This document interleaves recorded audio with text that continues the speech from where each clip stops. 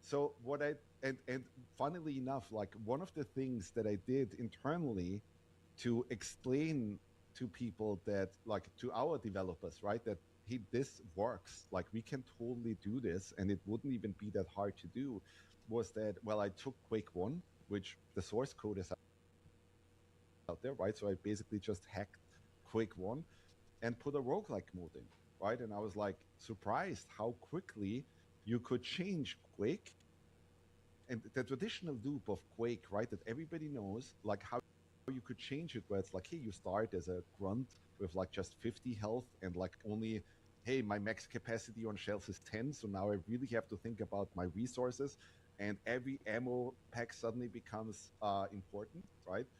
And it totally worked, and that was really surprising. So um or not surprising, but it confirmed my idea that hey, we can totally do this. We can put farming into Wicked, and there's no reason, no logical reason, other than us potentially fucking up, right?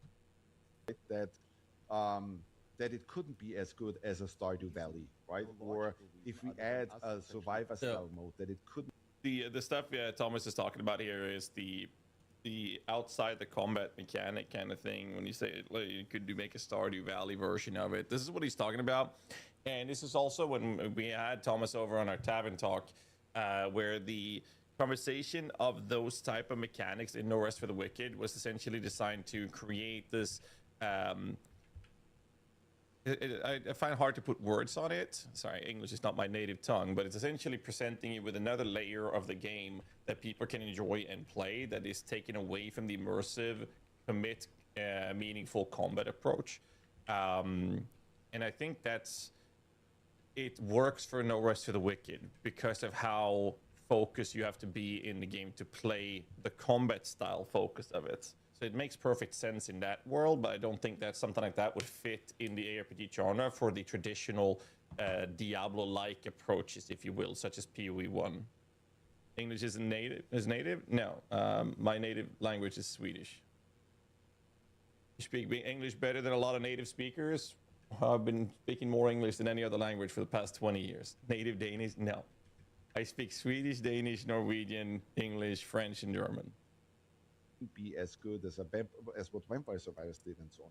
And that I actually find incredibly fun, right? Because you're just sitting there trying new things, and then instead of, like, already as a developer, instead of me sitting down and, like, if I'm really enthused about making a survivor style game, right, I wouldn't start from scratch. I would just use all the stuff that we already have. Like, we have all these enemy models, enemy animations, we have hundreds of weapons, right? Why not just create it within Wicked, right? And that is the approach that I'm taking right now. And how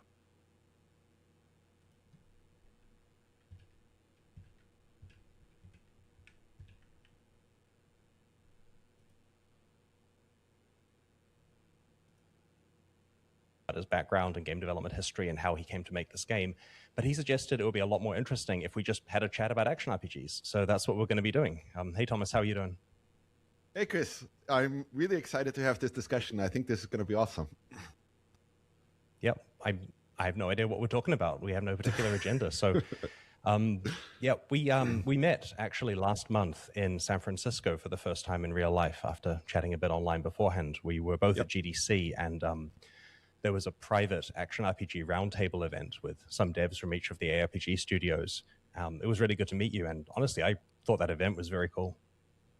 Yeah, I thought so too. Like, I went there mostly kind of like to figure out where is everybody's mind at, right? Like, we are all, like, everybody in that roundtable is approaching ARPGs, and that's what I find really interesting from a very unique angle, right? And so that was fascinating to kind of like really understand how is everybody here thinking about potentially the future of ARPGs, right? And where the genre came from and where it could head and so on. It was fascinating. Yeah, I was very pleased to see that there was quite small amounts of very little overlap between the projects. Like, you know, for example, you know, No Rest for the Wicked is incredibly different than Path of Exile and is different than, you know, some of the other games that were shown there. That's actually something that was a conscious decision on our side, right? Like, so when we started working on No Rest for the Wicked, Okay. we Perhaps very consciously kind of like had to decide, like, hey, are we gonna take the same path as like Diablo, right? Or are we gonna try something very new, right? And our decision, or my decision, clearly was, no, we're like, if we play the same game that everybody else plays, we're probably gonna lose, right? Because you guys have had a lot more experience already, right? Like, have been through the ringer for in that particular genre for a long time, and I just didn't feel comfortable competing against like Blizzard and Grinding Gear games and so on, right, on that level. So the original history of like No Rest for the Wicked was, it was mostly like, it was created because I was playing Diablo 2 obviously when I was, you know, a teen, right? And I fell in love with it, same as you, right? But while playing, and I'm sure the same thing happened to you, right? I already was thinking of all these things that could be so great in the genre. And then Diablo 3 came along, and frankly, I was always a little bit disappointed with Diablo 3 because it simplified many things that I thought were really important to keep in the game, right?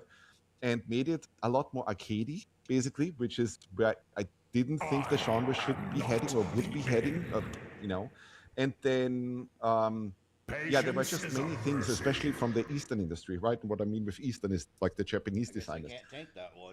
If you look at Capcom and From Software and so on, right? A lot of the things that they did, I thought would absolutely make sense in a traditional ARPG, which doesn't really make it a traditional ARPG anymore, right?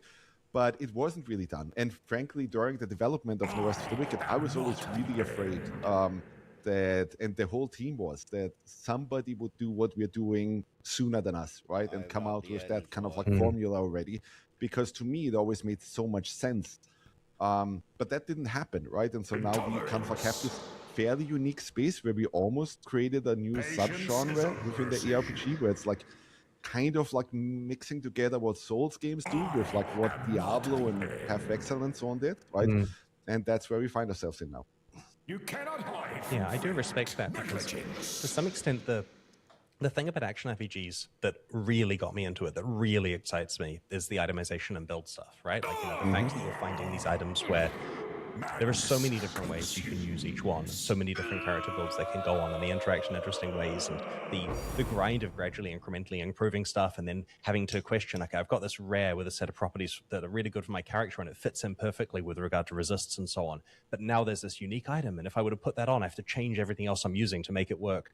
And that whole system there is completely independent of the combat that the game has. And so if you were to swap out the traditional like point and click Diablo rooted combat system that, you know, for example, the one that's gone through the lineage of modern Western ARPGs, if you swap it out to the kind of Eastern thing that you're talking about there, the itemization doesn't necessarily need to change as a result of that. And that's why I found your project fascinating, that, you know, I don't have a background in playing Souls-like games.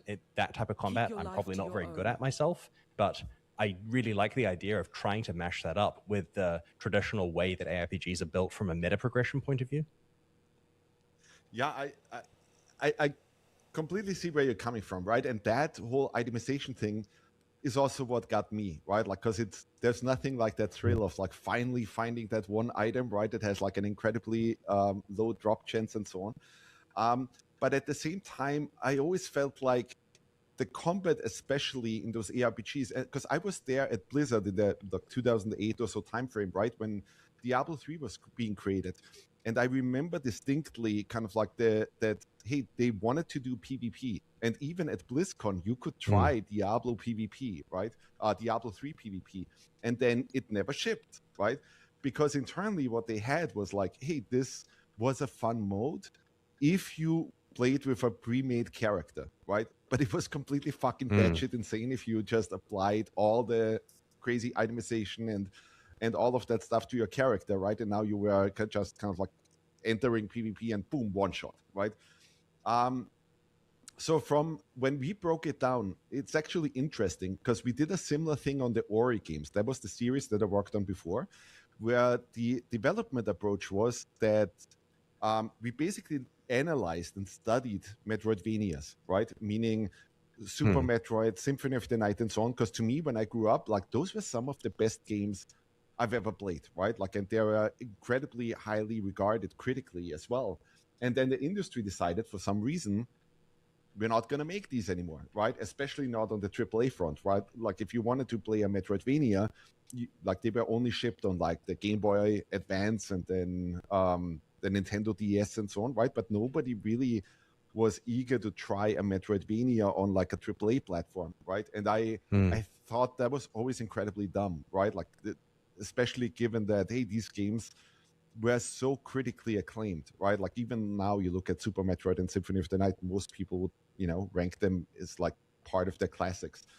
But then the development approach, like what we did, was to look at, well, how could we innovate within that genre, right? And so the obvious thing is, well, you look at the core gameplay pillars. And for those games, one of the core gameplay pillars is platforming. And the platforming I always thought was pretty weak, meaning that if you'd take Super Metroid and if you take Symphony of the Night and you would remove the combat stuff and just turn them into platformers, they would not make for very fun platformers, because the character controller that they have of like just the sheer act of like jumping around and so on is very simple, right?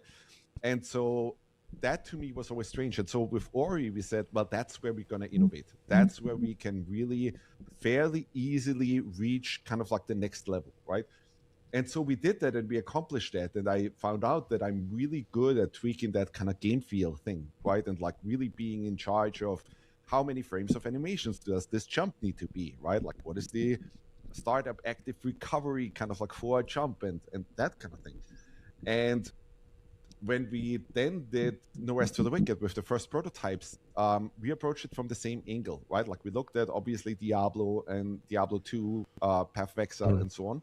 And we looked at the combat specifically, right? And we were like, okay, well, Dark Souls was kind of like started to become a thing, really, right? Like Demon Souls and Dark Souls were already out.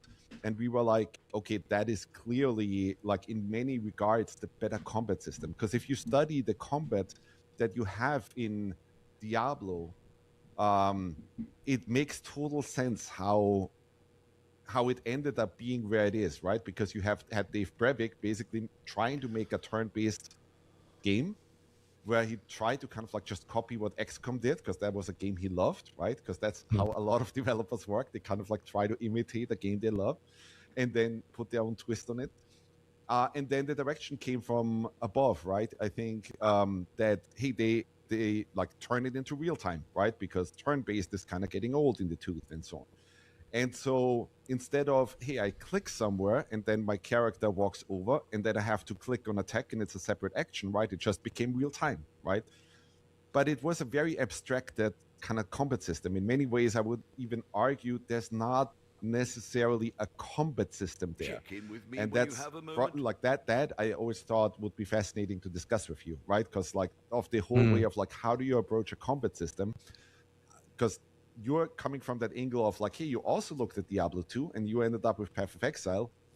And there's a lot of kind of like design hooplas that can happen, right, during like when you actually make a combat system and so on. And I would argue like the thing that happens because of the foundation that's been laid out with like Diablo and Path of Exile and so on is that you always fight power creep. Because a lot of the additional techniques that have been used in games like Street Fighter, you see it in Monster Hunter, you see it in Dark Souls and so on, right? Do not exist there.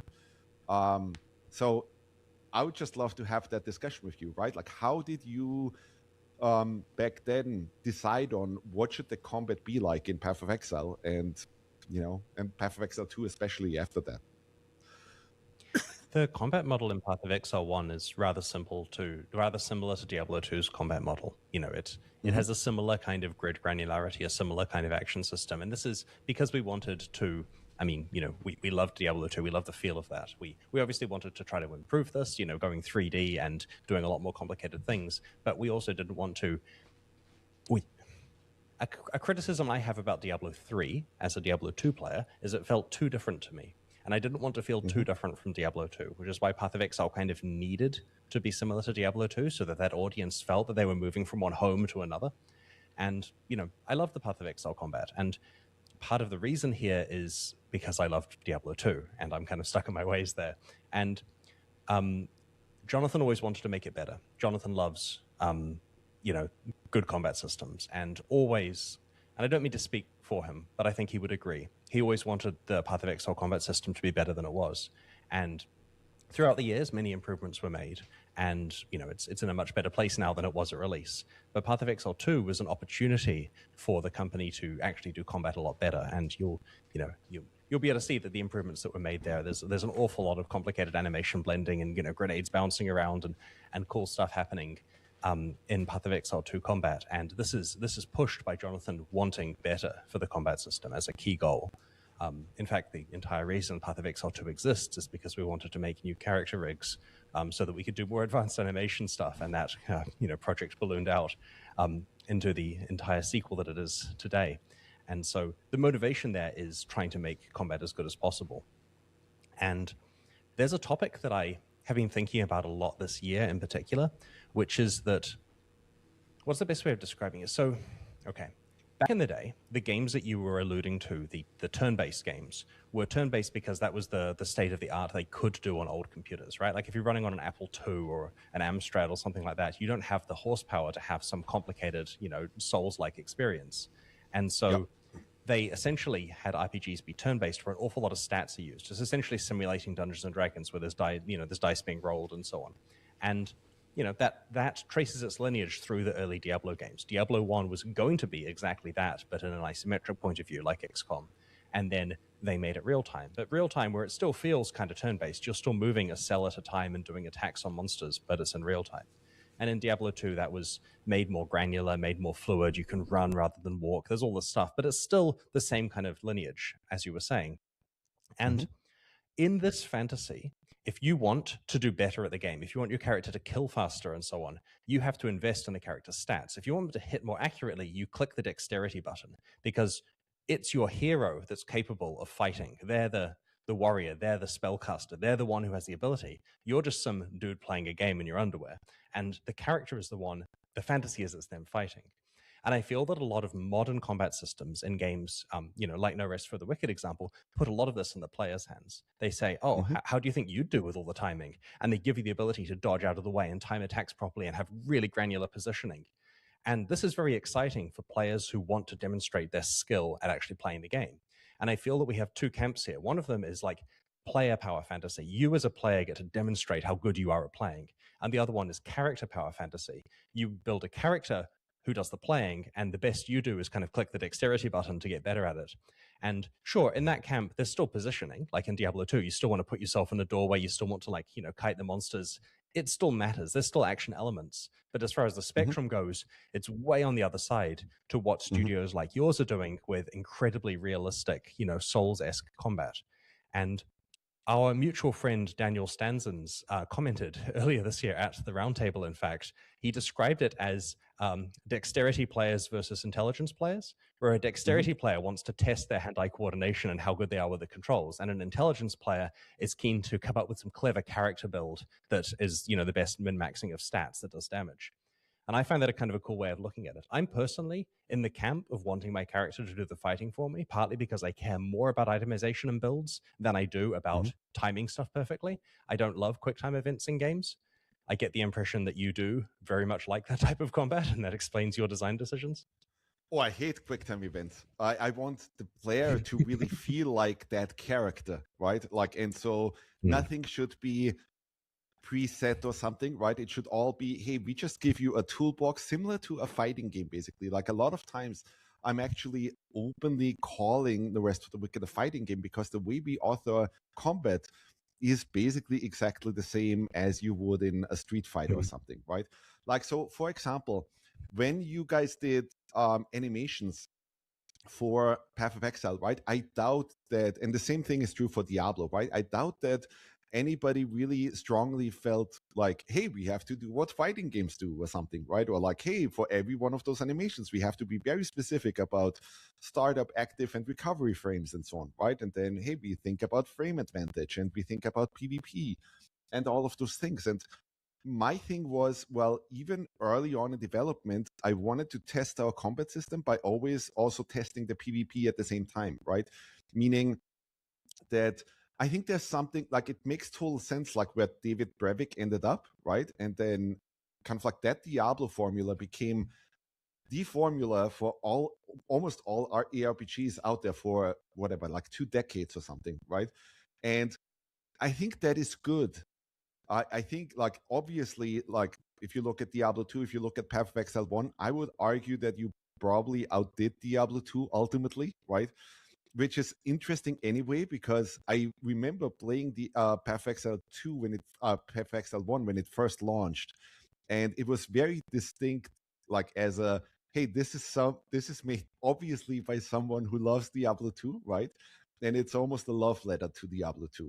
And then over the years, you guys actually improved so much, right? That it was fascinating that even when, Diablo 3 came, like Diablo 3 was there, Path of Exile was kind of like doing better at what an ARPG should do, right? And then Diablo 4 came along, and even then, like people were like, Path of Exile 1 is the better game, right?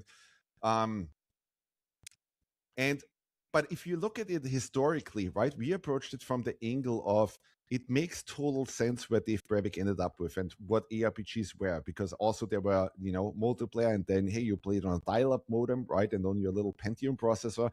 You couldn't have done, we have 3D characters, and every weapon has its own unique hitbox, and we actually moved that hitbox in the network model, so the network actually understands, or the network layer actually understands, oh, my sword just went over your head, right, and didn't hit you because you dodged away in that very frame. It would just have not been possible, right? So when we looked at it, we were like, well, Monster Hunter is doing this now, and has been doing that for a while, and has been doing it even on the PlayStation Portable, right? So performance-wise, we should be able to handle that. And then the Souls games did the same thing. And I always I think as developer, you always need to kind of like play to your strengths, right? And my strength is definitely not systems design. I have people in the studio that handle a lot of that for me, right? Like I would never call myself a spreadsheet designer, right? And with a lot of the ARPGs of, traditional ARPGs, I think that is literally what the games are, right? Like in a lot of ways, it's very much stat based, and you're following that dream goal of like, I want my character to have these stats and to basically be this database, right? And not necessarily, hey, my character has these moves, and and I feel like I'm playing that character, and so on. And so if I look at, or the decision that we made was simply that same thing that we did on Ori, right? Like we looked at, well, could we help innovate within that genre, right? And what I haven't seen anyone done is that, well, on one end you had the Souls-likes, which really didn't have that ARPG layer, right? And then you had the Diablo games, which all like didn't really have that kind of combat, right? So in many ways, No Rest for the Wicked is an experiment of like, let's try to merge these together. Let's see if that actually meshes, right? And I think we achieved that. We're still kind of like, dabbling with that a lot, because it's kind of like a new way of playing, which is why I'm saying, hey, it's almost like a new subgenre or something, right? But the thing was clearly like, hey, if we look at what is the future of ARPGs, to me it was just a clear, okay, one of the core gameplay pillars is combat, and I never thought that the combat was incredibly strong in those games. Like in terms of the depth of it, right? Because it isn't like it wasn't based on that, right? Like similar to how in Ori 1, combat wasn't the main part of it, and you could clearly feel that, right? And then with Ori 2, with Ori and the Will of the Wisps, we made combat a much more interactive and approach, and gave it a lot more depth, right? And we learned a lot there. And then it became this clear thing of like, oh my God, everything that we learned here, we could totally apply to an ARPG, right? And then when we made the first tests, it just became such an obvious, like David Brevik always talks about that moment, right? When Alan Adham asked him, or forced him, to turn Diablo into a real-time game. And that weekend when he tried it, right? After being so desperate about, no, why are they making me do this and all of that, right? Where he had this whole moment of like, ta-da, right? Like it became clear, like this was the birth of ARPGs, right? And when we tried the same thing with, hey, we're trying a Dark Souls model here, but it's top down, and when we made that work and tried the first PvP sessions and so on, it just became such a clear, it was the same thing, right? It just became such a clear, oh my god, that's what I would have wanted Diablo 3 to do basically, right? Like that you wouldn't have a point and click foundation anymore, but that you would actually, like, similar to a Street Fighter or Soul Calibur or any of these like Samurai Spirits or something, right? That you would actually, like, if you play against enemies, that spacing matters, that positioning matters, that timing matters, that you have all these elements taken over from fighting games, right? That, hey, you have footsies, you have whiff punishment, you have all of those things, right? And like, you really author the animations that way. That was really the moment where we were like, yeah, okay, this is where we can innovate, right? This is where we can really change course. And it was super scary because we were like, throughout the whole development, we didn't know if that would be accepted by ARPG players, right? And at the start, it was actually like, we actually had quite a lot of players that came from the Diablo angle and the Path of Exile thing, right? Where they literally had this thing of like, well, this is like, I know how ARPGs play, right? And I just want to, like, click that button and have that thing happen. And like, why is this so difficult? And all of that, right? But I think over time that actually changed. And a lot of the Souls players jumped onto it, right? And got it. And so that was fascinating to me, right? Like, there's always this moment where I think genres probably become a little bit stale because a lot of developers already jump into it and like approach it there. And then at some point I think you have to kind of like reevaluate, right? And really start looking again at the core gameplay pillars and, hey, based on the tech that we have, right? And all of that stuff, can we give it more depth? Can we go crazier, right? That kind of thing. And I mean, similar to what you guys did with Path of Exile 2, where the goal was, hey, can we refine combat? But what I would be interested in is, when you guys approached Path of Exile 2, right? Was there a conscious, like, did you guys consciously look at what Monster Hunter, Souls games, and so on did? Or was that more of a, oh, we already know how it works, so let's just play around and try it? So Jonathan was working on the combat side of Path of Exile 2. My role on that project was mostly production, and he had played a lot of Elden Ring beforehand. I mean, it's better for him to discuss this, of course, and I'm sure he either has done or will do. But he certainly was quite impressed by the combat in those games, and very much wanted to model aspects of that into Path of Exile 2, within reason, of course. He still wanted to keep the Path of Exile DNA in there, but there are lots of complicated internal things like poise and so on that have come across, as far as I understand.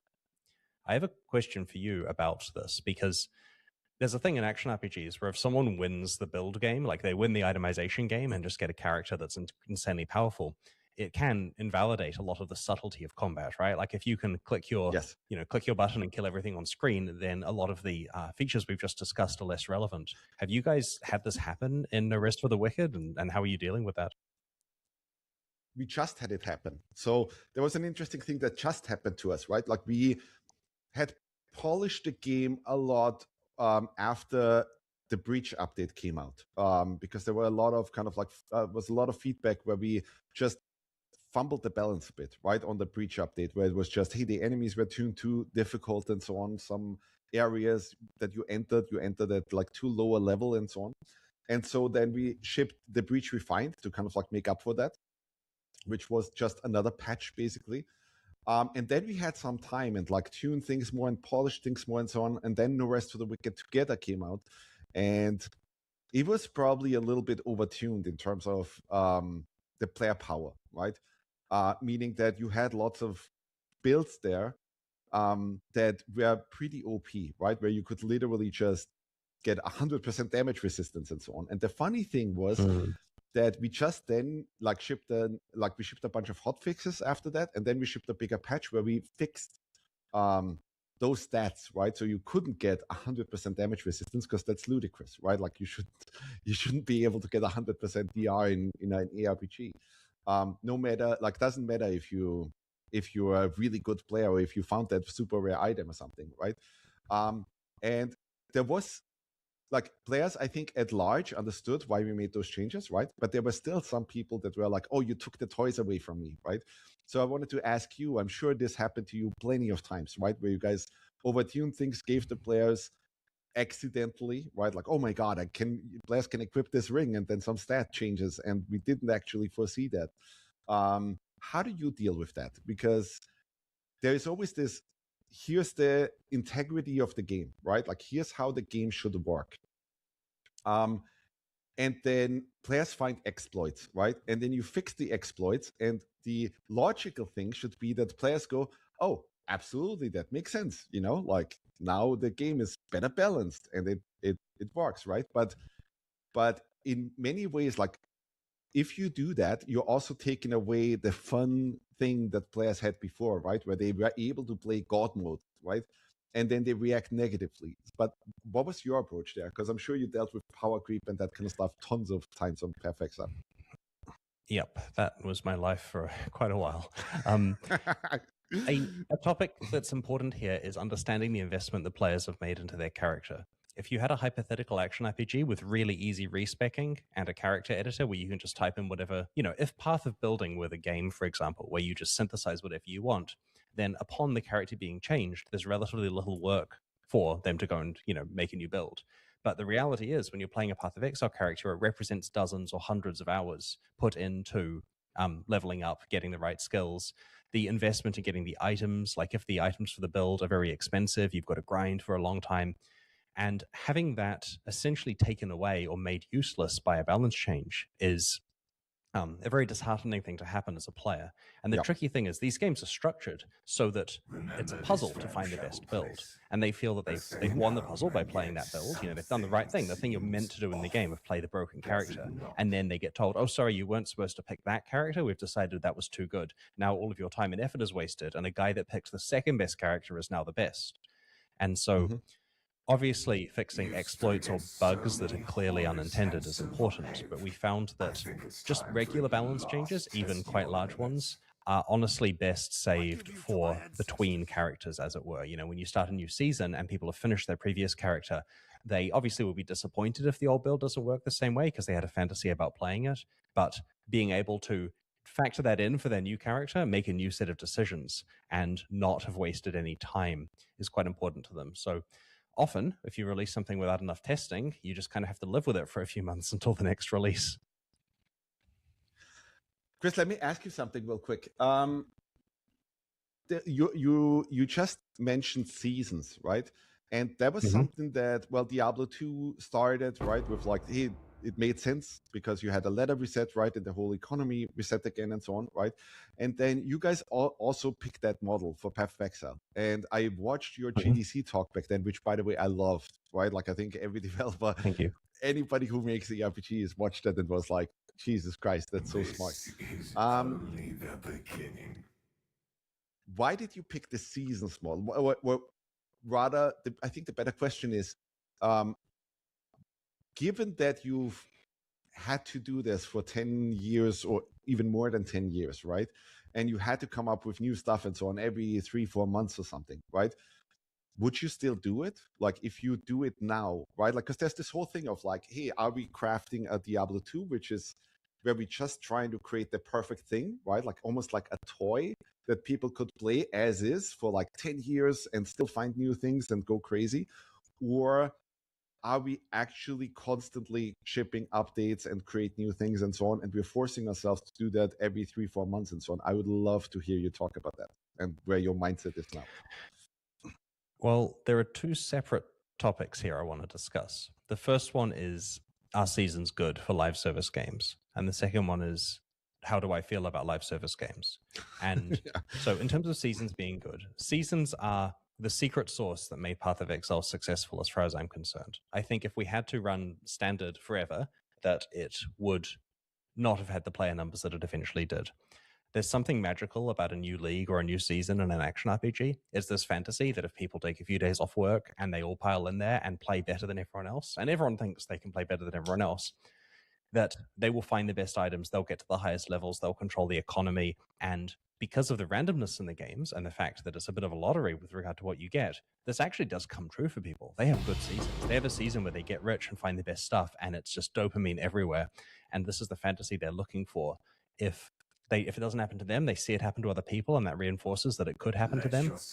If only they, took an extra day off work and played that bit harder. And these new seasons are just a magical time for the game. You see a massive spike of player numbers, right? Like there are games in the past, like you look at the player numbers for the launch of Wolcen and Last Epoch and so on, you get 250,000 players because it's a new action RPG that people can play seasonally. And I posit that if someone were to make a competent live service action RPG and release it, they're going to get these numbers because the players are desperate for seasons. Now, doing seasons repeatedly for doing seasons repeatedly for a long period of time is tricky. Like, if the game doesn't have legs, you'll see numbers declining and that kind of stuff. And that was part of the difficulty with Path of Exile, was how do you make season numbers go up? And, I don't have accurate stats on current PoE seasons because many of the players aren't playing on Steam, so they're not publicly available. But my understanding is that Path of Exile 1 is hitting record player numbers after I left GGG, right? Like, it's still a growing game despite the fact that we started it 20 years ago this year. Yes. And so seasons are great. If a law was passed where the game had to not have seasons anymore, that would be a very bad thing, right? Just, especially the way the players have been trained. So in general, I think if you're running a live service game, there's a lot of value in doing seasons well. I personally, especially as I get older as a gamer, have growing problems playing and enjoying live service games. So I'm defining live service here as games that are constantly evolving, right? Like they've got new updates coming out all the time, because when you have people playing, 10 hours a day, 16 hours a day, the streamer group or people that just really love the game, they need new content to keep it fresh. And I'm not trying to argue that a game with no new content is going to entertain one of those people for tens of thousands of hours. Like eventually you run out of stuff to do. But there's something nice about every time I returned to a game like Diablo 2, over the last few decades, is pretty similar to where I left it previously. I mean, sure, recently there's been a push to new content, and that's obviously going to mean that it changes. But there was a case where if a new ladder's coming up for D2, I know how to build my sorceress. It's probably going to work. There's some minor adjustment. Now Mosaic exists where it didn't before or whatever. But the amount of live service going on was very low. And like, I find this problem with Magic the Gathering, where when I go to play it, I don't recognize any cards, right? Like, not only the fact that, there's Teenage Mutant Ninja Turtles on them, but also the fact that there's so many new abilities being printed. There's new sets coming out so frequently that I don't know what's going on. And I struggle when I return to playing my favorite live service games to have to relearn stuff. And with limited amounts of, free time for gaming, it means that in a given 3-month season, I'm only going to see a small portion of the content because I'm not playing 16 hours a day. And then the next season comes out and changes everything. And I kind of want a slower pace with this stuff in terms of my personal enjoyment of things. And so my feelings are that, I respect something like Baldur's Gate 3, where they made a game and they worked on it really hard, and their goal was to make it as good as possible. With something like Baldur's Gate 3, it would be entirely judged on the game that's on Steam on the day of release. If that game is bug-free, well-balanced, and perfect, it will review well, it will go viral, everyone in the world will play it, and they will be praised for making a perfect game. And that entire approach is quite different to live service games, where the goal is we're releasing this, and 3 months from now we're releasing a different thing, and we have to be constantly thinking about what's next. And, there's going to have to be patches, so we're going to fix a bunch of stuff, and there's time pressure. And it's an entirely different development, strategy, basically. And I've been coming, and again, is because I'm getting older, and releasing a new version of a game every 91 days is a very, very tiring thing to do. That I've been thinking a lot more about the idea of a more slow-paced work on a game until it's perfect kind of approach, rather than the fast-paced development model. Do you mind if I ask you a quick follow-up question? Yeah, of course. So I've been outspoken on, like, with No Rest for the Wicked, we launched it into early access, right? And we always knew, well, this is the amount of content that we will have for early access. We're not going to do the latter part. We're basically copying in many ways what Larian did with Baldur's Gate 3, right? Where we're saying, hey, the early access is really there to fine-tune the systems, to polish everything, so that at 1.0, when we come out, the game is really tuned, right? And so that critics and players and so on will all go, what? Where did that come from, right? Well, it came from us having the time to polish it, to iterate, to go crazy with it. And one of the things that I've been harping on about recently is that with No Rest for the Wicked, in many ways, we are almost trying to create a platform, meaning that I'm not even satisfied by just, hey, it's another new ARPG, right? And it's smashing souls and Diablo together in a new way. But I love ARPGs, and I even saw this during the very early prototypes of No Rest for the Wicked. Like when I had the character controller up and running, right? I did a little tower defense thing because I think I was playing Kingdom Rush at the time, right? And was looking into that and got quite addicted to it. And I was like, Jesus Christ, that is really fun. Like creating a tower defense game where you basically have an ARPG, like where waves of enemies come in, but now you're not just tapping the towers and upgrade them, right? But you're actually the player character. You are that hero that has to go around and like deal with stuff, right? And then the towers are just support. That was incredibly fun. And in many ways, I'm still following or trying to follow that principle of like, how do we create new elements in the game? So, for example, in The Rest of the Wicked, we have the Crucible, which is basically our roguelike mode, right? Where we throw stuff at you like, hey, you're going through these rooms, and there's like, you never know which enemies spawn. And, you know, like as you defeat enemies, you get a resource, then you buy boons, and you kind of like get a little bit more of that Diablo-esque feeling of just constantly getting power. And it's just the whole ARPG thing, but delivered in like a really short time span, right? I also thought in that sense, by the way, what Vampire Survivors did was really smart. I'd love to hear your thoughts on that as well. But my whole thesis was, once you have a good game where the core pillars work, it is actually really addictive and super fun to add new mechanics, right? And I thought you are the perfect person to talk about this with, because you did this for 10 years, right? Where every season was like, oh my God, we're changing the way Path of Exile works. We're introducing some new mechanic. We're introducing some crazy new thing that will keep players super engaged again, right? So what and funnily enough, like one of the things that I did internally to explain to people that, like to our developers, right, that hey, this works, like we can totally do this and it wouldn't even be that hard to do, was that, well, I took Quake 1, which the source code is out there, right? So I basically just hacked Quake 1 and put a roguelike mode in, right? And I was like surprised how quickly you could change Quake and the traditional loop of Quake, right, that everybody knows, like how you could change it where it's like, hey, you start as a grunt with like just 50 health and like only, hey, my max capacity on shells is 10, so now I really have to think about my resources, and every ammo pack suddenly becomes important, right? And it totally worked, and that was really surprising. So or not surprising, but it confirmed my idea that, hey, we can totally do this. We can put farming into Wicked, and there's no reason, no logical reason other than us potentially fucking up, right? That it couldn't be as good as a Stardew Valley, right? Or if we add a survivor style mode, that it couldn't be as good as as what Vampire Survivors did, and so on. And that I actually find incredibly fun, right? Because you're just sitting there trying new things, and then instead of like already as a developer, instead of me sitting down and like if I'm really enthused about making a survivor style game, right, I wouldn't start from scratch. I would just use all the stuff that we already have. Like we have all these enemy models, enemy animations, we have hundreds of weapons, right? Why not just create it within Wicked, right?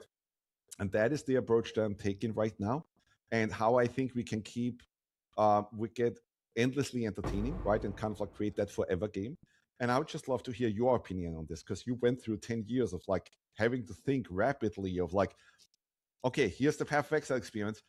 What can I introduce now, right? That makes it really different, right? And that makes players think about the game in a really different way, right? So 2 questions basically, right? Like, how do you feel about that approach in general? And the other thing is, which season did you think, like where you introduced some mechanic, did you think was the best? Like that was the most addictive, coolest thing that we ever did?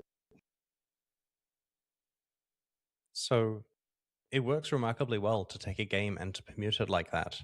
And we were often asked, how do you have all these ideas when you're going to run out of ideas? And sometimes, when it takes a while to think of one, we wonder, like, is that it? Have we done all of the ideas now? But I kept going back to Magic the Gathering, where at that stage they were, X years ahead of us, and they've done hundreds of expansions now and are not running out of ideas for, well, I guess they did when they started using other people's IP. Well, prior to that point, they hadn't run out of ideas for cool expansions.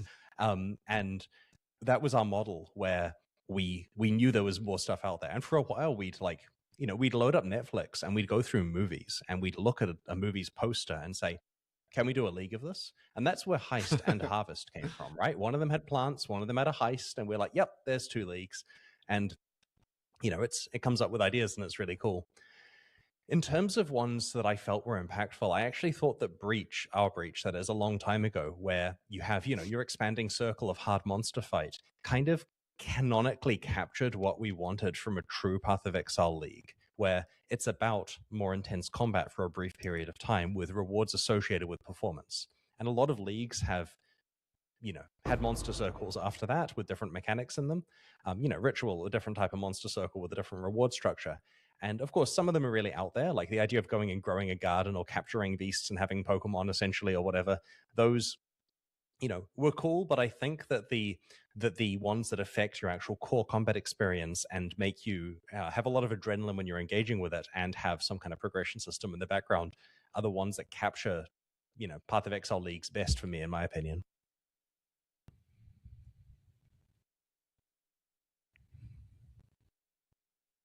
Interesting. Do you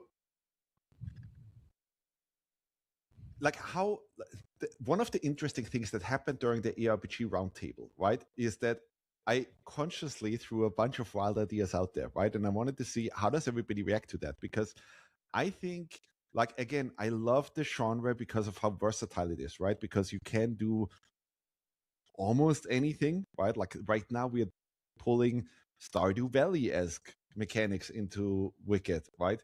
And you can do a lot of the stuff that Zelda did. You could do puzzle-esque events, right? You could do the Vampire Survivors thing. You can come up with horde modes. You can do so many crazy things, right? How do you think about ARPGs in general? Because right now, the thing that bothers me a little bit, right, is that if I play Diablo 4, for example, right, the answer to almost everything is go kill monsters, right? And so the thing that I'm interested in is, can we make that more diverse? Can we add more interesting things where the answer is not always, well, go kill, right? And the only verb is really kill, right? But just also do something else, farm or, grow or whatever you can come up with, right? Because I think that is incredibly interesting. That's where you really push the limits of the genre and merge things together. And I just recently, the Jeff Kaplan interview with Lex Friedman, I thought was interesting because I felt like, hey, oh my God, a lot of the stuff that we are trying right now, they tried with Titan, but I think Titan was planned as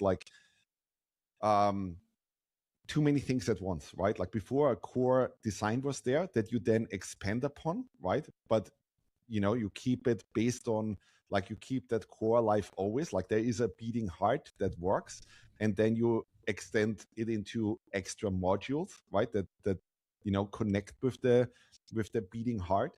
I thought that was really interesting, right? And I thought, when I listened to that, I was like, I think the reason why it probably failed is because it became too overwhelming. It's already incredibly difficult to create an ARPG by itself because they're so unbelievably complex, right? But I think the thing that excites me for the future is just how much stuff can we pull in, right? So, and I'll give you one example. Last year, I was working on a short prototype, again, within Wicked, where I basically just looked at survival games, and especially things like Don't Starve Together and so on, right? Where I literally just hacked into the Wicked code base and was like, okay, I'm going to make this work locally so I'm not screwing up the repository that we have and so on. And I made a survival version of Wicked, and it totally worked. And within 2 or 3 weeks, I had something where I was like, I think this is crazy, but I think this is the most fun I ever had in a survival game. Simply because when you craft a survival game right now, and you would make the pitch to any publisher out there or something, right? Like, hey, I want to craft a survival game that has Dark Souls as combat, that has 400 weapons, that has 100+ enemies, all with unique animations and everything. They would all show you the door, right? Because they would understandably get that what this would be prohibitively expensive, right? But the funny or interesting thing is that if you do it within a game that already exists, that already has that base, then I think suddenly it becomes feasible, right? Then I think suddenly, and obviously because I proved that, right? Like I was like, hey, here's a survival game that has all these things that you could never do from scratch because it would cost you $50-60 million and it would just not work, right? But I would love to hear your thoughts on that, right? Like I'm just still amazed by like how much ARPGs invite you to do, right? And how you see the future of ARPGs. Like, how much do you think we can mix and match there and add other influences and so on? I think that the fact that ARPGs is versatile is really good and is fertile ground for us to explore that kind of stuff. And, you know, the 40+ PoE leagues that tried to change gameplay in weird and exotic ways still being fun, despite the fact that gameplay was changed, is a testament to that, you know, as with your survival experiment you did there. I think an important aspect here, though, is identify what part of the ARPG is the key thing that's causing people to play. Whether that is, for example, your combat, or whether it is the feeling of finding an item drop. Like, for example, if you were to ask me, I would have said that in the Diablo 3 Path of Exile lineage, the part that I feel is the core loop is that you leave town and then there are pressures to return to town to do with inventory and to do with, like, you know, other resources, you know, repairing potions, whatever it is, there's pressures to return to town. And on your excursion, you want to maximize the value you get. You're looking for item drops, you're optimizing how much you take back in your inventory. And if that loop remains intact in the variation of the game, it's probably still a lot of fun. For example, if farming involves leaving, getting some stuff, there's random drops that are exciting, and you have a chance of getting cool stuff, and then you come back with your haul of what you farmed, totally compatible with an ARPG, a lot of fun, I don't see a problem. If farming is deterministic, where you just get a consistent thing like a treadmill, like, you know, Farmville, for example, it probably is different enough from the core RPG stuff to seem boring in comparison, or maybe not feel like it works. So I think the important part is retaining the essence, because if we start stripping things out of ARPGs, like, I feel if you took an ARPG and made it actually turn-based, it would still have its addictive item systems. It wouldn't be action anymore, but it would still potentially be a fun game. I don't think either of us want to play a purely turn-based one. I think if you took away the top-down camera and went first-person, it would still work. And as you strip features away, the game is still reminiscent of the feeling it's trying to create. But I feel as soon as you take away the way that rewards are generated in these games, the pacing, timing, and magnitudes, you know, the Skinner box stuff of the rewards, as soon as that's gone, the game loses the element that we're celebrating here with the genre. And so I feel that any modifications you make still have to have the you know, the pacing and magnitudes being sufficiently randomized to create those feelings as you play it. I always call that connect the dots when I talk to people internally, meaning that if you introduce a feature and it stands completely by itself, then it's almost parasitic, right? Where it's just, this doesn't work. Because when I introduce something like farming, for example, then it has to still feed into the core gameplay loop, right? Meaning that, well, what do I get from farming, right? And then, well, you can sell this stuff and you can get gold, right? Or, well, the more obvious thing is, well, you get all those ingredients and you turn that into food that you can then use on you know, while you're out and about, right? And so that I find fascinating, right? That a really great game to me is always one where all those things are wired together. And I find that even with films, right? Like I see the same thing. It's probably true with many art forms, that a really good film is one where no scene stands by itself and doesn't, you know, like, and pushes the plot forward in some way, right? Like, oh, I learned more about that character. Oh, I learned more about that interconnection between these characters, or I learned about their history or something, right? And you, like, usually with a bad film where you feel like, this is kind of long, right? Is where they have a lot of scenes where it's just, okay, well, that happened and it didn't really connect to anything or the main plot or any of the characters or any of that stuff, right? And I find that just fascinating how, like the same is true for games, right? But just on a mechanical level. Like on a mechanical level, if you do these excursions, it still all has to connect. It still all has to kind of like fuse together. And that's why when I heard that Titan thing, right, I was like, I think the main problem was probably like, the main core gameplay loop was not there. And the way to approach it and to make something like that work is that you need to have that loop defined, and that has to be incredibly fun just by itself, right? And then you can expand and do other things, and that will then work if you do it well, if you connect all the dots. But if the dots don't connect, then you're screwed, right? Then it's just, okay, this is just a thing that stands by itself within that other thing that doesn't make sense. Yeah, there's a topic related to this that I think I've mentioned in previous talks, to do with overlapping axes of randomness, where I feel the more different ways in parallel you can have randomness related to the content you're adding, the more fun it is in the context of this type of game.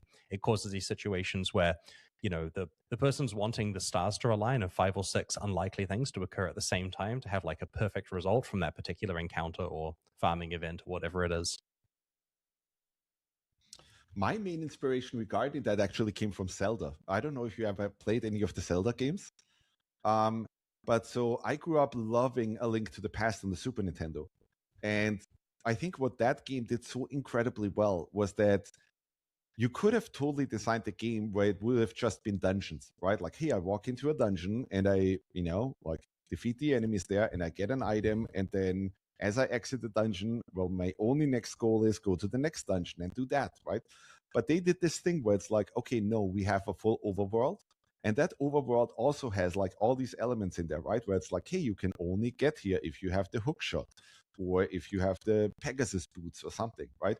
And so the loop became, hey, I'm out and about, I find a dungeon, I go into the dungeon, I get an item, I defeat a boss, and I use that item that I found within the dungeon to defeat the boss, right? And then outside, you weren't forced to immediately go into the next dungeon. You actually had that nice moment of, I could go and play some mini game in some house somewhere, right? Or I could go and like farm the overworld now, because now that I got the hook shot, I could actually finally get in the overworld to this particular place that I never been able to get to before and get some rewards and so on, right? And I always found that incredibly addictive. And just there's something about the pacing of that is awesome, because if like I found on the Ori games, right, like when we kept the pacing at 11 for too long, it felt like, okay, this is just crazy. Like nothing is at 11 anymore if you're always playing at 11, right? Like a good game, the pacing should always be like a roller coaster, right? Where it's like, oh my god, there's this really intense combat stuff, and then it slows down and it's like, okay, now it's about exploration and this, and then suddenly it's about the combat movement, and then, oh, now there's story moment where you solve some puzzles or something, and then it slowly amps up, and then, oh, and now there's crazy combat and so on, right?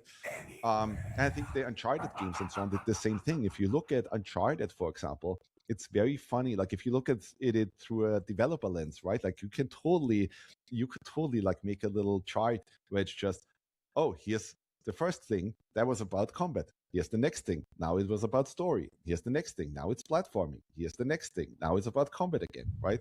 And I think that's just a sign of a really good game, which is what I was talking about before, where it's like in a lot of times with ARPGs, I feel like that's too scrunched together, where a lot of times it's just, like if it would be Zelda, you would constantly just have that dungeon experience, right? Meaning it's just constantly, destroy, kill, right? And that to me is something where, I think we should learn from Zelda a little bit. Because there is something really nice about, like removing the pace a little bit, right? Like pulling it down. And you had that naturally with a lot of these like ARPGs, because that was the town experience, right? But within the town experience, I was always fascinated with, and what other things could we do within the town or within that overworld, right? Like I always loved the idea of like, imagine Diablo 1, but Tristram would have been broader and there would have been more to do, right? And like within Tristram, oh my god, there's also a cave I can enter here or something, right? And I can only do that after I've already been on level 6 or something of the sanctuary, right? That kind of thing. That to me is fascinating. That actually would be a really fun thing to do, right? That you would if you would decompile Diablo 1 and then make a new version, right? That's those things, right? And you do the unholy thing of changing it, right? And seeing how players would react. That would be a very fun design exercise. Yeah, that's true. I think that having stuff to do in town that isn't directly related to your mission of kill, get item, sell item, kill, get item, sell item is good because it helps break up. It helps kind of tempt the players away from the currency per hour treadmill that is easy to slip into and give them, other goals that they can think of at the same time. And I think that it makes the world feel quite a lot richer than just a reward treadmill. Yeah, I agree. Yeah. How do you feel about so there's this word diegetic, which refers to the concept of something being in world. Like, for example, if you're listening to, if you have some music in the game and the character can hear it because they're in like a bar and they can hear the music being played, that's diegetic music. Whereas if it's for the player, like it's fight scene music, that's non-diegetic. And this applies to quite a lot of stuff in games. Like if a UI pops open, that might be pretty non-diegetic. It's just a screen you click through. Whereas if you look at something like Minecraft, a lot of the things in there are diegetic. Like if you want to make a potion, you've got to get a brewing stand. And where do you get a brewing stand from? Well, you've got to find one or make one, and like having's going somewhere. And it's quite a lot of busy work.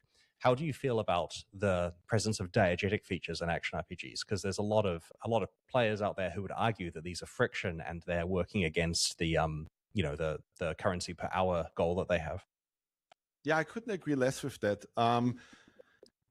And we went through similar things, right, with the ARPG audience, because they've been so trained that here's what an ARPG is, and here's what it is not.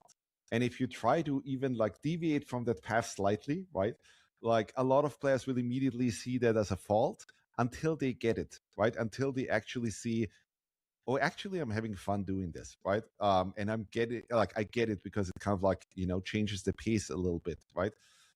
And there will be players always who are like, no, fuck that. I want to just go kill, right? And that's also fine. But we had that, for example, when we introduced trees and resource veins, right? Like ore veins and so on, that kind of thing into Wicked, right? Where it's like, yeah, a lot of players, a lot of hardcore kind of like Diablo players were like, oh my God, I just want to go kill monsters, right? Why are you making me cut these stupid trees down and so on? But I do think like these kind of elements really help, first of all, making the world feel alive, right? And then also they help kind of like pulling down the pace again, right? Of like, oh my God, I was just attacked by 4 enemies at once and I defeated them, which by the way, probably sounds ridiculous to you, right? But in the Rest of the Wicked, killing 4 enemies at once is like, it's a big deal.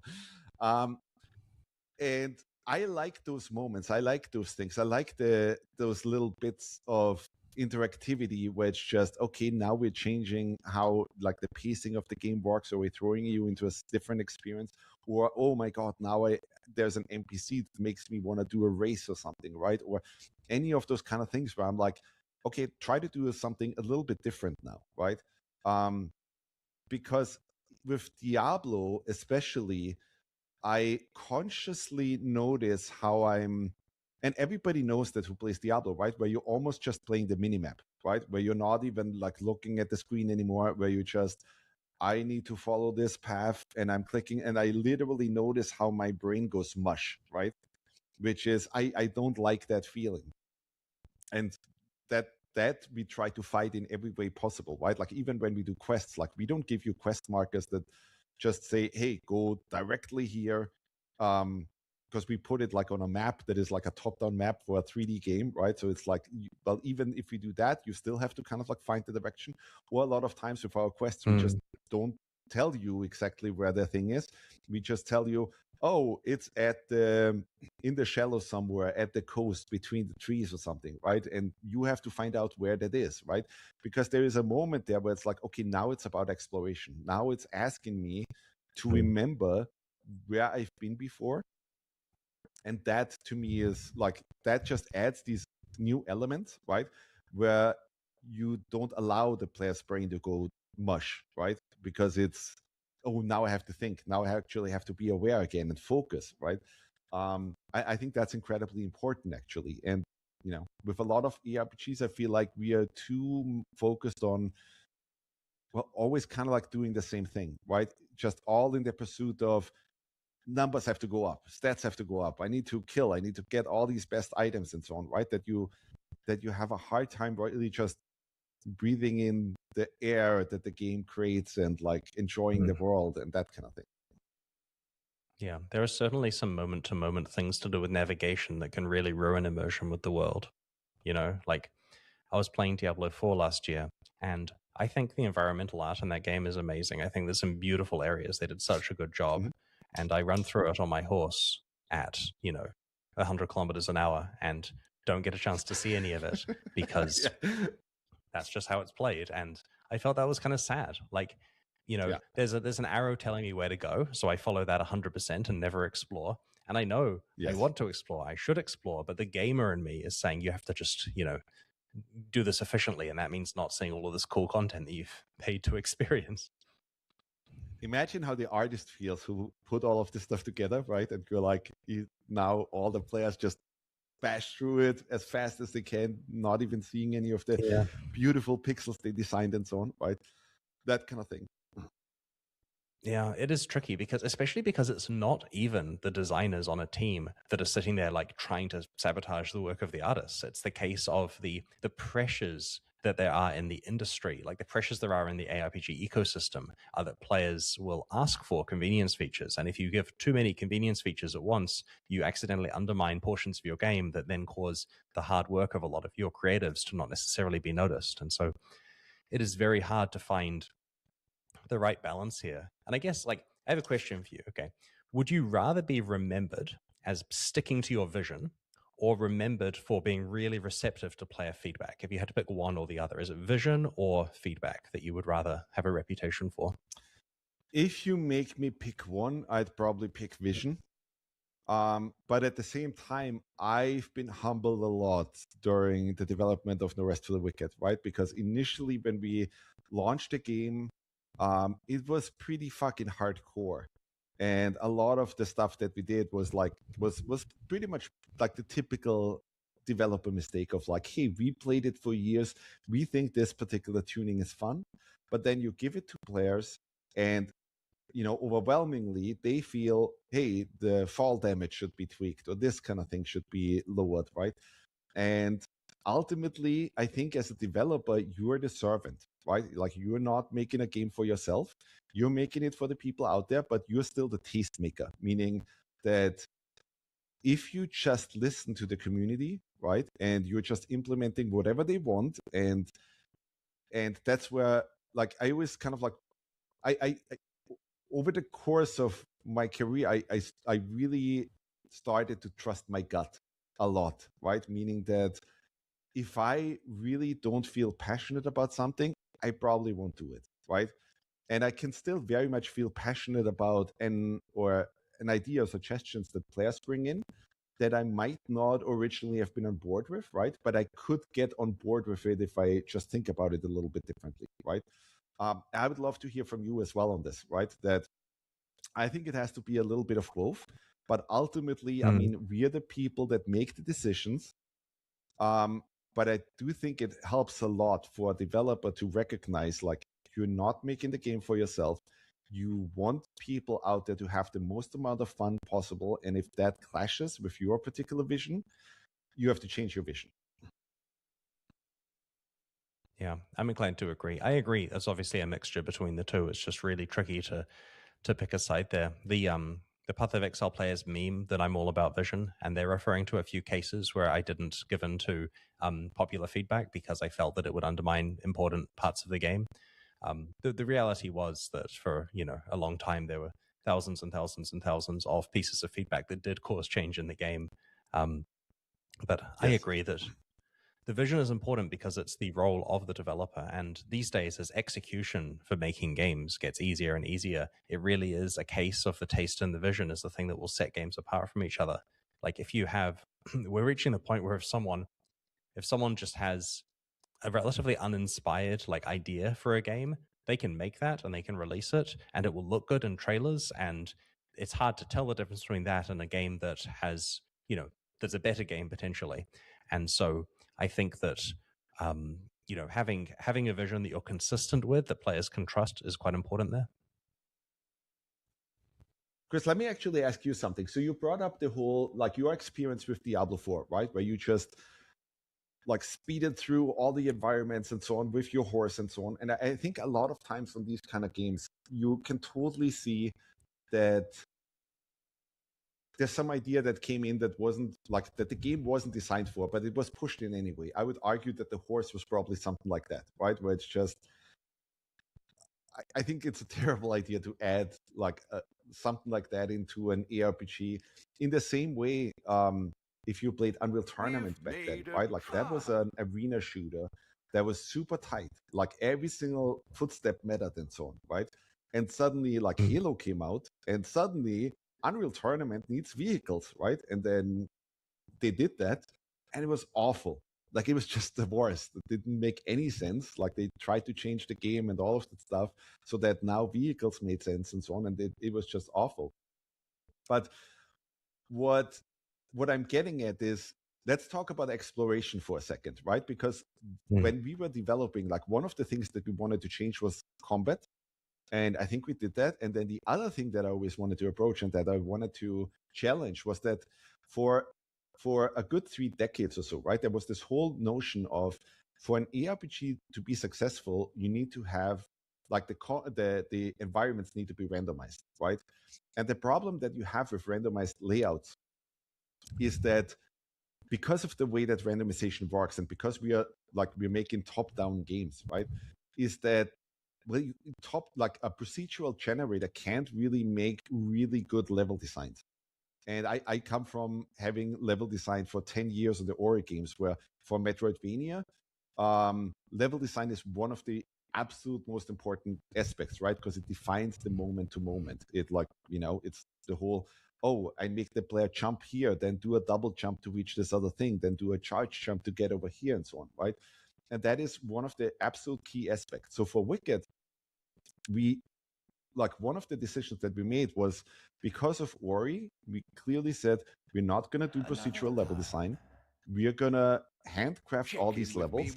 But the twist is that what happens within the levels, that we're still going to randomize, right? So that if you walk through this environment that you've already known, right, that, hey, once you return to it, oh my God, there could be this crazy boss here, right? That where did that come from, right? Like that kind of thing. So that you would still get that experience of like, oh my God, this is crazy, right? I'm returning to some area, because that is something that, by the way, always annoyed me about Dark Souls, that you come back to an excellently designed area like Undead Burg in Dark Souls 1, but it's just this lame thing of like every single enemy is exactly where they were before, all the chests are already opened, and I don't have any reason to come back here other than to farm the enemies for some XP, right? But they're all in the same position and all the chests are gone, right? And all of that stuff. And I always found that pretty crappy, because the retraversal was just, there was just like no reason to retraverse areas that you've already been to.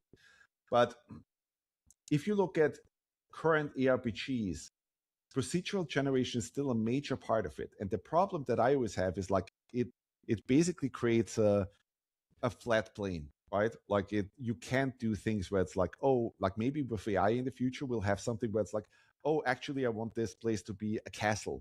And I want these really intricate things where it's like, oh, I can climb this ladder. And then there's the scaffolding up there because the castle was never fully built. And then I have to jump from the scaffolding from this piece over to that and so on, right?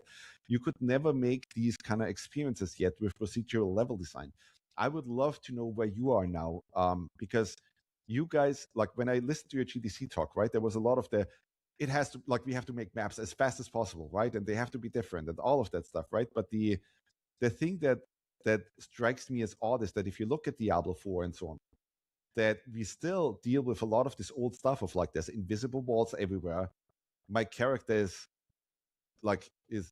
bonking against this little ledge that he can't climb, even though it totally doesn't make sense. Like obviously my character should be able to just step on this ledge, right? Or explore that thing behind there and so on. Where do you see things now? Like now that you did Path of Exile and used procedural generation and so on, right? Like what's your mindset on that now? I think that I have a few views here. My first is that I think that if you're making a game that's going to be played a lot, the 10+ thousand hour kind of game, the forever game, it really helps to have procedural generation, or at least significant variety. Like what you're saying by swapping out what appears in the areas, that's some form of procedural generation, maybe not to do with the topography of the area. But this stuff really helps the human brain not hit against deja vu moments when they're replaying the same content. If you make someone play through exactly the same layout a number of times, they're going to hit the board, I'm going to stop playing this moment way earlier. So there is a lot of value there. And the procedural generation tools that were made for Path of Exile, and especially Path of Exile 2, are so incredibly advanced at this stage. Like, GGG doesn't do enough to tell people how advanced those tools are. Like, it is, like, the examples you were giving of things you can't do with procedural generation, I was sitting there thinking, oh yeah, they can do that. And it's, I mean, yeah, we'll be splitting hairs about the specifics. I'm sure there are cases of things that can't be done, but there's some really cool stuff there. And I'm really looking forward to seeing that leveraged fully. Obviously, it takes a lot of work to make it, to make it perfect, but there's some really cool stuff. And I feel personally, with my view on procedural generation these days, is that it is a really important pillar for action RPGs. I buy your arguments; they make sense, especially because your game is, different to to games that I've made in the past. I understand that. My view these days is that I think that it's cool and everything if the layout of an area changes each time, because then you don't quite know what to expect. But it's more cool if the world feels that it's a little different in terms of the the presence of like secret areas and things that have happened and that kind of stuff.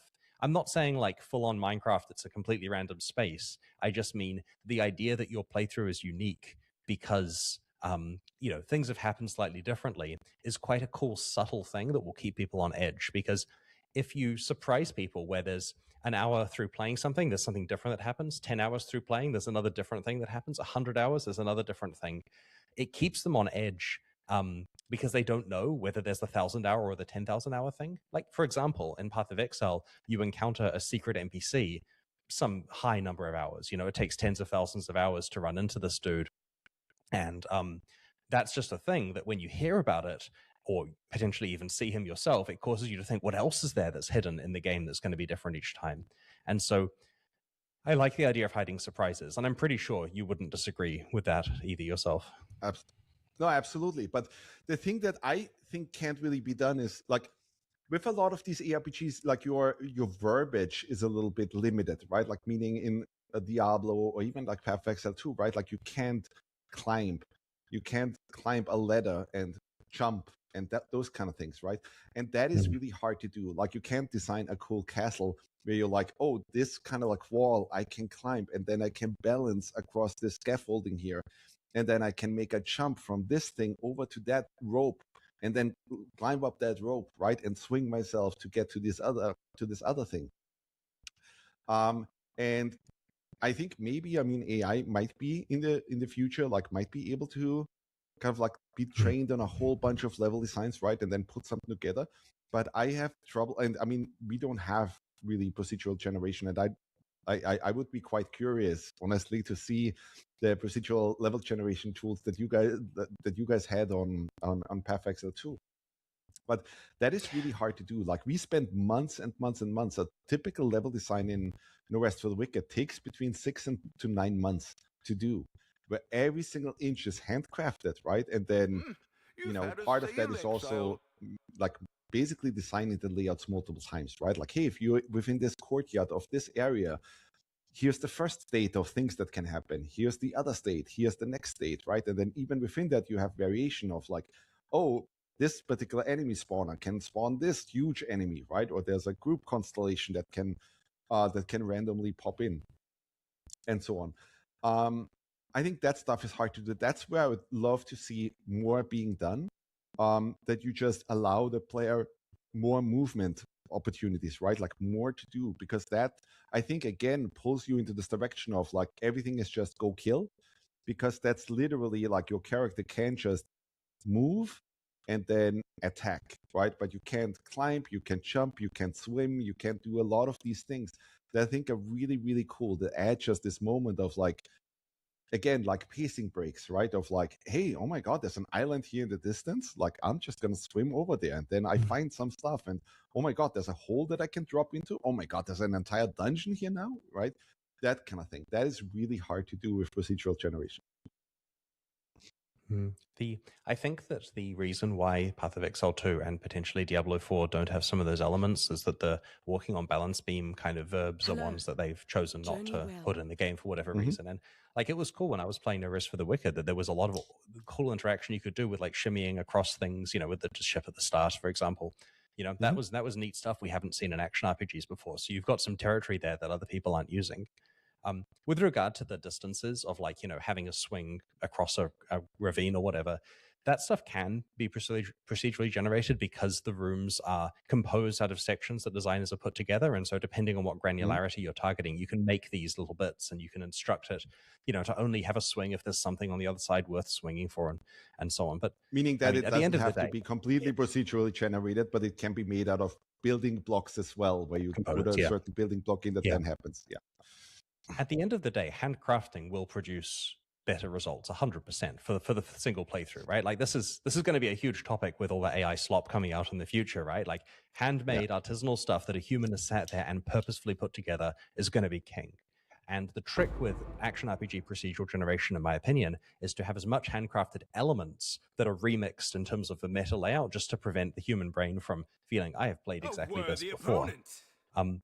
It came to mind while you were discussing climbing, swimming, running, jumping, and so on, that you should have a look at Darkhaven potentially. That's the Moonbeast game that Phil Schenk and Peter Hu and so on. That has both procedural generation and, because of the fully 3D world, a whole lot of climbing and swimming and stuff that you can do in 3D, which is pretty cool. I've only played about an hour or two of it myself, but there certainly were cases where I'd like build holes in the ground to put monsters in and jump over the hole myself and that kind of thing. Yeah, seeing that was pretty crazy. Like, that is really interesting because they're doing kind of like voxel geometry or something, right? I would guess that you can deform. I haven't seen that in ARPGs yet. It'll be really interesting to see how they make that, like really work, right? Like, how does that actually feed into the core gameplay loop? How does that work with skills? How do we actually even do that, right? Like, and even like top down, right? Like we are fighting a lot with like, oh my God, you're being obstructed constantly by stuff, right? And we have to set up these manual fader groups and so on. And it's a pain in the nuts to do that. But that's what you have to do with these kind of like super vertical levels that we have. Yeah, I know what you mean. There's always the question where if a game supports meaningful terrain deformation, does that let you subvert the game systems? Like, does the correct way to play involve cheesing the terrain stuff? And I don't know how that's going to play out. It wasn't a bad thing when I was playing the game. I wasn't cheesing stuff with the terrain too much, apart from sticking monsters in holes occasionally. But it fit the fantasy of the world, which was good. So I'm really fascinated in, with all the hindsight that you have now, right? Meaning, hey, you worked for 10 years on, or over 10 years on Path of Exile, right? What would you have done differently? If you, like, just from a player experience perspective, and then also from a development perspective, right? If you'd have to do it all again, what are the learnings that you went through where you knew, hey, this thing we should have focused way more on, this thing we probably should have done less of, right? And this thing I'm really excited about, right? So looking at all of that, what's your hindsight verdict, like, on this is what you are excited about with ARPGs. These are the main pillars that I think we should change a bit. Well, it was a long 17 years on the Path of Exile franchise, and I don't regret or would want to change any of the actual game stuff. Like, I think that the way that the game played out and the way that it is now is exactly how it should be. I think that like trying to rewrite the course of history by changing stuff just produces a completely different outcome. And I like the outcome that happened. People really like the game. They're having a lot of fun with it. And that's not something that I ever think, oh, I wish I'd done a decision differently. From a technical or development point of view, there's plenty of stuff where, you learn after you've had lots of experience at a studio how you can architect stuff differently. And Path of Exile's architecture is solid. Jonathan did an amazing job with the technical side of it, but there's certainly things we realized later into development that would have saved time earlier on. An example would be when you, as you're aware, when you're releasing... Sorry. As you're aware, when you're developing a game, you have a build process where when you make a change to the game, sometime later the build server spits out a copy of the game that you can play. And Depending on how that's architected, and GGG have put a lot of effort into architecting it well, it can take some amount of time before the next build is available. And, in Path of Exile's case, this can be as fast as minutes. It can be a lot slower than minutes, depending on the scope of things that have changed. And this affects your iteration speed, as in how many times per day you can give a new version of the game to QA. Now, of course, there's plenty of local development, so you can make changes and a few seconds later make another change, unless you iterate really closely, by yourself. But if you're iterating with team members, you want the speed to be as high as possible.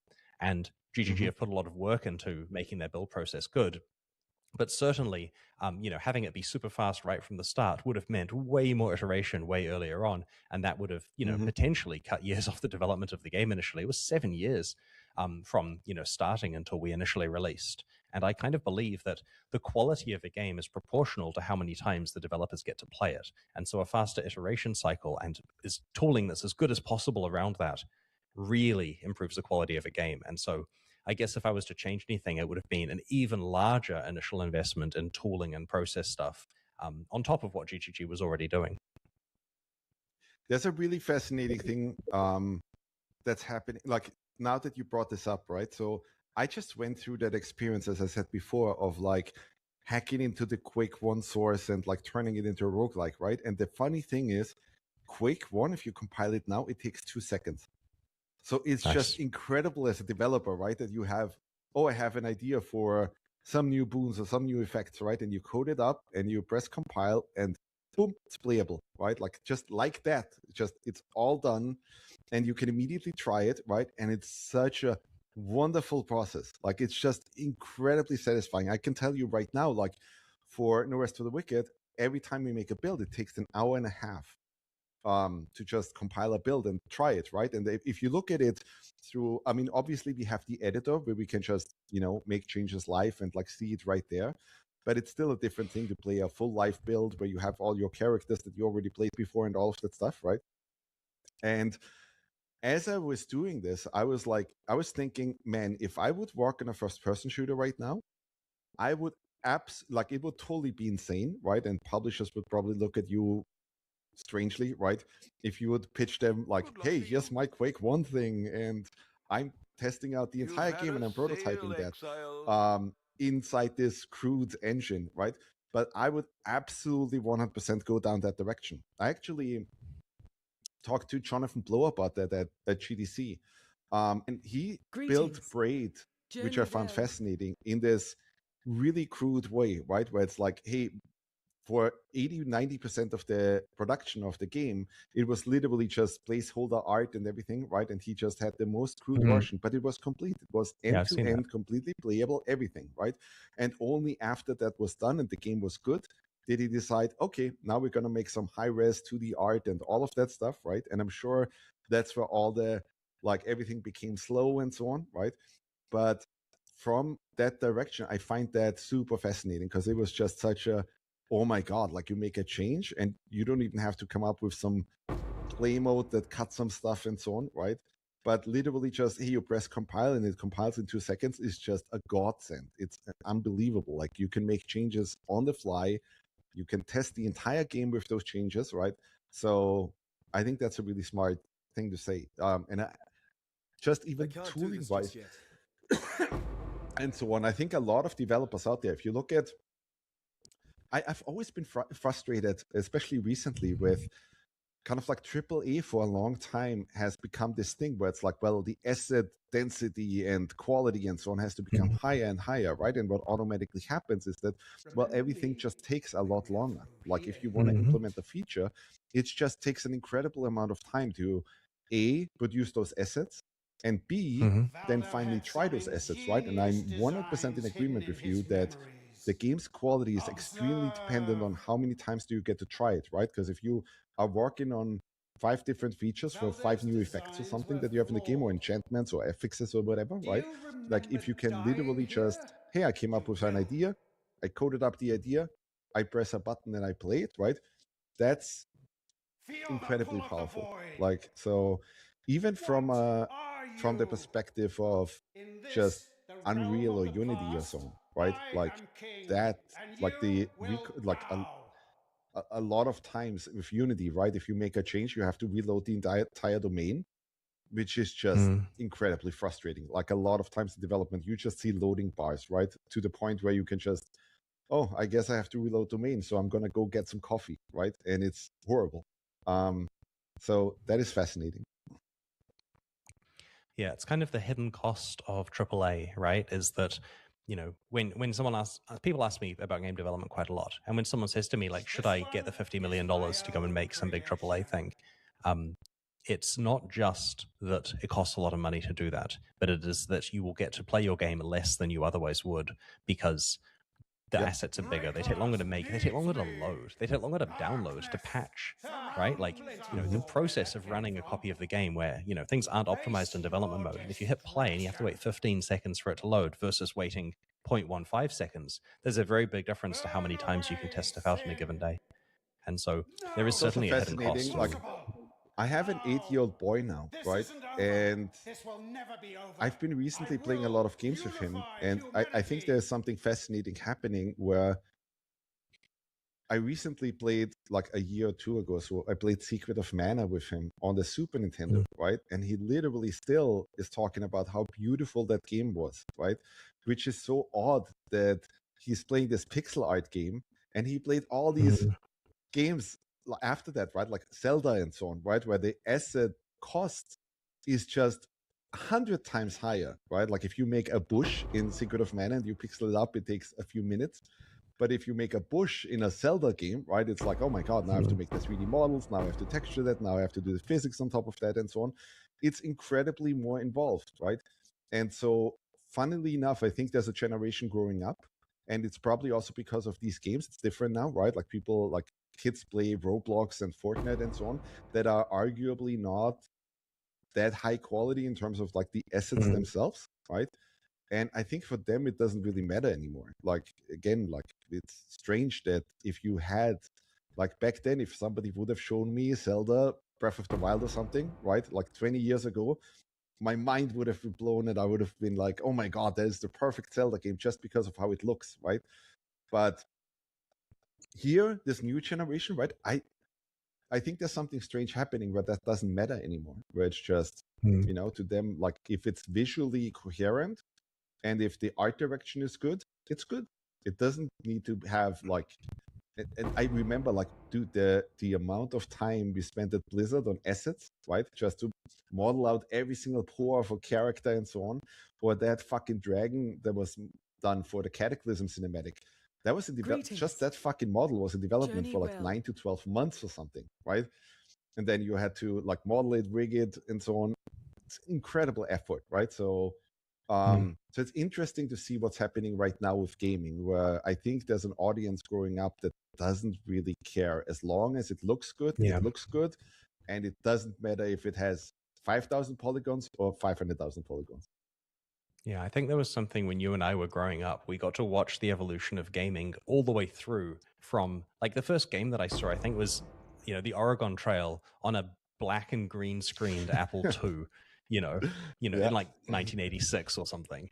And, you know, you get to see the entire development of games where you see Wolfenstein, your mind is blown. You see Doom, your mind is blown. Then Quake, your mind is blown. And like, there's just this thing where you're expected to have your mind blown every 18 months. And that's going to be the new hot game. And all the other games are going to have that level of graphics all the way through to Crysis. And these days, given the kids are being born into a world where, you know, there's post-Crysis, you know, it's more about artistic quality as opposed to fidelity.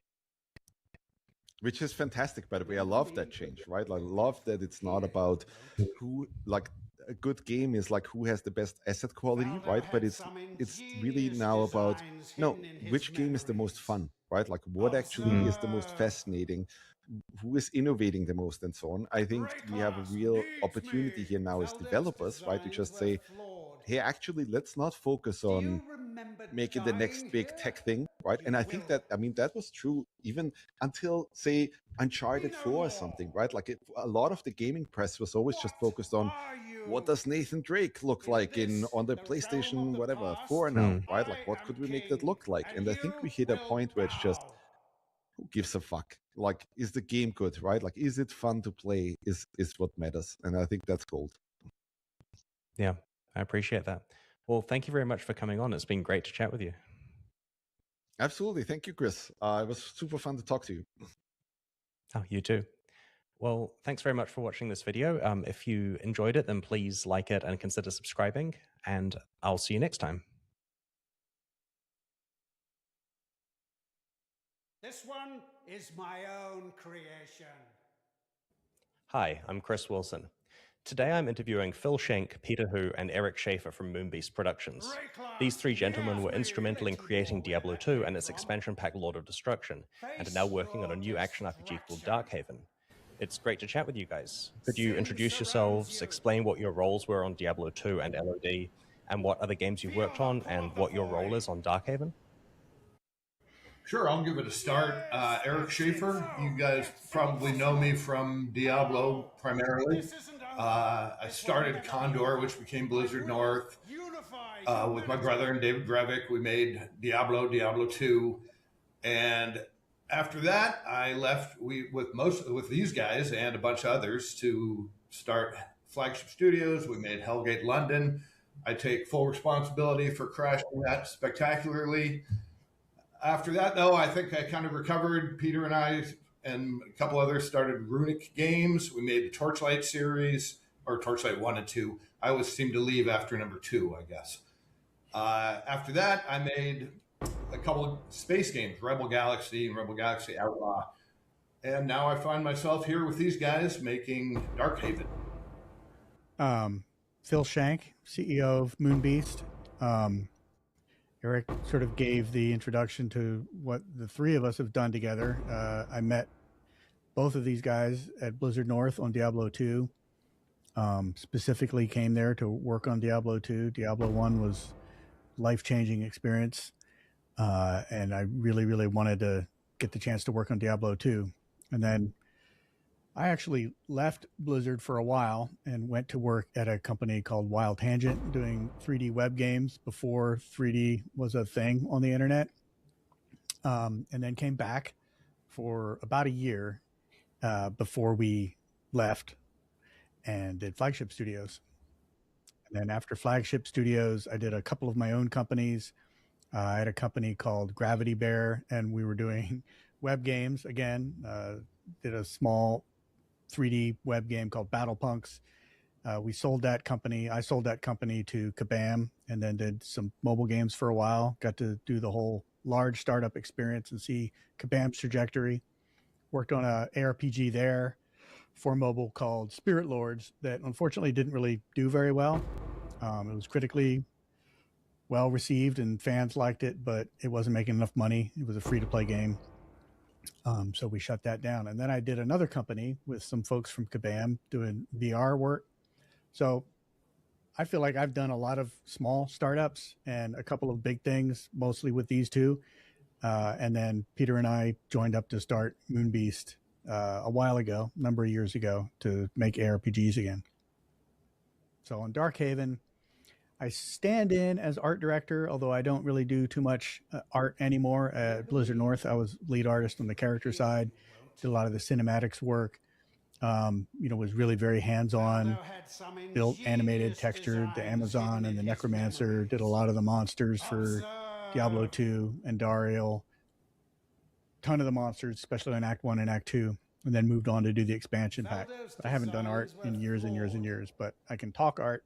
So I stand in as art director and then do a lot of the business development and fundraising and high-level design stuff. Hey Chris, thanks for having us on your show. Peter Hu. I'm an engineer that dabbles in design. I ended up doing a lot of different things on Diablo 2. Worked on every single system, I think, except for audio.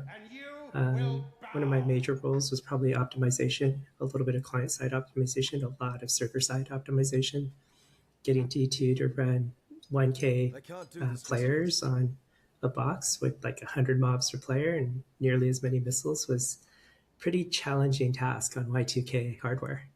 But I think I did that really well. Blizzard was able to keep that game going for 25 decades.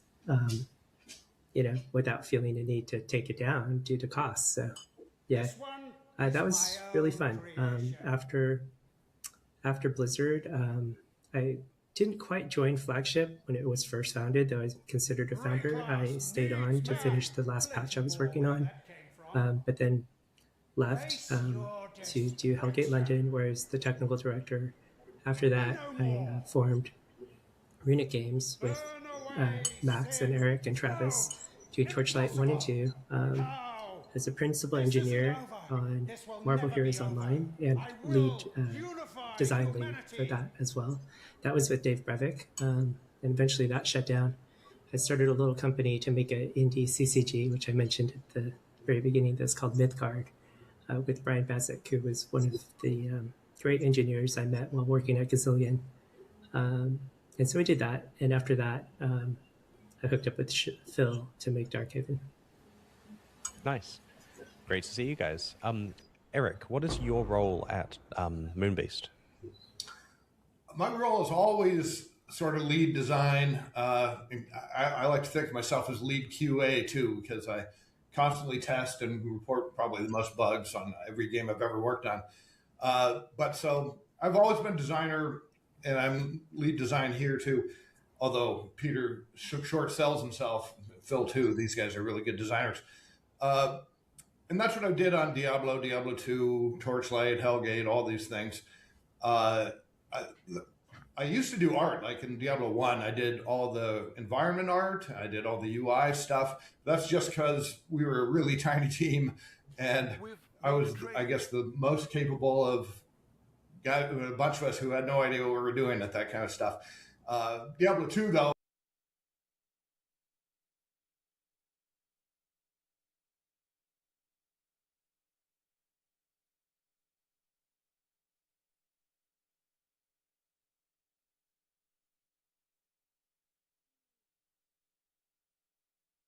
Oh, you want to do a Brutus fight?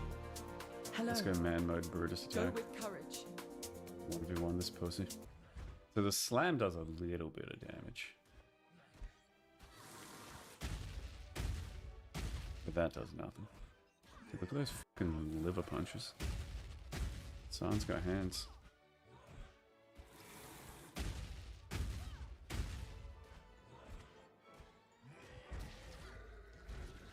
Not bad. Remind me of my ex-husband. Just had a fist fight with a dude for like fucking 2 minutes. And son had it rough. Oh!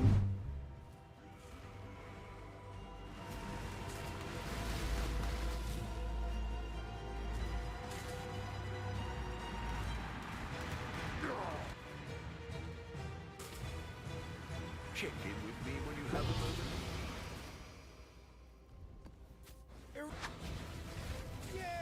Honestly, not the easiest fight, even with a build like this. Yeah, and gotta remember he's starting with what he thinks is the easiest. Now. League. Yeah. I mean, that being said, still 2 out of 10. Cinema as first try. Never this? Yeah, trying to do it with 2 tank mods is a little. I mean, it's good to get the information to learn. Oh, that was very well played. That was insanely well played. Standing right at the edge there. That was I think he's struggling a little bit to target the Shaper, though. Ah, it's not over. Now it is. Okay. That was so well played. Oh, that's the worst timing ever for You can see these are getting harder. Those is. Yeah. I was like getting Shaper, sucked down easy here. peasy. My buffs were falling off, and I was scared of the buffs falling off. I just shouldn't have. Ooh. Ingenious designs hidden in his memories. Observe. Rayclass needs me. Erase. Madness. Hey, like, yeah, this is one of the bosses you can spam as the beams hit. Do you remember the guy?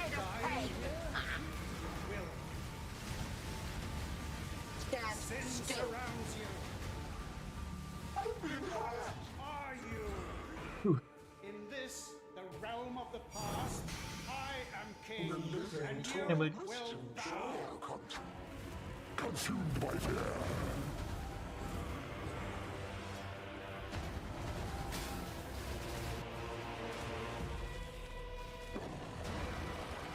What are the red things? Those are the little circle rose thing was new. That's a gauntlet mechanic. It's new this time.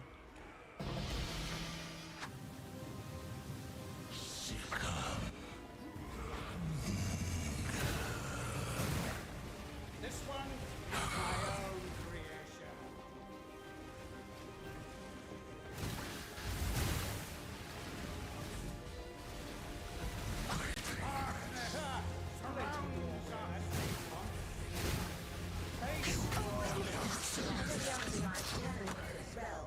That was a lot scarier than I thought it was gonna be, I'll be honest. Sin surrounds you. Feel the pull of the void. Yes, that's it. Impossible. How? This isn't over. This will never be over. I will unify humanity. Like,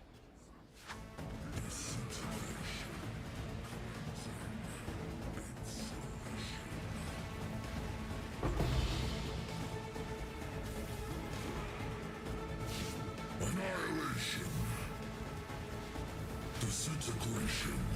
Cleansing. Feel its power. Annihilation. Incineration. Dash is not ideal. Flame Dash Cooling Life Tap. He is currently exploding. He is exploding. He is exploding. Don't walk in and die like some people do. He's exploding.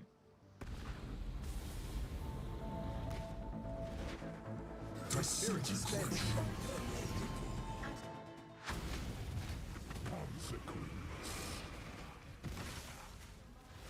The Atlas is everything we see, and everything we do not. In the depths of her mind, she wholly reforged him.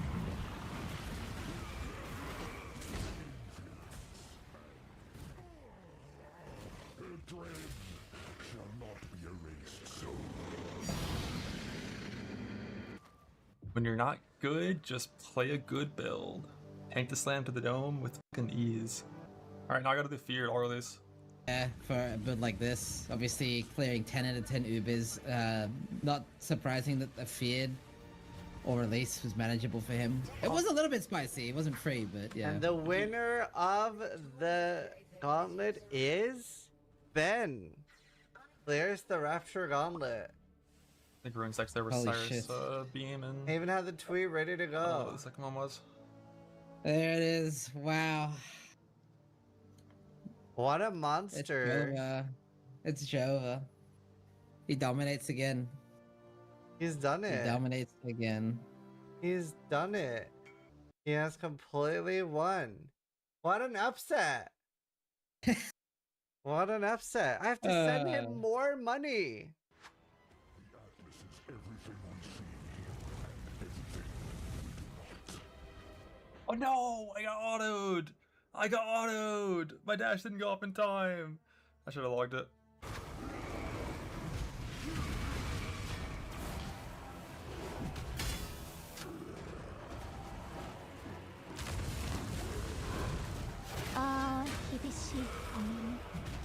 We become ourselves at a preordained moment.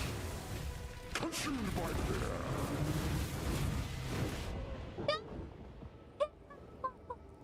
Dying in your first out would be insane.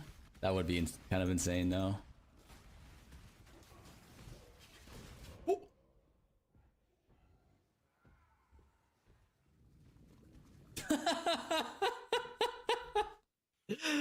Fuck, man! I'm just not cut out for this.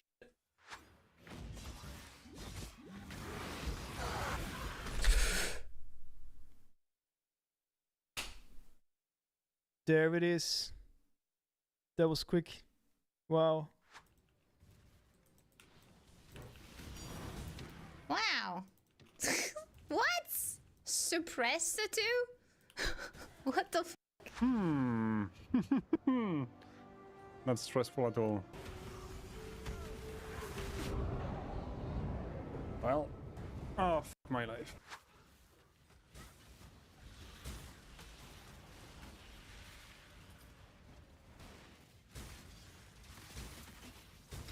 What? was about to say, where the fuck is that monster that's spawning this shit?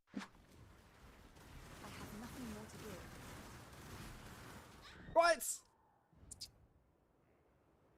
Oh my god. I died again. I postanowię sobie utrudnić. Uwaga. Chwila przed tragedią. Widzicie, co tu się wydarzyło?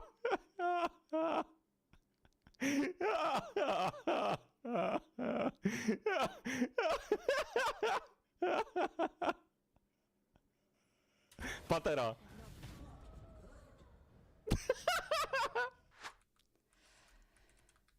Oh my god, no, no.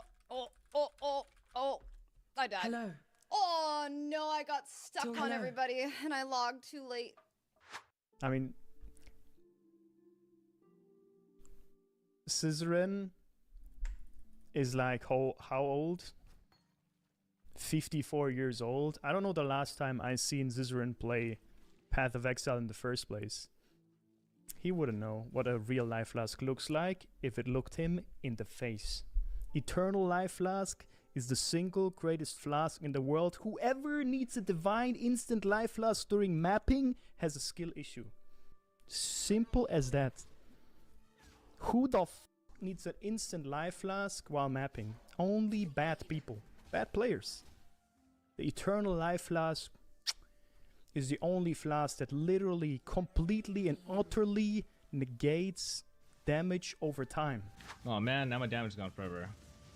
Yeah, dude, my Rhoda, dude, I had my tincture up, I potted my elixir, or I just hit other monsters and, you know, that did all the damage. In theory, if every single one of those balls hits me and they're all pure elemental damage, it could do a fraction of my life. Whoa! Whoa! Holy sh! Okay, dude, do I foul ball in the Exaltus? Do I already have one? I'm never gonna get it. Okay, chat. Summon T1 strength or T1 all attributes. Boom! Yo! Yo! Let's go! Gamers! Gamers! Those are gonna be the best 12 passive points of my life. Oh my god! Okay, this is like the most heinous Corrupted Blood ever. We're gonna get a GG Corrupted Blood now. Watch this. Watch this, chat. Watch this. Okay, watch this. Doesn't matter. Boom! What did we get? Life? Rares. Corrupted Blood. I mean, still better than before.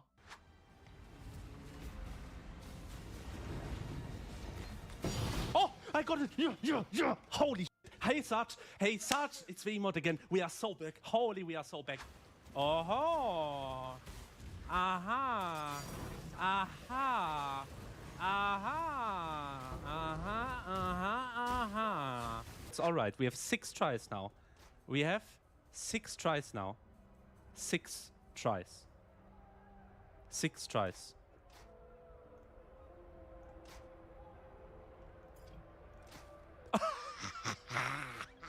Hey, Sarge. Hey, yo, hey, guys, in chat, I'll credit to LFG. Where you at, boys? Where you at, boys? Where you at, boys? I'll credit to LFG. Show it to me. Guys, where you at? Confirm. Okay, temp chains. I'm gonna be 0 damage, but who cares? How do you do, fellow gamers? Type shit, bro. Am I out of touch?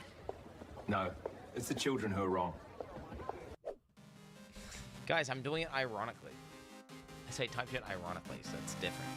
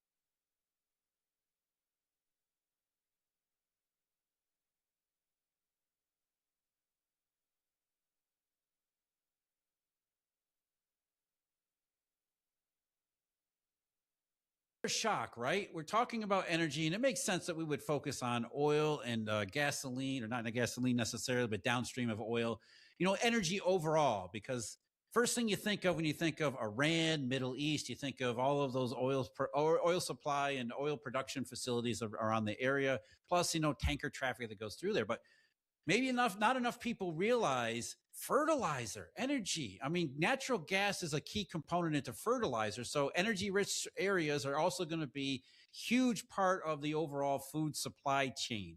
And the food supply chain itself is much more diversified geographically, as well as stretched out in length of time. So let's talk about the food shock, because that's starting to show up in a lot of different places too. We're seeing fertilizer prices soar, and food prices are going to be creeping up in the short run as well, right? Absolutely, Jeff. So, we've been focused, as you said, on the energy shock, because this is a real issue for everyday people all around the world. And we're now hearing this from Americans saying, wow, this is really painful. And, the risk we've been talking about is you get close to the 30-day mark of an energy shock. And if you can get prices down, maybe you can actually get past this if the economy is strong enough. But as you said, let's say we do get past that. What nobody's talking about is the after effect in food. Because let's say consumers said, okay, you know what? I'm going to cut back my spending. I'm going to absorb higher energy costs. That's going to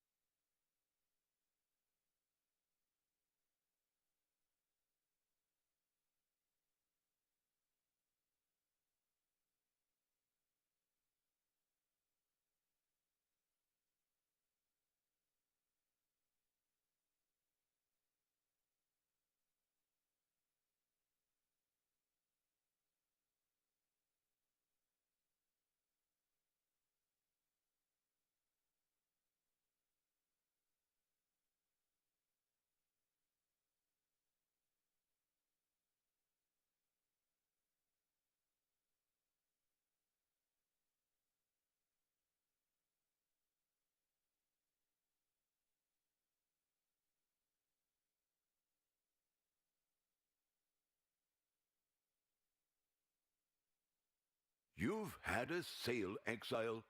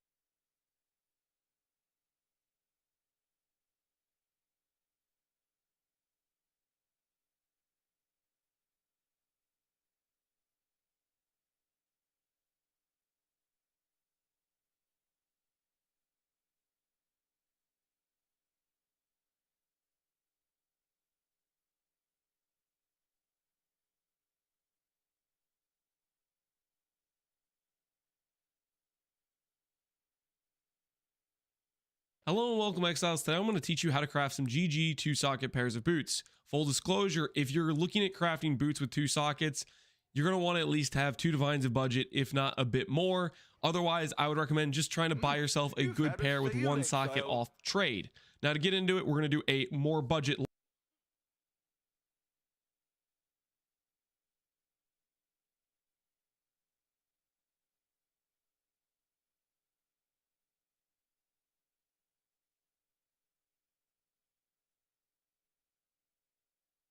Where do you see yourself in 5 years? In your mom.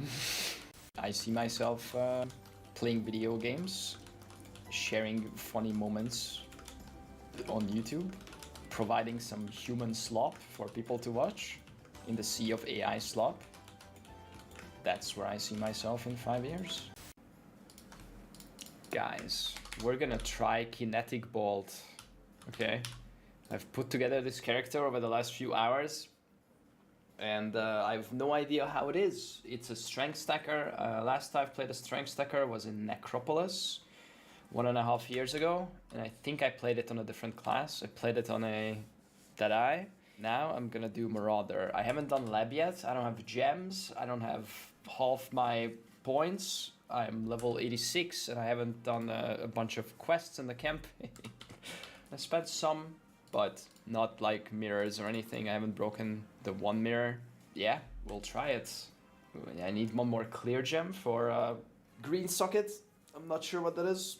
Maybe GMP, maybe fork, maybe chain. I don't know. I haven't tried the kinetic bolt yet, ever, basically. So it's gonna be the first time. Maybe it's bad. All right, let's become the Jug. Very cool. Alright, so we're not only strength stacking, we're also accuracy stacking. Holy, how much accuracy do we have? 5,000. And now we get attack speed per accuracy. And now we have 11,000. That's pretty good. Alright, let's do more labs. That's so bad. I mean, I don't know. Maybe we'll craft one at some point or something. I don't know. For now, this is it. I'm Bork. I have 4 divs left from the King's Marchers. They're hard to graft. I see.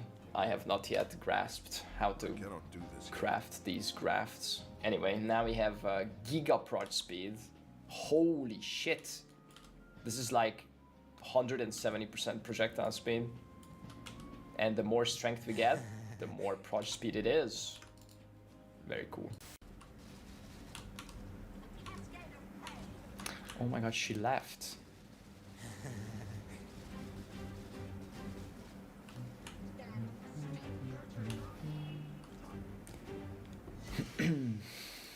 A Void Stone. I need those for my Atlas. Maven down. The opposite of Microsoft Office is macro hard on fire. Did you know that? Writhing ass. Another boots. But most importantly, a grasping void stone. 1 more left to go. Ooh, this is it. This is it, guys. This is the end. But is it the end of me? Or the end of them? I think we win. Favorite map slot unlocked. Last Void Stone unlocked. Do we get some loot? We do get some loot. What's the loot? It's Hatred Flat and Anger Pen together. 20C. That's okay. We got our Void Stone. We are ready to go. Test some strats after the patch. 70 quant feared with double, triple damage, boss turbo, ink damage, and gain. Let's try. Okay, as long as we're not in the laser, ow, or that, we should be fine. Oh, this guy's here now. Wait, maybe finish Shaper first. Okay, Shaper's dead. Cyrus is here? What? What is he doing here? Oh my god. This place is a ruckus. What did Mark do? Oh no, I'm about to get pulled in. Nice. Okay, don't tell me I have to do the Rose questing, the fetch quest for the Incarnation of Dread. What is happening? Okay, it's fine. Dude, they made Feared somewhat more interesting than before. I like it. Jesus. Feel the thrill of the void, Awakener Orb, Brutality, Watcher's Eye, Maven's Wrath. Okay, some cool stuff. Okay, so I just want to quickly explain, because people are asking what's this shield for. So I have 40% elemental damage taken from hits as Fizz, and then I'm stacking some Fizz mitigation, like actual PDR on the amulet, on the chest, and I have a decent amount of armor, and I'm also converting 10% or 11% cold and lightning damage to fire. I'm also converting 50% cold and lightning to fire. So combined with the shield, I'm converting all of my elemental damage to fire and fizz. And then I have 90 fire res, and I don't have any other res, and then I have decent fizz mitigation. I will have more. My gear is pretty bad and stuff. That's why this shield. Anyway, guys, that's the video. This is the character that I'll be playing for the foreseeable future. It's very fun so far, and actually way tankier than any Wonder I've played, you know, this early in the league. It's not a crazy expensive build for now, but it can be if you invest a lot into it. My gear is still under 100 divines. One more thing that I quickly wanted to mention, guys. This is the last week where you can gift or buy 2 subs total to get this portal, the Incarnation of Dread portal effect on Twitch. So this is going on. If you're watching this on YouTube during the first 2 weeks of the league, you can get this portal. If you do, thank you for the support. But yeah, this is my plan, and I'm gonna start testing Base Dark Range strats starting now. Now, I know this build might ruin the Brit rate, but it is kind of fun. I haven't played this look of Wonder before, so approach. It's kind of nice, firing some lasers. Where am I? What the fuck is this puzzle? No. Guys, I am lost in lab. I wouldn't wish this on my worst enemy. And I don't even have enemies. But even if I did, I wouldn't wish this upon them. Okay, but at least we get a chest. What?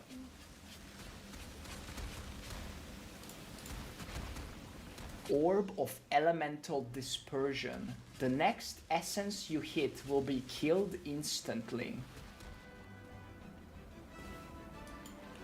What? I have never seen this item in 15,000 hours. This game is insane.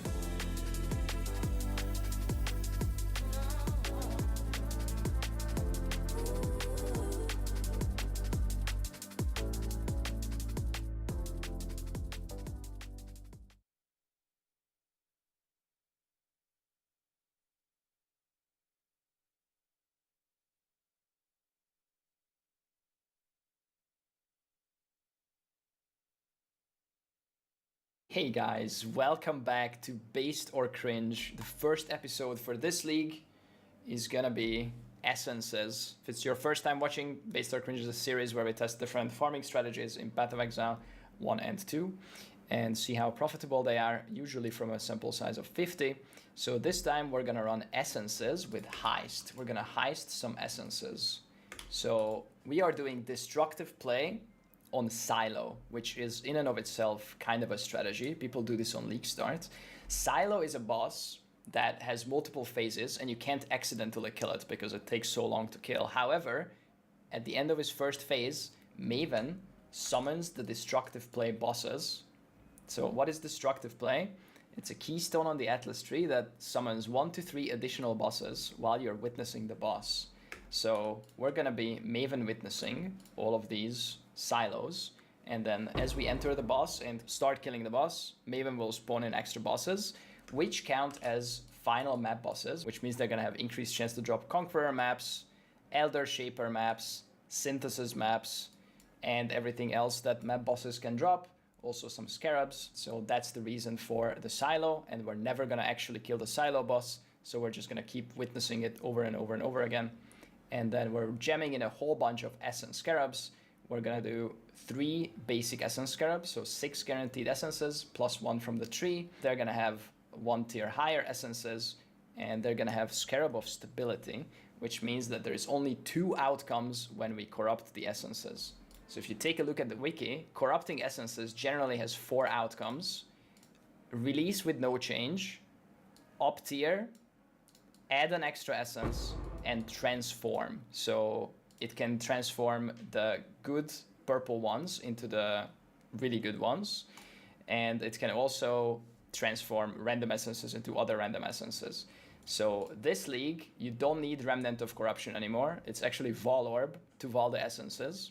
So we're gonna use Stability Scarab so that there is only 2 outcomes. They can only up tier or transform, which is 2 good outcomes. Adding an additional is okay, and then nothing happens is bad, of course, because you want something good to happen. So we're using Stability. There's another option to just add 2 more essences instead of Stability, but I'm gonna try with Stability. Now on the map device, we're gonna add Heist, and I'll explain why. But first, let's take a look at the tree. The tree is just essences and Heist and Scarabs and some shrines and some maps. We're not doing any altars because we're Maven witnessing, so we're taking all the essence wheels, some shrines, blocking some stuff so that those Scarabs don't drop, extra maps, quant wheel, essences in the middle, some shrines, increased chance for ambush Scarabs, and a bunch of Heist. So this is why we're putting Heist on the map device. You could put 3 more essences on the map device, but Heist on the map device is 5C, and then it guarantees you 3 Smuggler's Caches, which we are investing into dropping Blueprints. Blueprints are 8C insta-sell, and they are 11, 12C in bulk as of this recording right now. So we're banking on some Blueprint drops. And also we have a chance for them to be fully revealed, which sells for a lot more. So we'll see if we get some of those, but it's just easy value. You just click the Smuggler's Caches on the way, kill some essences. Pretty simple strat. I also wanted to mention the reason I'm starting with this, there is going to be a patch coming out later this week, and depending on when this video goes up, it might have already come out. And they are going to change some stuff, including breach rewards. So I am not going to be doing any breach. I'm gonna be skipping breaches. We're only doing Essence, Heist, and the Destructive Play bosses here. So I'm just all can go mapping. So there's not gonna be much ground loot. So everything that we earn is gonna come from the Essences, the Destructive Play stuff, and the Heist stuff. So we're not gonna be doing breaches, and the breaches will get buffed in the future. So if they do, and you're doing this strat then, you should probably do the breaches. But I'm gonna wait for a baseline all can go test with breaches for the patch. So I wanted to do something first that hopefully is not touched by the patch at all, so that we can get a strat out of the way before the patch actually comes, and we can actually start testing the good stuff with the patch loot active. So with all that yapping out of the way, empty tabs, I'm gonna be tracking the loot, tracking the gold, of course, essences, and all that. Okay, so how am I gonna do the voling? I will vol every essence that has at least like 2 or more. Now, here's a quick tip, okay? You don't have to carry the vol orbs with you in the map to vol things or any currency like strongbox rolling, because actually your character has access to the map device side pocket. So if you have vol orbs and currency here, you can use it in the map. As you can see, I don't have any vol orbs in my inventory, but I can still vol this essence. So I think that's pretty cool. Yeah, it's like 2, 1 shrieking. So if I vol this suffering might change, and the spite went up to a deafening. Triple spite, dread, insanity, GG. Okay, I think I changed my mind. Vol orbs are so cheap, I think we're voling every single essence, no matter what. Unless it's a single deafening with something that is like a good one. Like a good like a zeal or like... Yeah, I'm basically voling almost everything. It's so cheap. It's so cheap to do it. Why not? Just to vol it all. I'll get a 7% one because it's giga cheap. This. Boom. New trinket slot unlocked. Alright, guys, quick addition. We are adding a trinket. 7% chance for duplicating rogue markers from smugglers' caches. This rolls up to 10%, but a 10% is like 100C. So I just bought this for 15C. Just some cheap stuff. You don't have to unlock the trinket slot. You don't have to go to heist anymore. As long as you have a trinket, if you buy it or something, the trinket slot is automatically unlocked. Just put it in, sell it after you're done. If you want some extra rogue markers. Ooh. Oh, double. Okay, 15C. They are like 8, 9C each, the good ones. In this economy, that is riches. Wait, what's happening? Oh, he's next to a invincible shrine. Okay, another one. Another hysteria. Boom. Oh my god, do you see my map? 1, 2, 3, 4, 5 smugglers' caches. Why? Okay, 2 blueprints from this map. Delirium. Okay, this map was kind of crazy. 4 special essences, 2 blueprints. And then what does the bosses have? Wait for it. Maybe we get some special map or something. Yeah, Phoenix map. Okay, that's it. Nameless Seer. Will you visit the pristine beaches of Whakapanu Island? Yo. We got a Great Wolf. That's good dust, right? I'm taking that. Chat activity exercise. Put your... No, don't stop. Stop typing 1.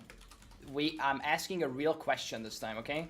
Tell me your favorite build of all time that you've played, okay? Just the ability, okay? So like your, I don't know, Spark or something. Like, what's your favorite skill in Path of Exile that you played? Yes. Let's see it. RF? Oh god. Venom Gyre, RF. Oh my god, there's so many of you here that aren't typing otherwise, which is completely fine. Feel free to lurk away. I can't... Imagine if this was my chat. Like, imagine trying to keep up with this. Holy... Wait. Oh my god, it's so fast. Flicker Strike. Yeah, that's a lot of good abilities here. Okay, speaking of activity, if you're watching this on YouTube, and you are not subscribed, well, goddamn, that's okay because YouTube recommends you my videos anyway. However, I'm actually pretty close to 200k subs. Okay, we could actually make it happen this league, maybe. Well, you could make it happen. I will continue to upload content, but we're like 10,000 away from 200k subs. That's a nice number. So, you know, maybe hit that button if you don't mind. Wait, this guy has... Oh my god. This guy is... This is a liquor store. He has so many. It's all the good ones. I like this. I like this guy. Okay. This one? So many bottles. Do I just need to watch to get the finisher effect? Yep. Bloodline Scarab. Yo, that things. Okay. This came from Destructive Play boss because we had this and this. They're paying off.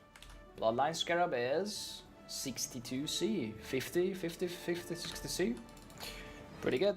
Silo feels pretty good with this Wonder. Probably any Wonder, but this layout is nice to just like blast through the way, click the essences. Oh. Vault them all, delete them. I think I'm actually getting lagged by this shrine. Oh my god. Okay, this is a fast map. Next wall, next kill. Go, go, go. Jesus, charge into the wall. Wait.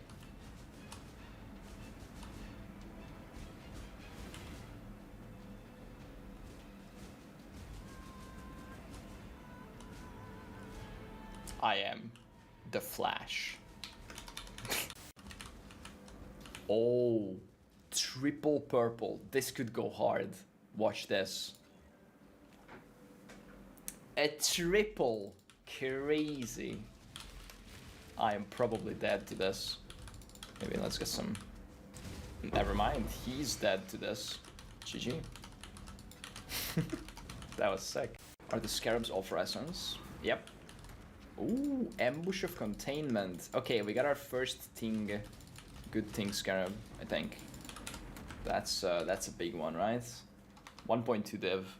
Hell yeah. Okay, we found a div, kind of. I didn't expect to find anything during this, but we did invest into some scarabs, so here we go. Last map done. Tight feathers. And we finished 50 maps. And we got this, and this, most importantly. So I'm gonna sort this out and then be back with the pricing. Quickly mentioning here, there is a lot of contracts that came from the heist chest, of course. These are the deception ones that are actually worth. Everything else is basically worthless. It's like 1C or less, and I don't think anyone's buying them. What you can do is you can 5-to-1 them if they're the same, not job type, but the same location. So you could search all repository and then 5-to-1 them, and then maybe they reroll into deception ones. I'm not gonna do that. You can. I think it's kind of a waste of time, but if you maybe collect a couple of hundreds and you have nothing better to do, might as well. But I'm just not gonna count these. There's basically an extra, I don't know, 100C value in there maybe, in all those extra non-deception contracts.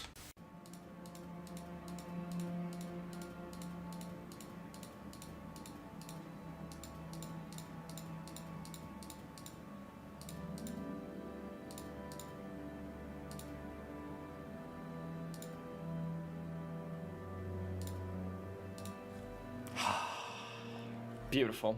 Okay, I'm back.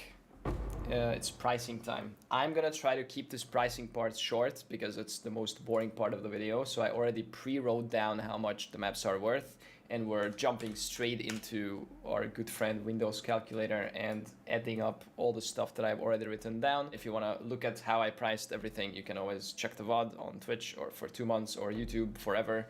So anyway, we found 39 maps, 11 other maps, 14 Shaper maps, 9 Conqueror, all this stuff, and I've already priced them.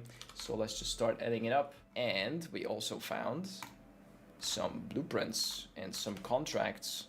31 deception contracts, 37 blueprints, 2 fully revealed blueprints. The prices for these are 1-to buys, so this is what people would instantly buy them for. You can get more for them if you actually like list them, but I'm doing insta pricing, always trying to be conservative, of course. And on top of that, most importantly, we got this much essences. Now, we haven't taken out our investment yet, so let's do that now. Oh no, we lost the scarabs. All the scarabs are in here. Okay guys, I'm back after technical difficulties. It turns out that I messed up and my scarab affinity was not assigned to a new fragment tab. So I went back in the VODs and found the frame where I saw my tab from before. And so I took out all the scarabs that we farmed, and it's this much. And also these 2 good scarabs. It's really only these 2 scarabs that count. This was a waste of time, but you know, data is sacred, so we have this much scarabs. Also, most of these are 1C or less, but Bloodlines, this is a good one. It's 48C, and then the containment is like 1.2 div, so that's pretty good. I will Wealthy Exile this with the currency tab. So let's take out our investment. We have used 2C on every map, plus 5C on, you know what, let's open a second calculator. Why the hell not? So every map was 2C plus 5C on map device plus 7C on scarabs. So every map cost us 14C times 50 is 700C. That's our investment. That's it. And then we alked them, I guess, maybe 710C, okay, for some alks. So minus 710C, that's how much we spent. So we're already 400C in the green.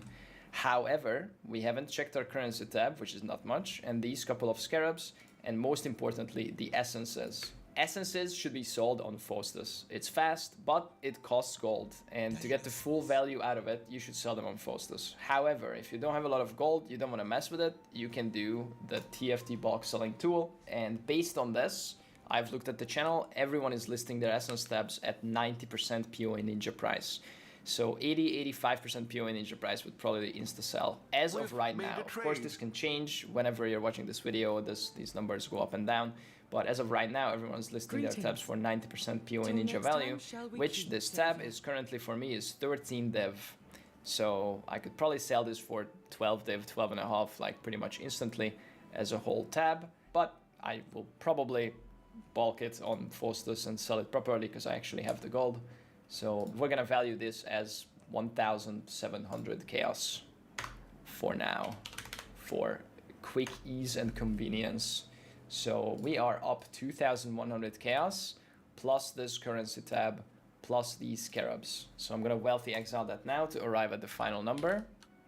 Sync. And there it is. There's 4.9 div in these 2 tabs, 1.2 div for the ambush scarab, 1 Divine of Rogue Markers, 160,000. Here's the Bloodline Scarab, some Chaos, Ritual of Abundance, that's a good one, and some Gumball. So there is an additional 4.9 div, current div ratio, again, this will change over time, Divine Chaos fluctuates. It is currently 129 C per div. So 129 times 4.9 is another 632 chaos. So our final pure profit is 2,755 chaos, which is 21.3 divines over 50 maps. So over 50 maps, that is 0.4 div per map profit. And how long did it take to run? So I kind of speedrun this because this character is fast and I was just shield charging through the silos and clicking the essences and then killing the boss fast, not killing the actual boss, right, for destructive play. So it actually was pretty fast, 2 minutes per map. It took 50 maps, 2 minutes per map. What is that? 100 minutes to run, which is 1.66 hours. So 21 div over 1.66 hours is 12.8 div per hour. That is very good numbers. However, this is a fast character. You know, if it takes you 3 minutes to run a map, then you run it over 2.5 hours. Then you make 8.5 div per hour. That is perfectly respectable. That is actually very nice numbers. More than I expected in a Poverty League for a cheap strat like this. That's pretty good. Again, we didn't find anything giga lucky. We found 1 good scarab, and we are invested into scarabs. Specifically, we are invested into ambush scarabs. So, you know, if we didn't find the ambush scarab, then we would have made 20 divs instead of 21. It's not that big a difference. So this is 2,755 chaos over 50 maps. That is 55 C per map profit. After investment. This is pure profit. This investment is already taken out. So those are the numbers. Gold, we made 245,000 gold over 50 maps. So about 5k gold per map. Not great, not terrible. it's something. Again, making it clear, I skipped the breaches. I literally just rushed from essence to the destructive play bosses and leave. I didn't do any breaches. If you run this after the patch, when they buff breaches, they're probably gonna be worth running. Of course, I ran over the breaches that, you know, just open, and I killed some monsters.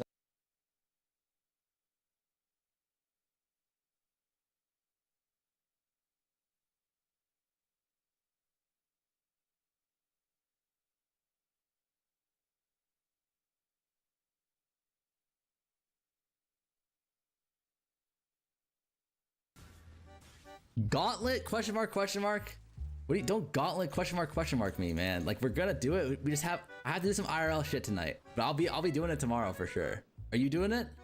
Hey, you want to bet on first to beat Act 5 Katava? I'm not gonna be playing tonight, but I would be down for something like that. I would be very much down for that. Yo, Lance, have you ever seen a back-to-back Svalin before? Stop coping. You aren't getting back-to-back. Would you be down for who getting the furthest in Gauntlet? Are you playing a homebrew build, Lance, or are you playing like a cringe, like meta OP build? Yes, homebrew. Homebrew as hell. I don't even have an endgame POV. Yes, homebrew. Okay, deal. I'll take you up on that. 10 gifted. Who can get the furthest? Deal. Holy free 10 gifted. Oh, this is a great idea. Oh my, there is no shot I lose the farmer. Who can get the, wait, how far have you gotten though, Lance? Like, tell me, like, be honest, is this gonna be like another scam thing where like Lance is actually like secretly OP at this shit, and he tells me his time is like 4 hours or some shit, and it's actually like 3.5? Like, am I getting Lanced again? Be honest with me. Wait, who thought I was gonna die to this guy? Like, I'm actually serious. Like, I need some goddamn respect being put on my name soon, boys. Like, ASAP. Like, disrespect me one more time, chat. I swear to God. What happened? Wait, what the fuck is this? Wait, what the fuck is this? Wait, who did I just fight? Wait, what the fuck is God? What happened? Wait, what the put on my name soon, boys. Like, ASAP. Like, disrespect me one more time, chat. I swear to God. What happened? Wait, what the fuck is this? Wait, what the fuck is this? Wait, who did I just fight?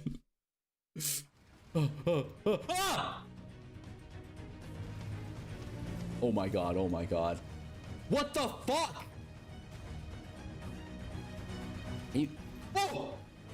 Oh my God, my heart, my fucking heart. I had no mana pots. Alright, we use our portal tech, holy fuck. Holy fuck. Wait, does this Brutus dumbfuck not know about my decoy totem tech? Like, does he not know that he can portal out and refill his flask and HP? Ah! Ooh. Ooh. Oh, okay. All right, I think we could take this one all the goddamn way, chat. Like, seriously, what's gonna stop me?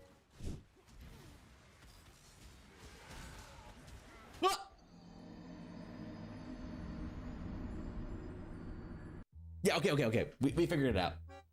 We should be going slams. Like, what are we doing?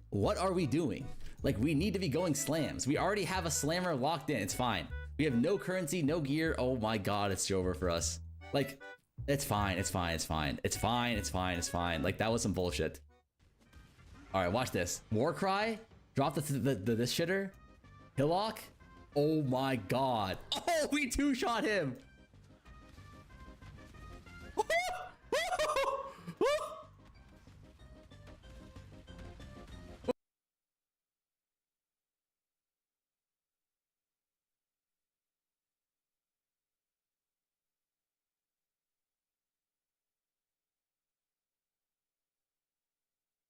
$37 crit multi, 27 attributes, 98 int, % lightning damage, crafted life. And then we hit it with the mist for a dream.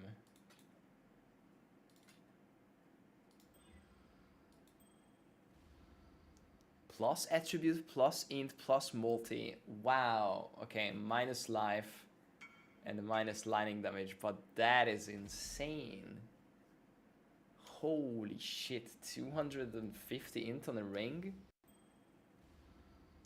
Plus attribute, plus int attributes, 98 int, percent lightning damage, crafted life. And then we hit it with the mist for a dream.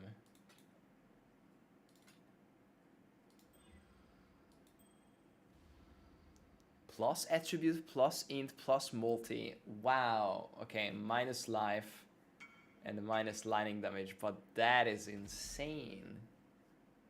Holy shit, 250 int on a ring and 76 multi? Jesus Christ. Oh, thank you. Holy shit. Damn. If we hit one, we stop. Okay, what are we hitting? Let's see. Hang on. Pause gem for a sec. I'm thinking essence.multi, right? Surely? Yeah. 1 in 4. We stop at 1. Or 2. 2. We stop at 2. It's a 50-50, guys. It either happens or it doesn't. In fact, it's 100% because it happened. Necrotic armor. 1000 evasion, 200 energy shield. Jesus. Alright, global defenses.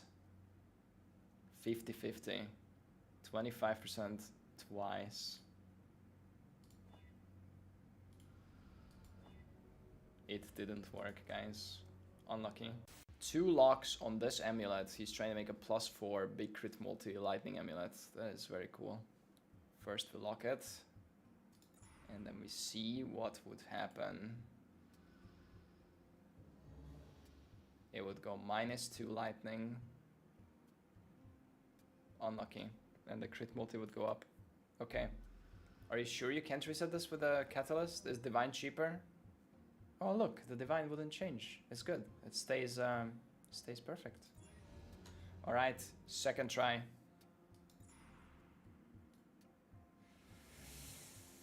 Ah, you would lose lightning again. -2 lightning.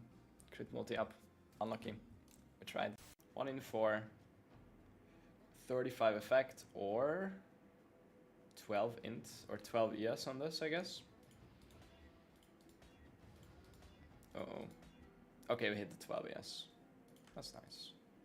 No effect. 2 simplex amulets with giga attributes, essence strength, T1 attributes, and then crafted proj speed, proj damage.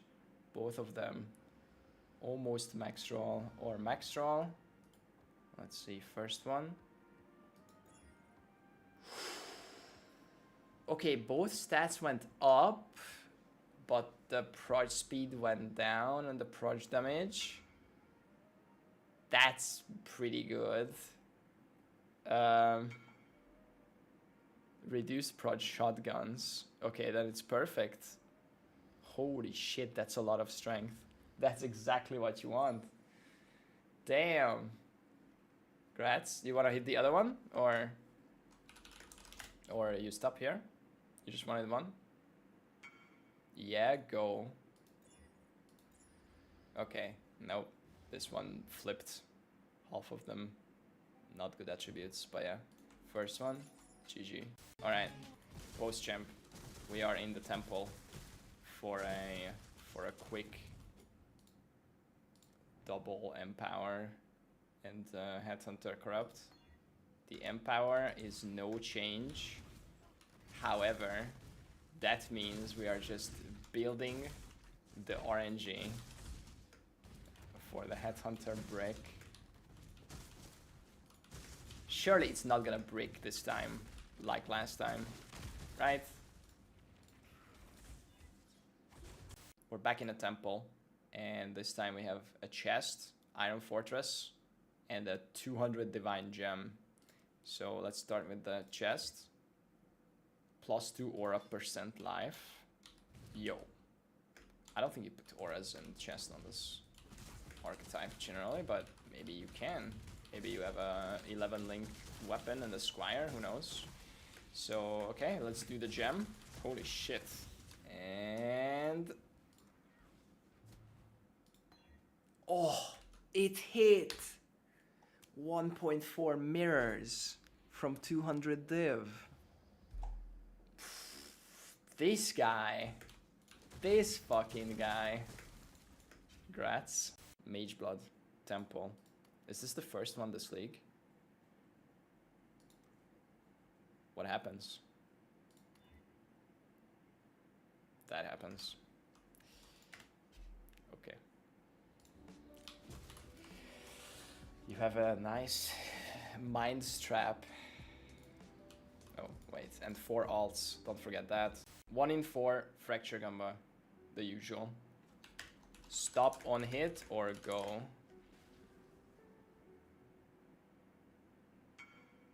Go. Easy. Easy. Not easy. But goddamn, that was a good start. Can you imagine we hit all 4? Rats. Alright. 4 bows. Stop or go at 1. Just making sure. Go all. We got the first one. And we got the last one. My man. Oh, why is it 50 million juice? Make it 9?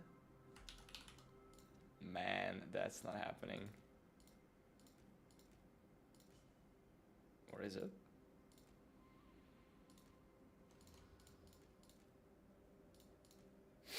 What? Okay. Congratulations. What? No, stop. That's it. Take it out. We're done. We're done here. I have to map. It's my boss is calling. This guy said, "Do you have time for a mini at utmost Gamba?" This guy said, "That's it. Take it out." What? Okay. Congratulations.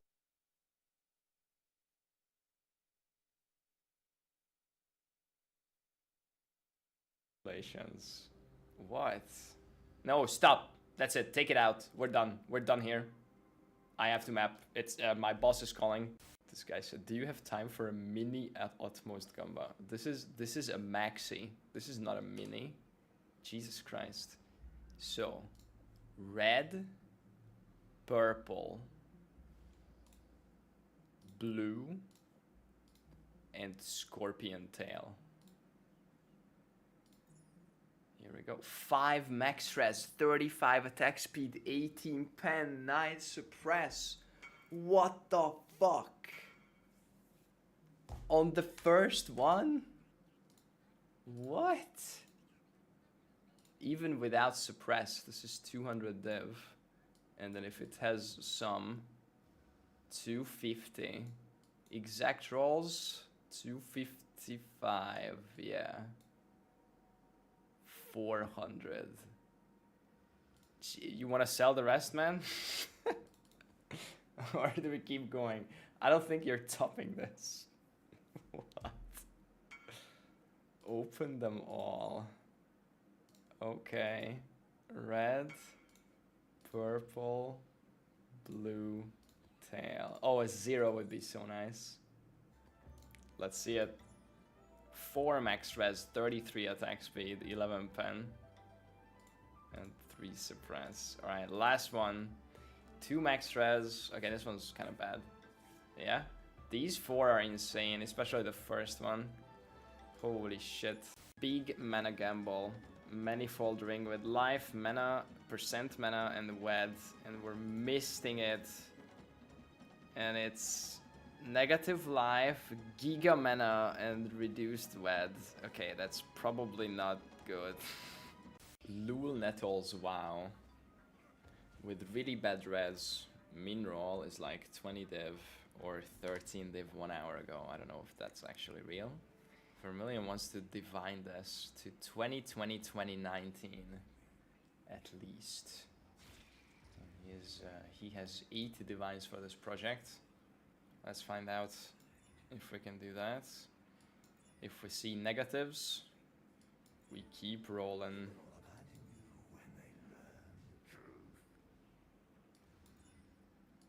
My Minus 30 lightning. Oh, okay, that's the first. 21, 34, 25, but only 7 chaos. Best so far. I need chaos to recraft the boots. Okay, yeah, he has a split lightning chaos on the boots. Alright. We keep rolling. That's a lot of negatives. Minus 8 chaos. Ooh, minus 22 chaos. The Mary Lane Everything is ready to negative. Double negative, double negative. Oh my god, the ranges on this is rough. Jesus. Minus, minus, minus. Everything minus. Wow. This is hard. Uh-oh. Oh, one of the rolls is gone. Not looking good, guys. Ooh, okay. Can you fix that fire res? 17 or 20, 30, 25. Okay. That's, I think in 16 we're not gonna get better than that. So, yeah. Okay. Well, we improved it in 64 divines. Oof. Oh. Okay, I get a key. Okay, well, now I have to open that. I can't not open that one. We'll make it happen. Insta tabula.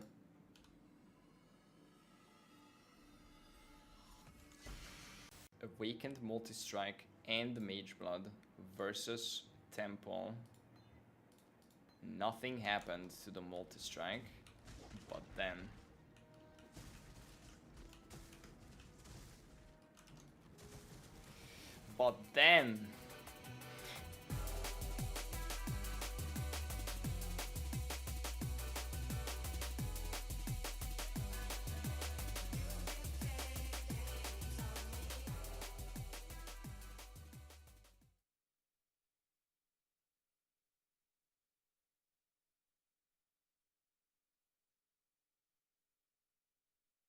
Welcome everyone to the Meme Museum of Settlers of Calgary League. This league has been pretty fun, and there is some cool items here. So let's jump straight into it. We are, as always, we're starting with some honorable mentions, and then the main attractions, and then the bonus meme tab. So let's start with this. This was the first item in the Meme Museum, actually. Zero roll Adorn. Adorn has been reworked, or nerfed, I should say, from 50 to 150% to 0 to 100%, and this one rolled 0. And then after that, we go up the ladder. 1, 2, 3, 4, 5, 6, 7, 8, 9, 10. All the way. This is every single roll of the Adorned. Up until 69. That's where it ends. That's okay. Anyway, this is just a 6-link bricked, not even 6 off color, but it's fine. It's an Impulsa. Used to be an Impulsa, but it bricked, dropped like this. Put it here. It should probably not be here because we have something much cooler later. Moving on, Eyes of the Great Wolf. I actually wanted to fix this, but there was no time, so I'm gonna fix it now. We could make this into a triple curse amulet. This is an Eye of the Great Wolf that got corrupted upon drop, but only replaced one of the implicits with a corruption implicit. It rolled a curse, and then it gets doubled by the Eyes of the Great Wolf explicits. So now it's double curse. And if we anoint this with Whispers of Doom, which is triple gold, you can apply an additional curse. It's done. 3 extra curse amulet. That might even make the main tab actually, but we'll put it here.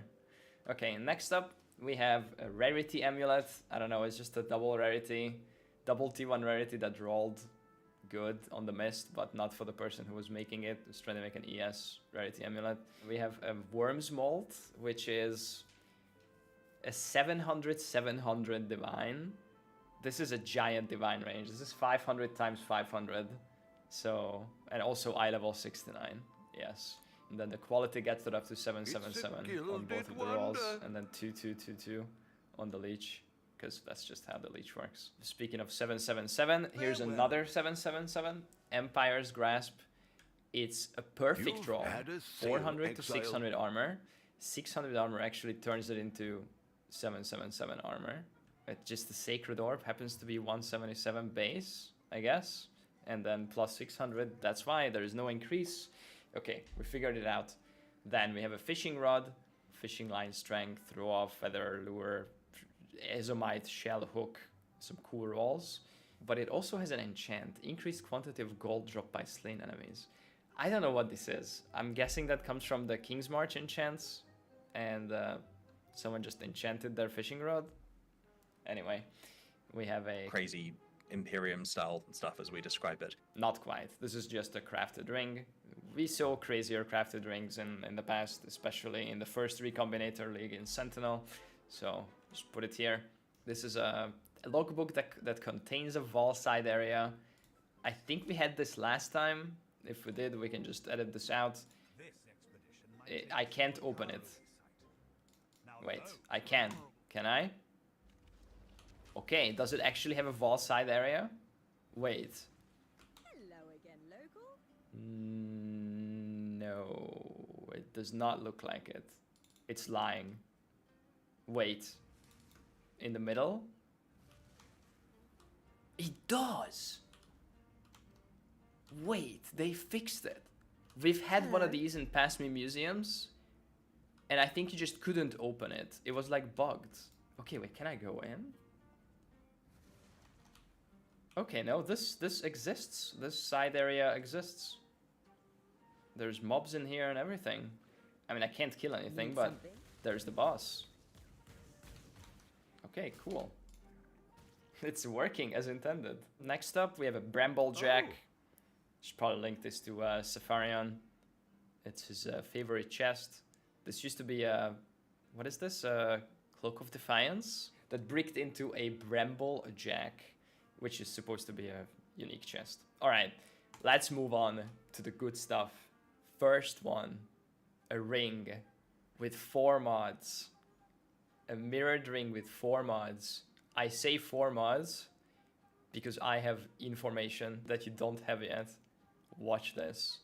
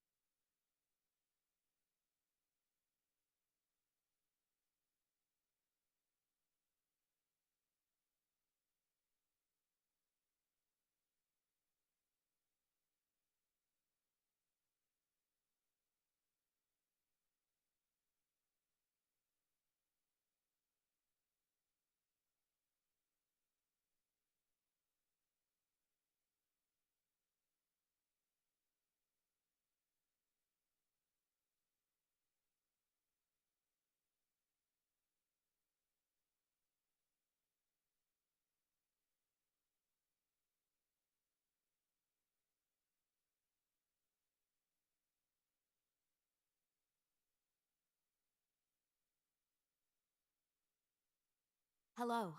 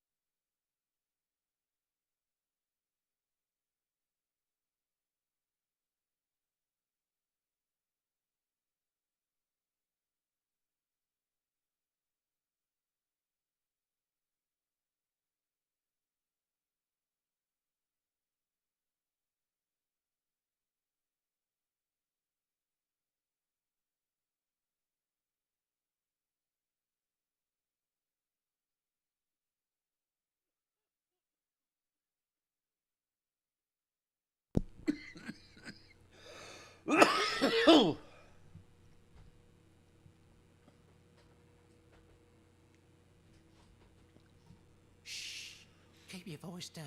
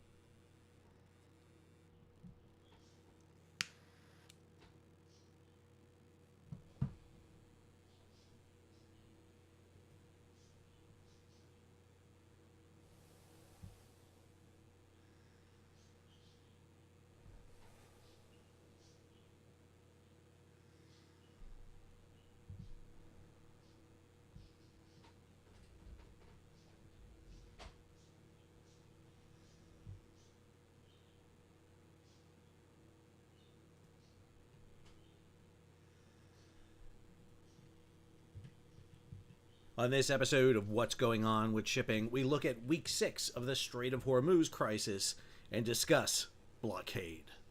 I'm your host, Sal Mercogliano. Welcome to today's episode. So, I took the day off to get away from Strait of Hormuz and everything else, spend some time with my wife. It was great. We partook in some banana ball. Not pickleball, banana ball. If you don't know what banana ball is, check out the Savannah Bananas. Great time. If you like baseball, this is baseball on a whole new level. Fantastic. Had a great time with it. Come back and man, things have gone really bananas. And we're going to talk about it. A social media post from the president this morning, a post from U.S. Central Command, and we are ready for Week 7 of the Strait of Hormuz crisis, which is going to be even more, what's the word I'm going to use here, batshit crazy than the previous week. So we're just going to kind of go into it and break it down for you. If you're new to the channel, hey, take a moment, subscribe to the channel and hit the bell so be alerted about new videos as they come out. So here's the post by the President of the United States. I'm not going to read the whole thing. I just want to highlight some key things in here. Discussions between the United States, Vice President J.D. Vance, and the Iranians in Islamabad and Pakistan had broken down. So he notes this: effective immediately, the United States Navy, the finest in the world, 100% agree with that, will begin the process of blockading any and all ships trying to enter or leave the Strait of Hormuz. At some point, we will reach, and he quotes this in capitals, that was all being allowed to go in, all being allowed to go out, unquote basis. But Iran has not allowed that to happen by merely saying, quote, there may be a mine out there somewhere, unquote, that nobody knows about but them. This is world extortion, and leaders of countries, especially the United States of America, will never be extorted. I've also instructed our Navy to seek and interdict every vessel in international waters that has paid a toll to Iran. No one who pays an illegal toll will have safe passage on the high sea. We will also begin destroying the mines the Iranians laid in the straits. Any Iranian who fires at us or at peaceful vessels will be, capitalized, blown to hell. Goes on here, the blockade will begin shortly. Other countries will be involved with this blockade. Iran will not be allowed to profit off this illegal act of extortion. He then ends up here, we are fully locked and loaded, and our military will finish up the little that is left of Iran. Okay, I don't even know how to say anything about that. It is very difficult to judge U.S. foreign policy based on social media posts. If you read my social media posts, they're a bit crazy at times based on the people who contribute to it. They're great. I love social media. I think it's a great way to get information. I just don't think I do foreign affairs via social media. But here we have the President of the United States saying that. So let's break that down for a second. He says a couple of things.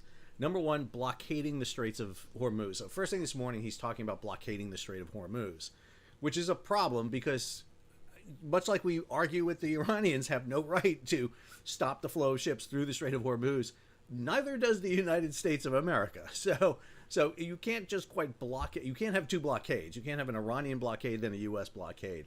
Both of them would be illegal. The other one here is finding the ships that have paid the Iranian sanctions.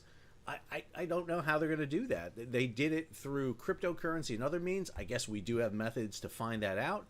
But I'm not sure what the legal justification is to board a ship based on that. If we go back to the boardings that were done during Venezuela, those boardings were done under two provisions. One, the vessels were largely stateless vessels. They didn't have necessary registry for the vessels. They were flying flags that they were not registered in. Or the nations that they were registered in, many of them Panama, gave the U.S. permission to board them. And then those ships had arrest warrants issued to them by the United States. Hence, the 10 of them were seized. This is a much different issue that we're dealing with. Fortunately, we got clarification just a little while ago from U.S. Central Command out of Tampa. U.S. to blockade ships entering or exiting Iranian ports. U.S. Central Command forces will begin implementing a blockade of all maritime traffic entering and exiting Iranian ports on April 13th at 10 a.m. Eastern Time in accordance with the President's proclamation. The blockade will be enforced impartially against vessels of all nations entering or departing Iranian ports and coastal areas, including all Iranian ports on the Arabian Gulf and the Gulf of Oman. CENTCOM forces will not impede freedom of navigation for vessels transiting the Strait of Hormuz to and from non-Iranian ports. Additional information will be provided to commercial mariners through a formal notice. All mariners are advised to monitor Notice to Mariner broadcast and contact U.S. naval forces on bridge-to-bridge Channel 16 when operating in the Gulf of Oman and the Strait of Hormuz approaches. All right.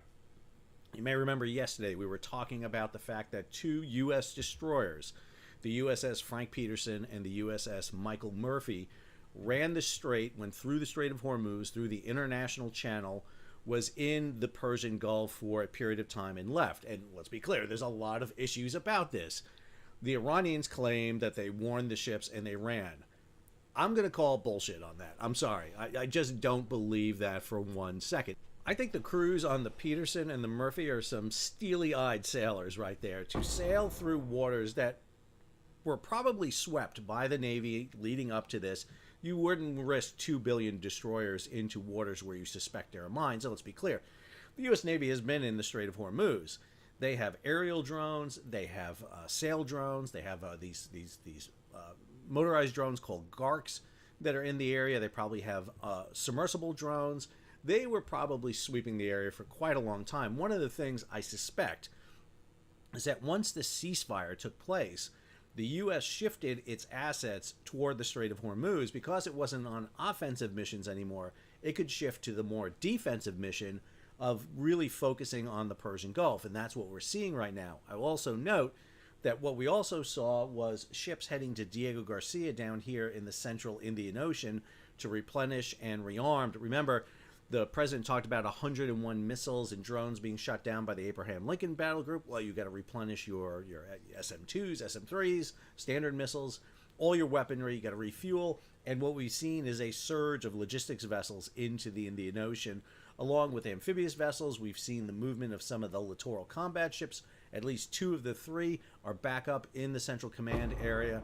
My criticism isn't at all with the United States Navy. It's with the policymakers who have allowed this situation to develop over 6 weeks, and now we're addressing it. Again, that's at a higher level than the deck plate of the USS Peterson and the Michael Murphy. This is National Security Council. This is Secretary of Defense. This is cabinet level. This is the president level. This is the issue that we're talking about here. But now the Central Command is talking about a blockade, and a very specific blockade. They were very careful in their wordings. Again, Iranian ports on the Persian Gulf and the Gulf of Oman. They left out the Caspian Sea because they really have no access to the Caspian Sea, which is the northern part of Iran, which allows them to get material and cargo from Russia. Instead, they're focusing on this. This means they can do it not just with ships, but with aircraft and monitoring. They can basically blanket the Gulf of Oman and prevent any ships that have docked in Iranian ports from getting out. And I suspect that's how they're going to do it. I don't think they're going to be putting vessels off Karg Island, off Bandar Abbas, off Bandar Khomeini up in the northern part of the Persian Gulf, even off the ports off the Gulf of Oman. They'll probably be watching and catching them as they come in. One of the things that the U.S. has with the Amphibious Ready Group based on the Tripoli is a boatload of Marines that can be used for takedown of vessels. And that's what we appear to be developing. It's going to be interesting to watch tomorrow morning how this evolves. Now, there is massive legal issues here. Let's be clear. We are challenging the concept of freedom of the seas. I can't even tell you how many issues both Iran and U.S. are pushing here in terms of violations. I mean, the U.S. is looking at pushing against UN Charter Article 2, Section 4 about making war on nations. Iran is illegally closing the Strait of Hormuz. That's in violation of Article 37 of UNCLOS for transit rights through the Strait of Hormuz. But the problem you have here is basically these two nations are in de facto state of war, even though they haven't declared it. That's the issue you have. And unfortunately, the UN Charter and UNCLOS doesn't really deal when you're at war. It deals with normal peacetime operations. Once you go into a state of war, that's different. And blockading is a state of war. Let's be clear. It's a 100% state of war. Whether you declare it or not, that is a state of war. And what Iran has done with closing the Strait of Hormuz is a state of war also. And let's not forget Israel involved here with the bombings and they've been doing. So how this transpires starting tomorrow morning when Central Command starts stopping ships that are coming out of Karg Island, Bandar Khomeini, Bandar Abbas, and all the other ports along the Persian Gulf and Gulf of Oman, I don't know. It's going to be interesting to watch, but I would imagine the U.S. is going to shift forces to this region to be prepared to do it. So get ready to watch some Marines, fast roping down on some ships and seizing them. This is a war effort. This is not seizing vessels over stateless issues, over violations of UNCLOS. This is war. So, you don't need the Coast Guard to do this. This is the Navy and the Marine Corps can do this along with other assets. And this is a tremendous change of what we've seen. All right, let's talk about what we've seen over the past week in the Strait of Hormuz to get us into context for what we're about to see transpire this week. So here's the Joint Maritime Information Center report. I'm beginning to think that poop is looking more and more like a level I need to just permanently include on this report. We're at critical for the Arabian, Persian, Middle East Gulf, the Strait of Hormuz, and the Gulf of Oman. Moderate for the Bab el-Mandab and the Gulf of Aden. You'll see 29 attacks on vessels since 29 March. No recent attacks over the past 48 hours. Our normal transits through the Strait of Hormuz is 138. We observed a total of 4 vessels went through over the past 24 hours, and there is localized and sporadic interference on global navigation systems and with GPS over the last 72 hours. So if we look at traffic, we had 8 transits on 9 April, 2 transits on 10 April, and 4 transits on 11 April. So a lot of people ask questions about this. This is done by the Joint Maritime Information Center, which is part of the Combined Maritime Forces under the U.S. Fifth Fleet.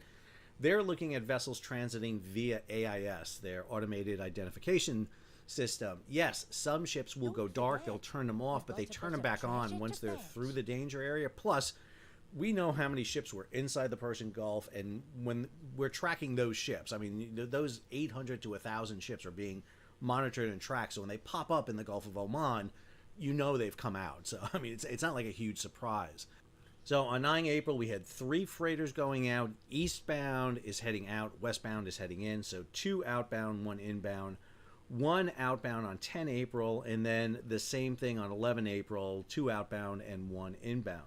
When we look at tankers, there were 5 tankers on 9 April, 3 out, 2 in, 1 tanker on 10 April that was outbound, and then 1 other tanker on 11 April. Here's the chart on Strait of Hormuz passages, both inbound and outbound, and you can see, yes, we're ticking up a little bit recently over the past week or so, but again, we're in less than 10% of where we normally are. And the issue here is this massive gap that you see here. It starts on 28 February, goes all the way up to the present day. The problem we have is that gap is starting to arrive in ports. What do I mean? On 28 February, you had the last sailings out of the Persian Gulf. Those ships have arrived in Europe, in North and South America, in Australia, and they arrived a long time ago in Asia. The ships that should have sailed after that are not arriving. In other words, they'd be arriving now, and they're not. And this is where we're going to start seeing that hit into the global economy when no tankers show up. Now, there's a lot of people out there screaming and yelling, well, this is great for the United States. I've seen a chart showing all the empty tankers heading across here to the Americas to load, which is fantastic. They're loading in the United States, in Mexico, in Colombia, in Venezuela. They're going over to Brazil. They're going over to Nigeria. That's fantastic, but most of those tankers are going to load and go back to Asia. It is twice the distance to go from the Americas to Asia as it is to go from the Persian Gulf to Asia, which means that Asia is going to be receiving half the oil they normally receive because we have a finite number of very large crude carriers and tankers, and this is called ton miles. It's a big problem we're about to encounter. So let's take a look over here at marine traffic. This is a live view of marine traffic. So here, 2 tankers heading on the outbound side, the New Future, which is a Marshall Islands tanker coming out of the UAE, and then a Panamanian flag tanker, the Aurora, outbound in the UAE with an Indian crew on board, heading to the Iranian toll booth, which is this area just south of Larak Island here, north of the traditional traffic separation scheme, and then running along Iranian territorial waters. Interesting to note here, there are no inbound ships. All right, let's take a look at the news over the past week. We always like to kind of recap what the major news stories were from April 4th up to the present time.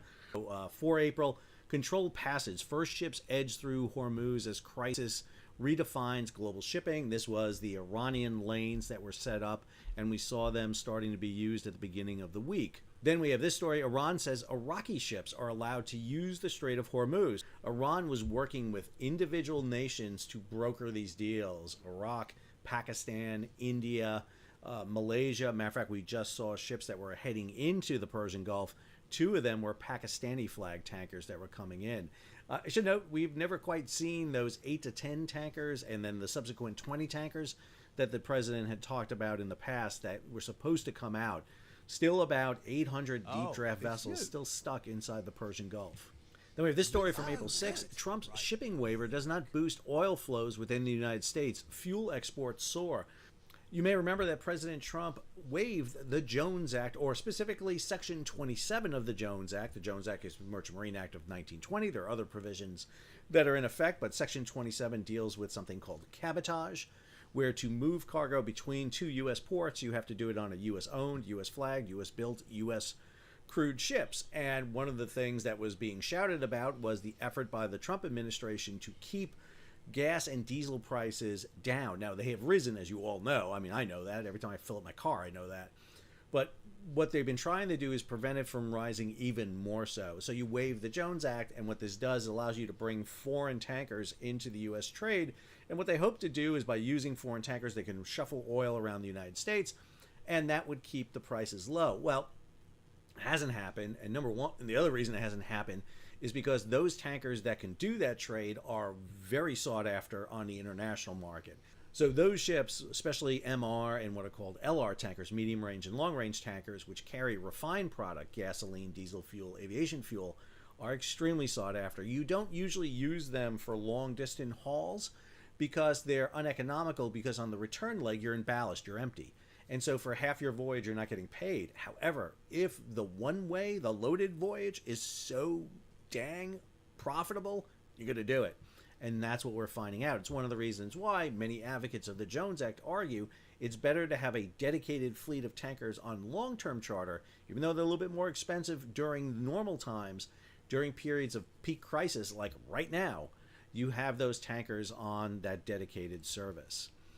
Then this story on April 7th, Russia and China block Hormuz action at UN as shipping crisis continues. So Bahrain introduced provisions to open the Strait of Hormuz. Bahrain, island nation in the Persian Gulf, is basically choked off by Iran. Iran is claiming sovereignty over the Persian Gulf, violation of Article 37 of UNCLOS. Again, very important. You have to allow transit passages through international waters. Yes, half the strait is Iranian, half the strait is Omani. However, you cannot block natural water passages to countries that are basically at the other end of that strait, and there's no other alternative. Bahrain can't go anywhere. The Persian Gulf is a cul-de-sac. And Russia and China blocked this. Now, why did they block it? Well, there's a couple of reasons behind it. For example, this story right here on April 8th. Russia oil export revenues hit highest since early Ukraine war as Russia surged despite Ukrainian port attacks. So the Russians are making rubles hand over fist right now. They are doing extremely well. So well that their oil is being desanctioned, and right now Europe is sitting there seriously looking at the fact that they may have to desanction more Russian oil to get it. At the same time, are they going to cut off Russian liquefied natural gas at the end of the year? Maybe not. Not if you can't get to Qatar's liquefied natural gas. So right now, Russia is sitting there making money hand over fist, and they are sure not going to endorse a UN resolution that's going to stop the money train that is happening right now for them. You have this story on April 9th. Shipping avoids Hormuz lanes as Iran pushes vessels toward the controlled corridors. So this permanent division of the Strait of Hormuz took place. Iran sat there and said the center section of the Strait of Hormuz, south of Iranian national waters, all the way down to the northern tip of Oman, was basically closed areas, and their deputy foreign minister alluded to the fact that there may be mines into it. And that created the desire for Iran to shift shipping into their territorial waters. And to accommodate that, they created new lanes in which ships had to go. But the IRGC just opened up business as basically Strait of Hormuz pilots. That's what they're trying to do. And let me be clear, you can't do that. You can't. I know people are screaming at me right now, Sal, what about Turkey and the Turkish Straits? Well, the problem you have with the Turkish Straits is this. Number one, Turkey owns both sides of the strait. So they've got the north and the south side. The other problem you have is something called the Montreux Convention, which was signed back in 1936. And listen, I don't agree with it. I don't think the Turkish Straits should be an exception under the rules. However, they are. And if only Sal ran the oceans, it would be a much better place. But I don't. And unfortunately, what this means is Iran is using some arguments about it. Listen, this is not Suez. This is not Panama. They're not building locks. They're not dredging. They're not maintaining tugs and pilots to do this. There's nothing of that in the Strait of Hormuz. The IRGC and the Iranian Navy and the Iranian government are basically extorting money from people. And that's what they're doing. And they're trying to control the strait, which they have no jurisdiction to do.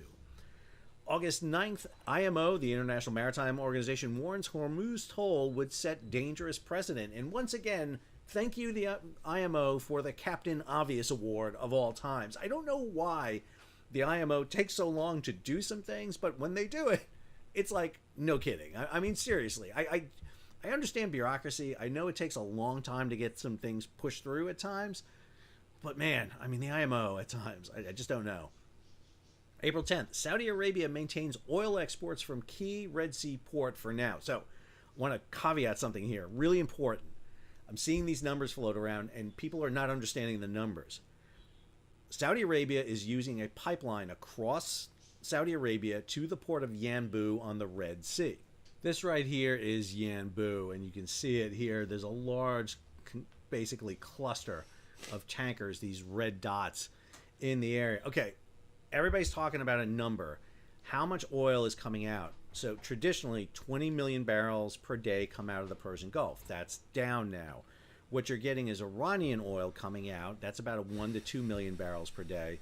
There's a pipeline across the UAE to Fujairah that gets you about 1 million barrels per day.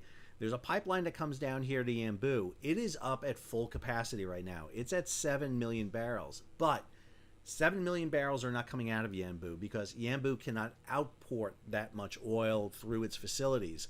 At most, the docks in Yanbu can load 4.5 million barrels per day. That's it. That's the limitation right there. You'll hear numbers like 7, and it's not 7. So people are arguing this, and I just want to kind of clarify this real quick. Next story, U.S. military setting conditions to clear mines from Strait of Hormuz. So April 11th, this is the Peterson and the Michael Murphy making their run through the Strait of Hormuz. Again, some steely-eyed sailors on board, man. Bravo Zulu on that one. That one took some guts. I firmly believe that the U.S. had been looking at the straits for a long time. We know there were drones in the area. We know they were looking at this. You're not going to run two $2 billion destroyers through potentially mined areas. I commented the other day about the Falklands War, and I made a mistake. Again, I always love to correct my mistakes. I said it was HMS Ardent. It wasn't. It was HMS Arrow. Arrow was the one, along with Alacrity, which stood by. It was HMS Arrow that ran the Falkland Straits looking for mines, which is just crazy. These two destroyers went through. People are going to argue that it didn't go through. We showed you yesterday that the AIS popped up for the Michael Murphy inside the strait. The U.S. Navy is saying it. The CENTCOM is saying it. Everybody's saying it. Their goal was not to stay inside the strait. They were going to go inside the strait, do a freedom of navigation, and come back out and demonstrate it. They want to test, the defenses of the Iranians, see what kind of action they get. They're not going to do an escort mission initially until they basically feel out the waters, and that's exactly what they did. And so you shouldn't be surprised by this mission at all. This story, tankers exit Gulf via Strait of Hormuz as U.S.-Iran talks begin. Just talked about those tankers coming out. We're seeing tankers trying to get out. Obviously, ships were trying to get out, not knowing what would happen if the talks broke down, and they did. About 21 hours of talks, according to Vice President J.D. Vance, but they did not come up with an agreement. Last one here, oil tankers U-turn in Hormuz as U.S. and Iran talks break down. So ships that were heading out now have turned around. And this is where we set ourselves up heading into Monday on April 13th, looking at what's going to happen here as we head into week 7 of this crisis. And again, my criticism of what's happened in the Strait of Hormuz has been this, and I want to clarify it because some people have been saying some things. I want to be clear about this. I had no doubt that the United States Central Command, the U.S. military, could execute a mission against Iran very effectively. We saw that happen back in June of last year, and without a doubt, that's going to happen. I'm not going to get into the moral issues here about just war, unjust war. I could have that debate with you all day long. I'm a military historian. I can argue just unjust war all day. I am not a policymaker when it comes to whether or not to go to war, U.S., Iran, and Israel. And let's be clear, all three of those nations have blood on their hands over issues throughout their history, without a doubt. No problem. I'm teaching a course right now in the American Revolution and Civil War. I could talk about this all day with you. This issue, however, is when the U.S. executed its military operation against Iran, it focused on several key things. We've heard them over and over again: destroying nuclear weapons, degrading the Iranian military, their ballistic missiles, their air force, their navy. But one mission that was never talked about, and it should have been up there higher than it was keeping the strait open. Because I think, and based on reporting from New York Times and other agencies out there now, is everybody thought this was going to be a short war, because every war is going to be a short war. No one plans for long wars. It's going to be a short war. The strait didn't close back in June of last year when we did the strikes against Iran, both Israel and the United States, so it wouldn't close down this time. And even if it did close down, in the short term, it'll be beneficial for the U.S. because we can export more oil. I don't think anybody envisioned the entire Persian Gulf locking up the way it did, except for people who knew it was going to happen, and those are people in the commercial industry who knew what was going to happen should you start throwing missiles and bombs at each other, and ships are going to get caught in the middle of this, because this is not the tanker war of the 1980s that slowly escalated. This was turn switch on, go to war. And that's a different matter. And the reason we know that is because we saw what happened in the Red Sea back at the end of 2023 and the 2024 when the Houthis made their appearance. So I'm not exactly sure why we didn't learn that lesson from the Houthis for what was going to happen in the Persian Gulf in 2026 at the end of February. But that's where we stand now. All right, that's your week 6 update. I hope you enjoyed it. If you did, hey, take a moment, subscribe to the channel and hit the bell so you'll be alerted about new videos as they come out. Leave a comment, share it across social media, and if you can, support the page. How do you do that? You hit that super thanks button down below, or head on over to Patreon and become a monthly, yearly subscriber. I know some of you have been watching this video and looking over my shoulder and can't help but notice I finished something. Behold the mighty Anne Maersk. That's right, I finished it. So I'm going to have to do a comparison between the Anne Maersk here, sorry, I'm probably in front of my microphone there. I'll have to do a comparison between the Anne Maersk and the previous one, the Triple E that's back there, because it is a bit different, both in not just terms of layout, but in scale. They went full out on the containers on this. I mean, I got to look and see if this is actually the number of container cells on it, because the Triple E back there isn't. The containers are much bigger. They're kind of out of sync. This one isn't. This was actually a fairly easy Lego to build. I was kind of disappointed in it. It took me much less time than I was hoping for, but it is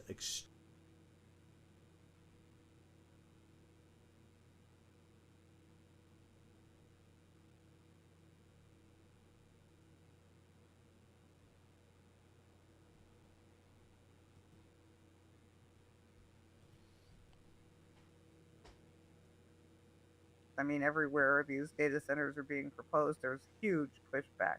There was definitely evidence that some of these developers were going all over the place and kind of just seeing what worked best for them, so that some of these numbers are artificially high to begin with, because not all of these things that were proposed were ever really going to be built, because they were looking for the right deal. What it would cost them to have to try to do things right, I think they'd rather bail, honestly, than try to move forward with these projects.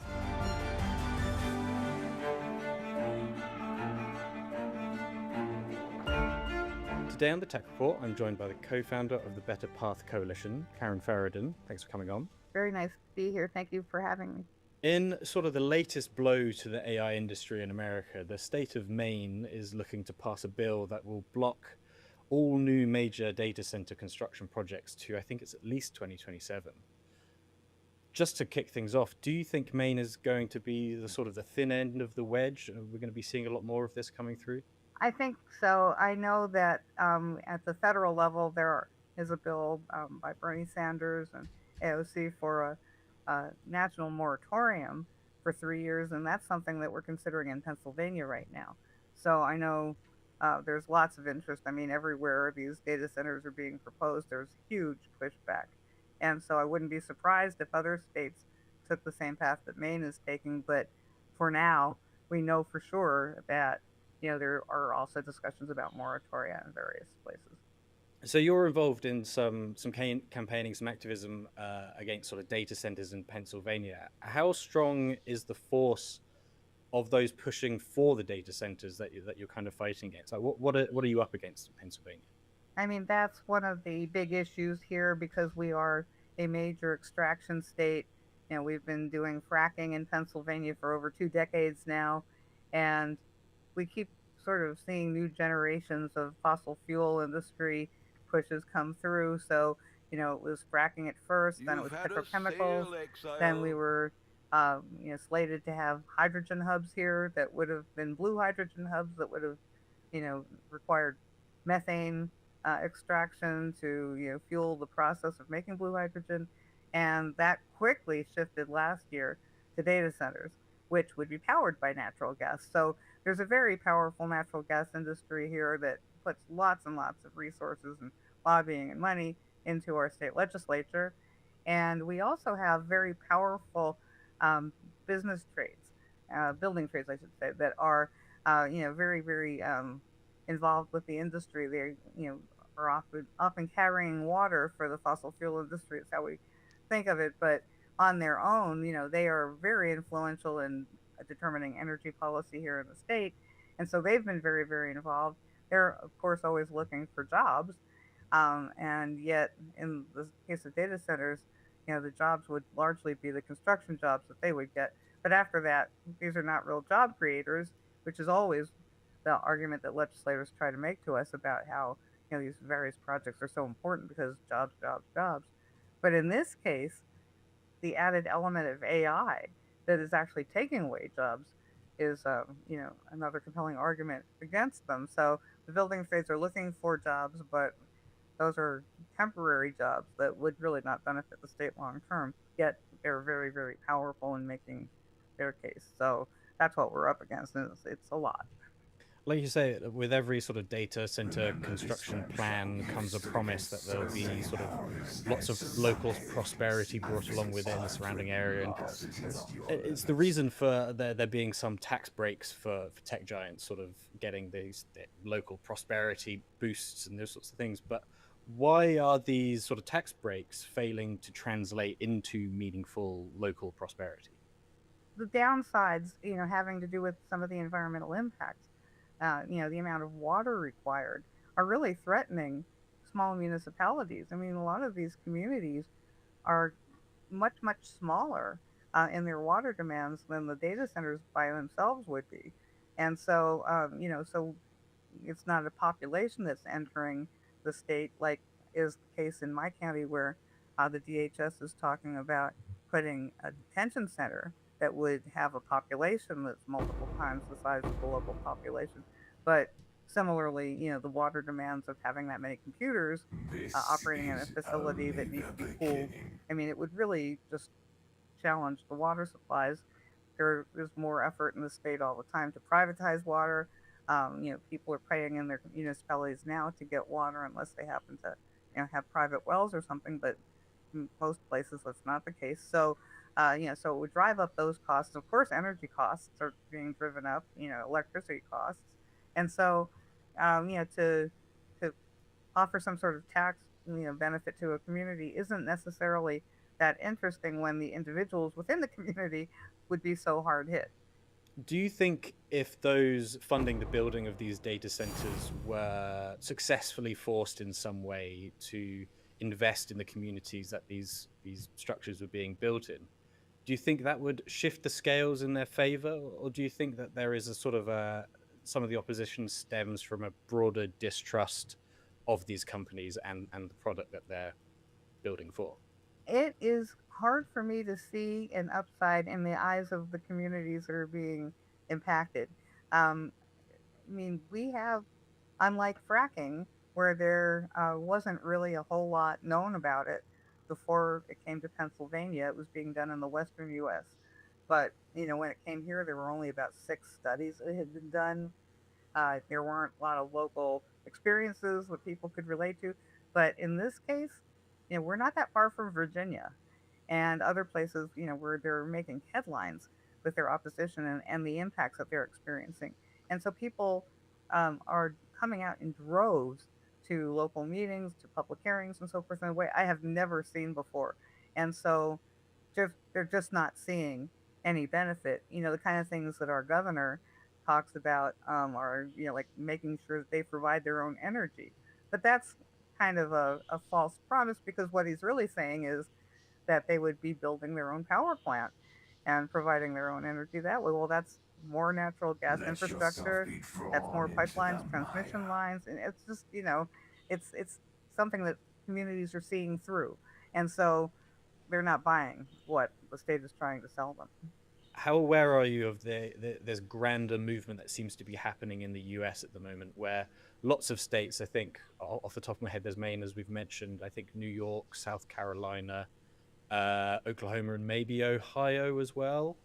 They're all, on a state level, they're looking to block these data center constructions for at least a certain amount of time. How aware are you of that sort of grander movement that's happening in America? Like you said, there was lots of grassroots action in Pennsylvania where you are. Again, it's everywhere. It's funny how, pardon me, how we weren't really hearing about it until pretty much the beginning of last year. And all of a sudden, there was this huge demand, and everybody needs to have a million, billion data centers, and we have to start building these things and fast tracking permits and getting stuff done, which is how our governor likes to talk. And and so, they have not made the case to us anywhere in this country that I'm aware of why any of this is necessary, why we are putting our communities at risk of having not just the environmental impacts and all the quality of life impacts, but property value devaluation because of being right next to these things. And it was just, they have not made the case, and this demand is just out of nowhere. And so we're wondering where that came from.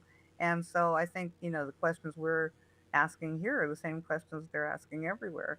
And municipalities really need to be able to protect themselves. So some of this delay that we're talking about with moratorium and so forth are to allow municipal governments to put in place protections so that if they really do want to come through and build a data center, that there are required setbacks and things like that. So so I think the desire is to have no data centers and just say no to all of this. But should they be built, we would certainly want our municipalities to be able to protect themselves.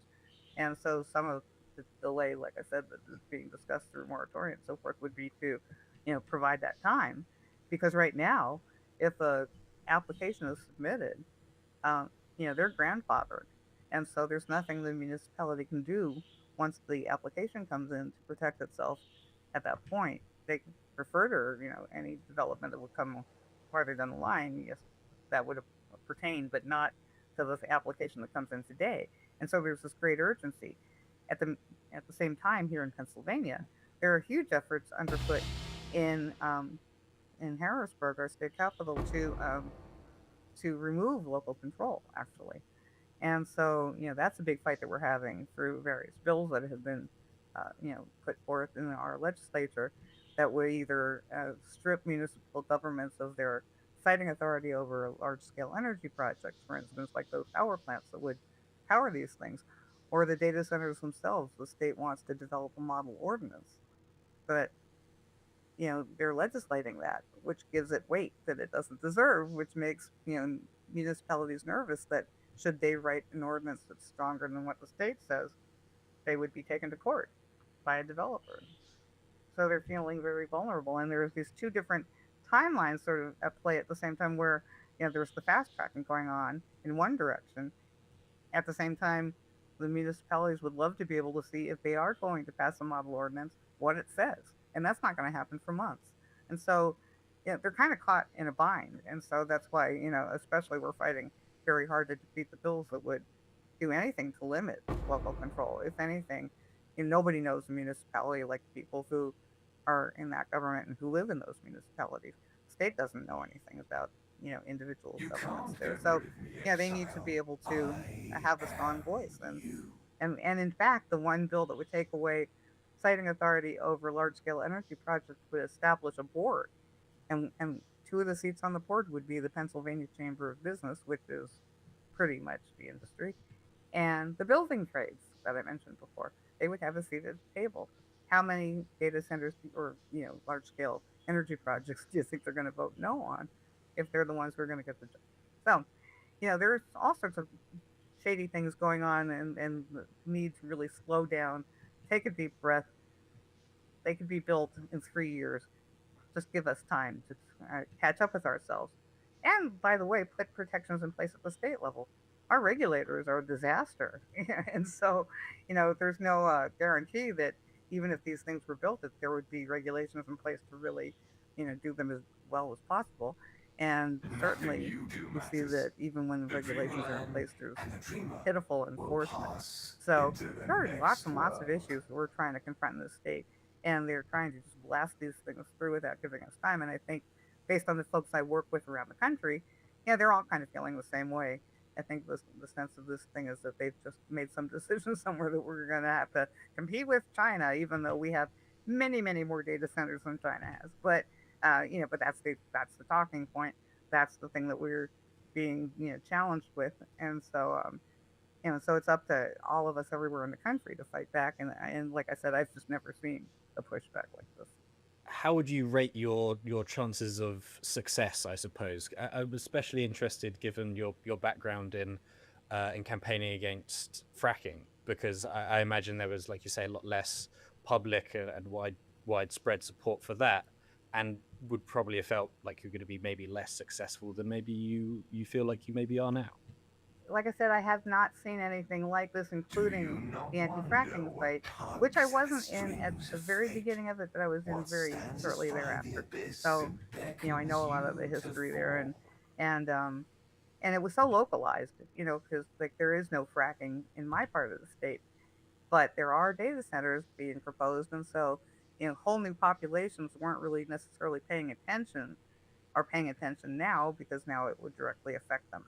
And so I think there's that adds some steam to the fight. There's lots of solidarity out there for these various groups that are fighting across the state, because anybody in any other part of the state knows that they might be next in a way that was not the case with fracking. And so I think it's just created a larger movement.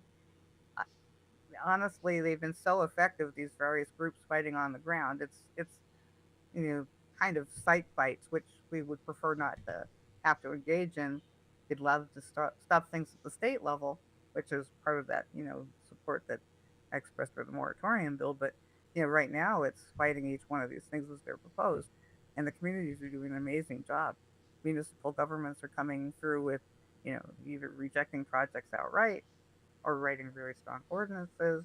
So there's a lot of good stuff happening on the ground, and they're not really making much progress building these things. So so we're doing really well so far, and that has everything to do with stuff at the local level, fighting from the ground up and grassroots. Do you have a sense of how many? There was a recent report that came out that said roughly 50% of data centers were going to be cancelled or delayed this year. Do you have a sense of roughly how many of those are to do with this local opposition? I don't know of one that doesn't have local opposition. Every single one has local opposition. It's at different stages, obviously. Some of them, were proposed some time ago. The governor was very excited about the one up in northeastern Pennsylvania that would be an Amazon center, where he had negotiated, all these billions of dollars of investment by Amazon. And then there's one, 13 minutes from my house that, is kind of just getting underway. And next week, the municipality that surrounds the borough where I live is about to pass their ordinance. So some places there's no project yet, but they're trying to put the protections in place. Other places there is something proposed, and they're just kind of getting their stuff together. And then other places they've already been at it for more than a year. So, and that's actually really helpful because there's so many lessons learned. It's been very helpful for all of us, again, to be working together, which has been so different from the early days of fracking, where it was so localized and everybody was sort of trying to figure it out on their own. But now, because of the huge pushback, people are communicating, sharing best practices, what's worked, what hasn't worked, and that sort of thing. And so I think it's a much, much easier fight, frankly. How much longer do you think hyperscalers can put up with these blocks and these bans before they have to make some fundamental changes with how they're going around doing this? And also, do you have a sense of what these changes could be that would maybe bring people on the side, maybe not fully to build huge gigawatt data centers, but to build projects? Some of the things that, again, are being proposed by the state, by our governor, about providing their own energy and things like that. We're talking about things like that. But I think in the end, what I'm seeing, and there was a story out just, I think maybe it was Reuters or something within the last couple of days, that said half of the data centers being proposed are not getting done, And so I think what's really happening is that they're reassessing. Investors are questioning how these things are going to go forward. I have a feeling, based on my past experience with pipeline fights and things like that, but if we can fight this war of attrition, which is really what a lot of it boils down to, is that they won't figure out something to do to make it better, they'll stop it. And I think that was already sort of built into the, baked into the process at the beginning, because I think, there was definitely evidence that some of these developers were going all over the place and kind of just seeing what worked best for them, so that some of these numbers are artificially high to begin with, because not all of these things that were proposed were ever really going to be built, because they were looking for the right deal. And so I think once it's hard to even know what that number is. There's so little it's shared with us, but I think just estimating that already knocks out a good portion of them, and then what it would cost them to have to try to do things right. I think they'd rather bail, honestly, than try to move forward with these projects. So, some of them might propose doing their own energy, trying to use renewables, for instance, which is crazy talk. So they might try to propose things that might work for them, but in the end, I'm seeing waning enthusiasm about all of this, to be honest. So. You mean from the part of the tech companies that are trying to build these, some waning enthusiasm there? Yep. Some like Microsoft, which is trying to reopen 3 Mile Island to create the 21st century version of Blippi. They already canceled the project in Ohio. So we're seeing a lot of the stuff that has been proposed isn't really coming to fruition after all. And like I said, I think the more expensive we make it for them, the less likely they are to move forward. The one thing that has not happened is our governor nor our legislators really have spoken to the public. And so we are hosting a statewide town hall on May 13th. And we tried twice to work with the governor's office to come up with a date when he would be available to spend 2 hours virtually. He doesn't even have to travel anywhere. Spend 2 hours with his constituents. And they rejected both of our attempts. And so we set the date. We're telling him when to be there. We have a giant Shapiro head that we will put on one of the Zoom screens, in the boxes, so that he is effectively joining us. And we will have everybody read their statements to the giant Shapiro head, record it, and send it to him. But we're putting a lot of pressure on him to actually show up. And I think that's one of the most discouraging parts, is that these guys have had no problem, working behind closed doors for who knows how long now, brokering deals, having meetings and all of that, but they can't talk to their constituents. That's just not acceptable. And so, we think that it's high time that our governor actually listened to the people. He loves to talk about that. He's going to run for president after all. And so he wrote his book that they all have to write. And, he talked about what a man of the people he is. Well, it's just absolutely not true. And so, we're trying to make him, live up to what he says about himself, live up to his own self-image, and actually be there for the people and actually hear what they have to say. Well, Karen Ferridan, thanks for taking the time. Well, thank you so much. If you enjoyed today's episode and you want to hear more of the Tech Report, please consider liking and subscribing. Also, you can get episodes of the Tech Report wherever you get your podcasts.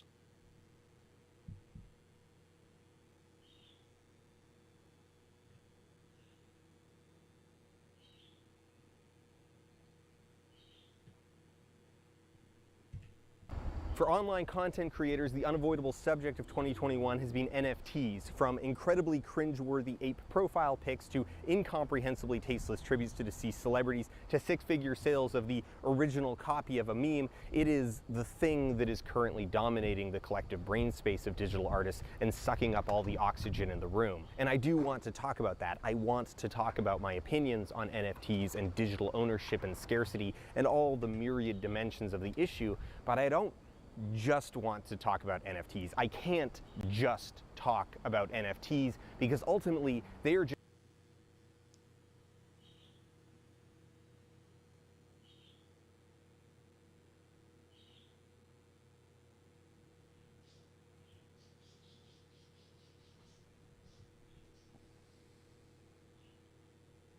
I was told to watch Snapow's video. Here's the video. We're gonna watch this. This is Snapow, the calandrification of PoE 2. No, sorry, PoE, not PoE 2. Maybe it's PoE 2. I haven't watched it yet. Here's the video linked in the YouTube.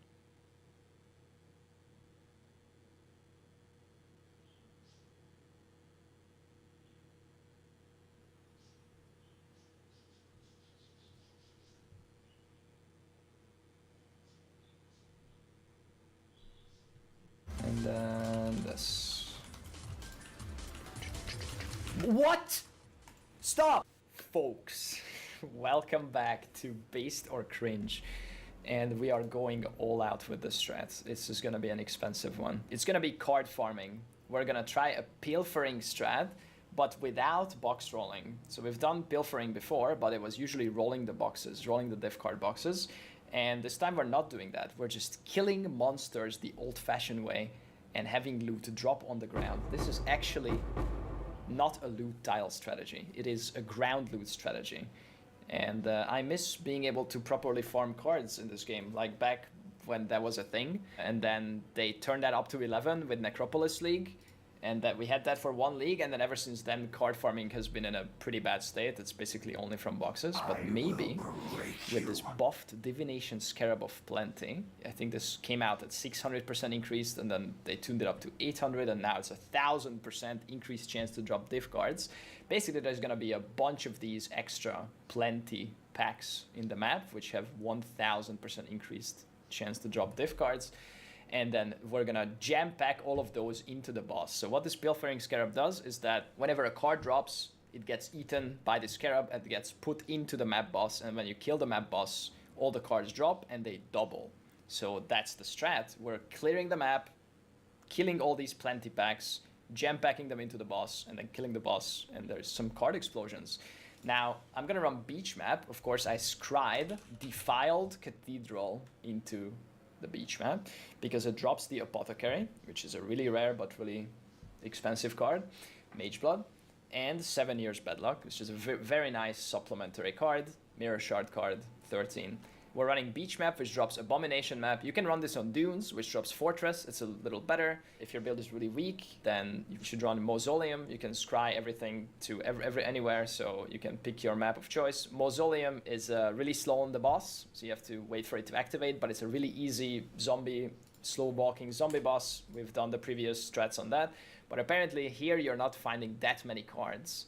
So you're just kind of fishing for the good ones because you're not getting a whole bunch of random cards which make the boss harder. You're only getting the ones that actually drop from the map. You're not, opening 10 div boxes and jam packing all those stupid random bad cards into the boss. That didn't work out. So it should be way faster. And you also don't have to run the map like twice, roll the boxes and then open them and then go to the slow boss. I'm doing 100 map sample size this time because Apothecary is really rare and we might even not get one in 100 maps still. So we'll see if the 100 map sample size works. I have also used div card chisels on all of these. So all of these have 100% more divination cards. And then I rolled them to 40% pack size or higher. And then I exalted them to full 6 mod. To save some currency, I split the maps. So I bought 50 maps and then I split them to make it 100. I will explain how and why I did that now. So how do we craft these maps? These are all chiseled up for more divination cards. So 4 div card chisels on each. And they are T16.5 beaches. And then we spend a 7C beast, Phenumal Plagued Arachnid, and we split them in 2. They will keep the chisel, okay? So you go, you put it in, you type split in 2, and now instead of 1 map, you have 2 maps, and you saved 65C for 7C cost. That's how you make these maps.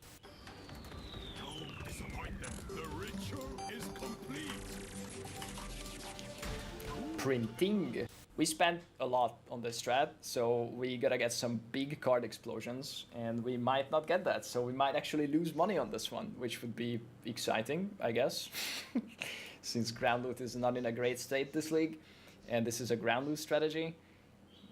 Maybe we just need to get really lucky. So the tree looks like this. I went for red altars. You should probably go blue.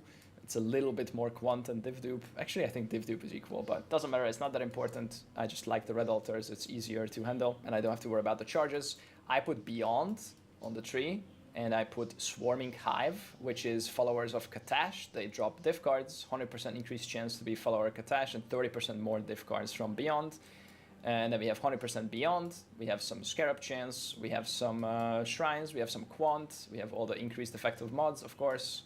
We have Quant Shrine, which again, this is a ground loot strat, so you want the Quant Shrine. And we put Bismuth. We're gonna put Bismuth on the map device, or Settlers rather, and then we click the Bismuth.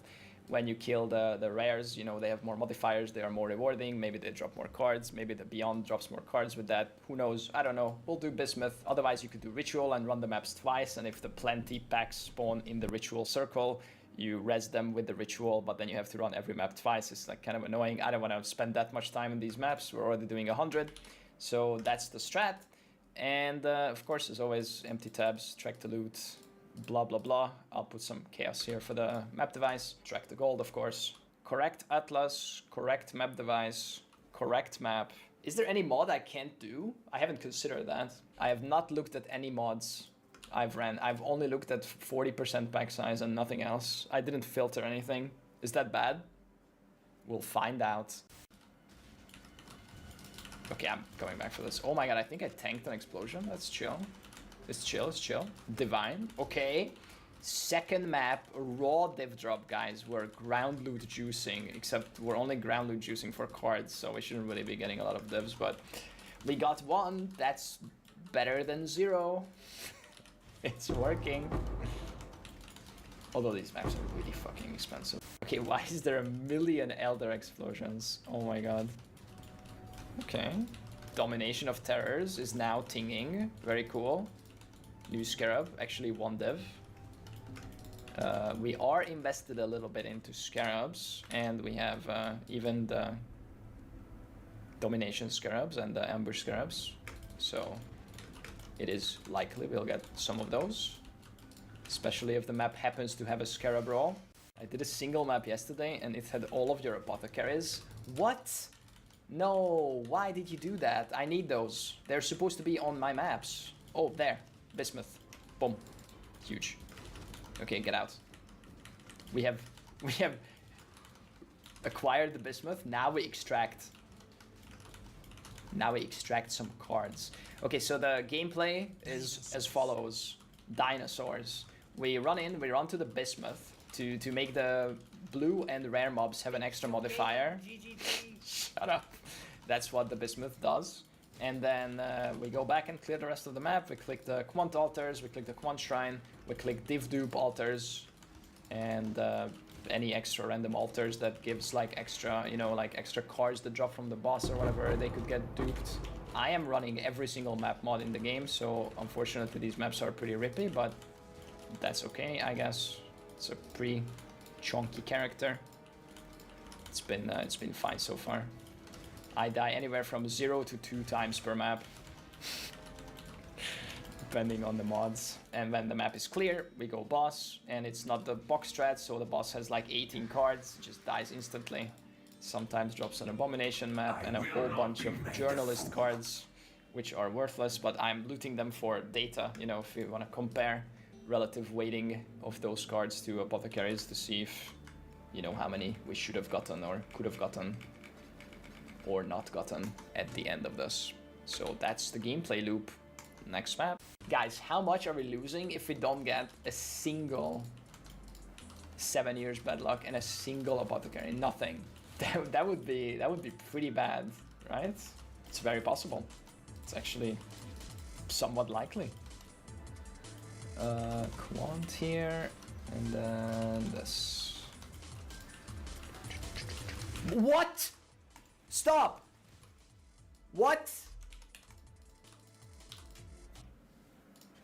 That's my first solo mirror!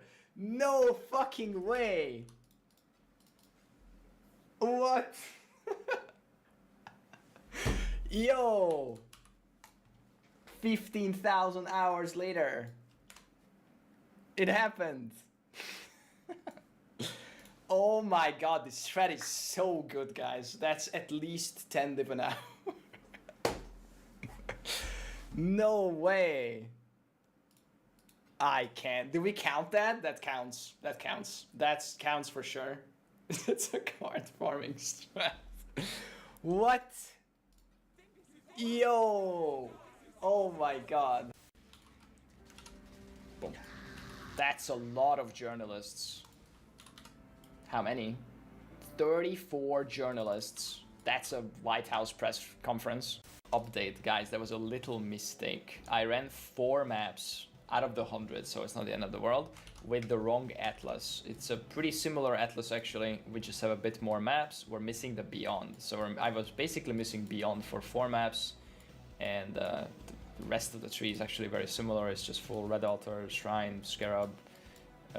Just had more map drops. I don't know if we got any more map drops, but whatever. And I respect 1 point to add thorough exploration for the rest of the 81 maps left, I think, because maybe we'll get some yellow juice on the boss and that'll increase his quant and that'll give us more cards. I don't know. It's probably worth 1 point, so I'm respecting that. Guys, I have the worst news. I found a hive, and because this could also drop cards, we have to do it.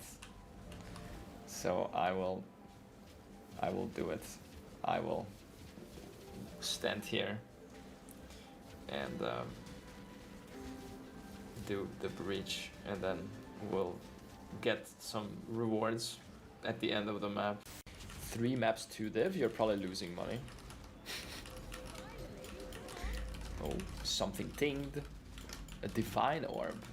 Whoa, yo, where are these things coming from? The things are back. Okay, watch this. 24 cards from the boss. This is gonna be insane. I'm dead.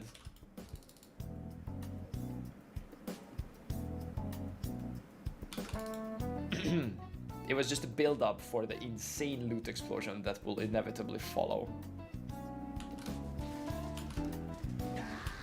Look at that. I'm dead. Okay, let's find the Ambush Scarab of Containment. And then let's find the bismuth.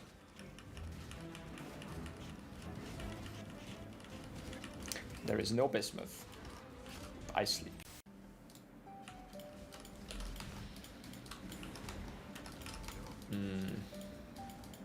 No. Guys, I have made the executive decision to not run more hives. I can't. I don't want to, so I'm not going to. That's it. No hives. We skip. If there is no apothecary, that's the reason. It's because we skip the hives after like map number 30. I don't want to do more hives. I will fall asleep. Okay, the question was asked, why did I pick beach map? It's because the boss makes this relaxing sound when you kill him.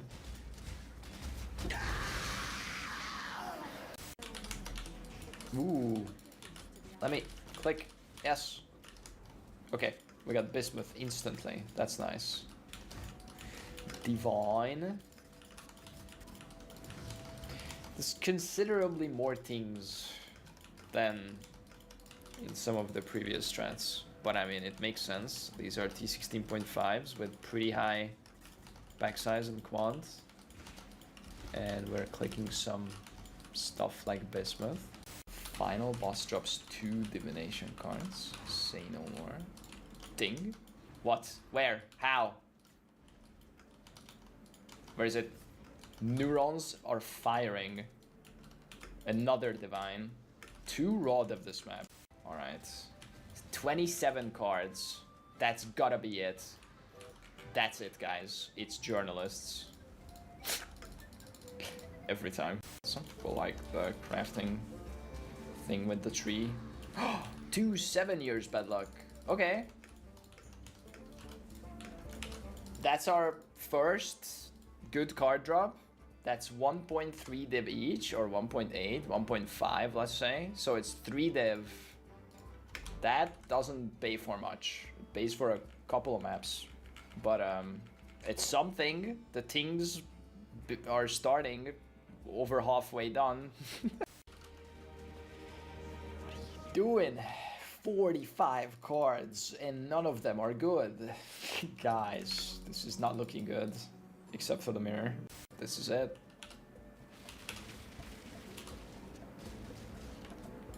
Yes, we bricked the map. It happened. Okay, I lost 6 portals on this map. Minus 129 fire res. Minus 83 chaos res. That's what it took. Fizz's extra fire. Fizz's extra 300 random element. Tentacle Fiends. That's what it took. We did it. That was the Apothecary for sure. Map number 80 or 73 or something was the first brick. This is the juiciest boss ever. 13 cards. Guys, we had 60% div dupe on this in the Quant Altar. And we got 13 cards. Not looking good. 13 monsters left. That sounds like 13 cards in the boss. It's actually 13 cards on the boss. Oh, 7 years. Okay. 13 cards was enough for 2 7 years. Okay, we got 4 7 years total so far. Still no Apothecary. And we are approaching the end. We are down to the last 20 maps. Using my illusion of free will. Yo! Okay. That was close. 2 maps left. Okay. Nice. Okay, I think we're in the green. In map number 97, 2 Apothecary, 1 monster left. It's the boss. Absolute full clear on the last one. 6 cards in the boss. What? 6 cards? How? That's so bad. 6 Apothecaries. Okay, we are done with 100 maps. That's a big sample size, naturally, for a Apothecary, but it's bigger than usual. We got this, this, this, this, and this, and this. So I'm gonna sort that and be back with pricing. Guys, we're back. And we got this, and this many maps, and this many special maps, this much currency. You notice something is missing. We'll get back to that later. Some scarabs, and most importantly, the cards. We got 3,209 journalist cards. Now, for the first couple of maps, I wasn't showing the stacks of 2 journalists because it's a too small stack. So I was only showing 4, 6, 8, or 10. So we're missing, we did the math early. We're missing about 10 to 15 journalists from the stack because of that, or 10 to 16. It can only be even number. So, you know, it's a little bit more, 3,220 or something. Most importantly though, we found 4 7 years Bedlocks and 2 Apothecaries. This lines up, this 2 Apothecaries perfectly lines up with the card weights. So there's a sheet out there that's maintained by Prohibited Library. It's a Discord for lots of PoE science. And this is the current card weightings for stack decks. So based on stack decks, they figure out what's the card weighting. You can also look at gold on Faustus and stuff, but based on this, if you search for journalist, the journalist card weighting is 11,057, and the Apothecary card weighting is 7. So if we do a little backwards calculation with, of course, our good friend, the Windows calculator, 11,057 weighting for journalist divided by 7 for the Apothecary. So for every 1,579 journalists, you should expect an Apothecary drop. Now we're running a pilfering strat, so everything is doubled. So for every 3,159 journalists on average, you should expect 2 Apothecary cards, which is exactly what we got. Now, we didn't get so lucky on the, well, it's not lucky, this is average. We didn't get the average numbers for our 7 years. So for 7 years bad luck, that's a weighting of 37 right now. So for every 300-ish journalists, you should expect a 7 years bad luck. So we should have gotten 10 or 11 7 years bad lucks with the amount of journalists we got, and we only got 4. So slightly unlucky on the 7 years, but thankfully we got the 2 Apothecaries right on cue on the final few maps, so that was very nice. And now we're gonna start pricing things. To make this short, of course, I've already written down a whole bunch of stuff, so we're just gonna add it up. If you're interested in the whole pricing, it's always in the VOD if you're gonna wanna see how I price things, but it's pretty straightforward. So we got a bunch of maps, contracts, blueprints, other maps, special maps. We found one big cluster jewel, which is 600C-ish. It's an 8412 passive claw jewel. People are using this, pretty meta. It's the one good cluster I found. Now, we ran 100 maps with Delion, so you know, you can expect some good clusters. We found one. It's not bad. And then, of course, I priced my Scarab tab with the bulk selling at 85% POA Ninja value, and that's 2,380C in Scarabs. We actually got quite a few Ting Scarabs.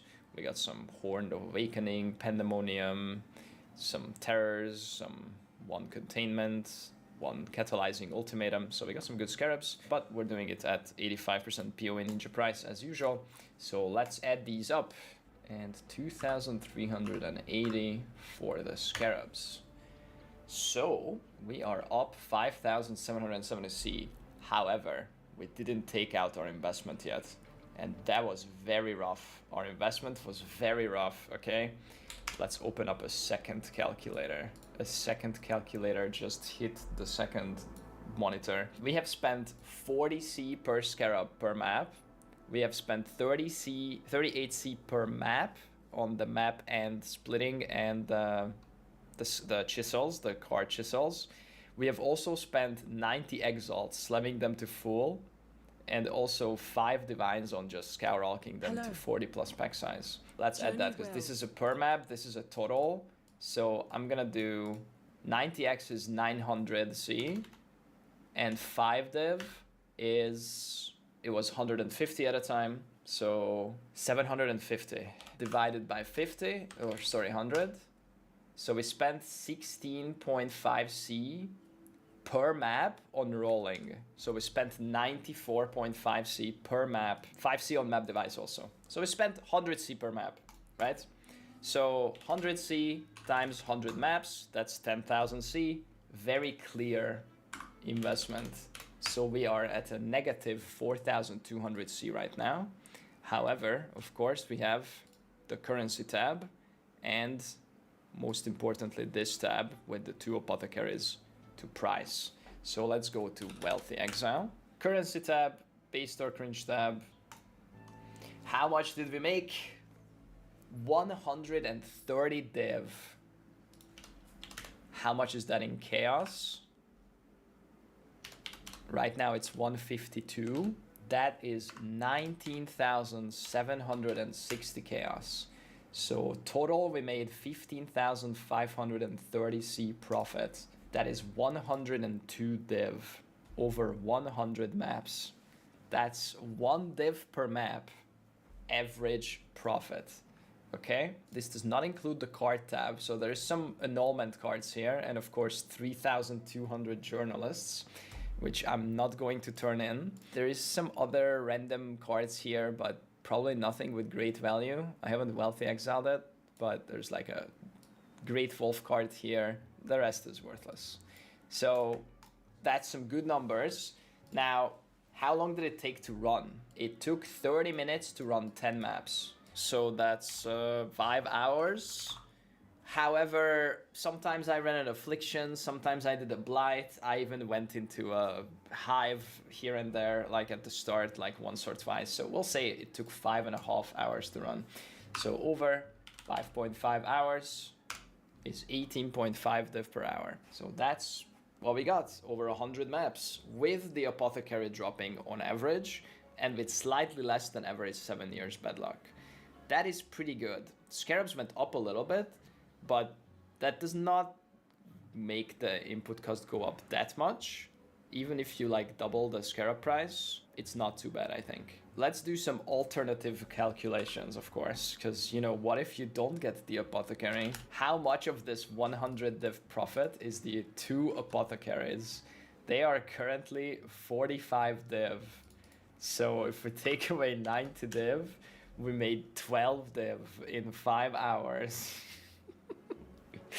So, you know, you kind of need to get the Apothecary, of course. But, I mean, that makes sense, right? We scried a map with a lot of good value rare cards, the Apothecary and 7 years. So if you don't get those cards, you're basically losing money or barely sustaining. But you can scry something much more chill, like a Dunes, or just run it on a Dunes, and then you just farm Fortunate cards, right? You can always farm this. It's very consistent. Divine cards just drop all the time, and then you can turn in 1 billion acclimatization alteration cards if you want to spend your time like that. But yeah, I mean, this is a high investment, high value chasing strategy.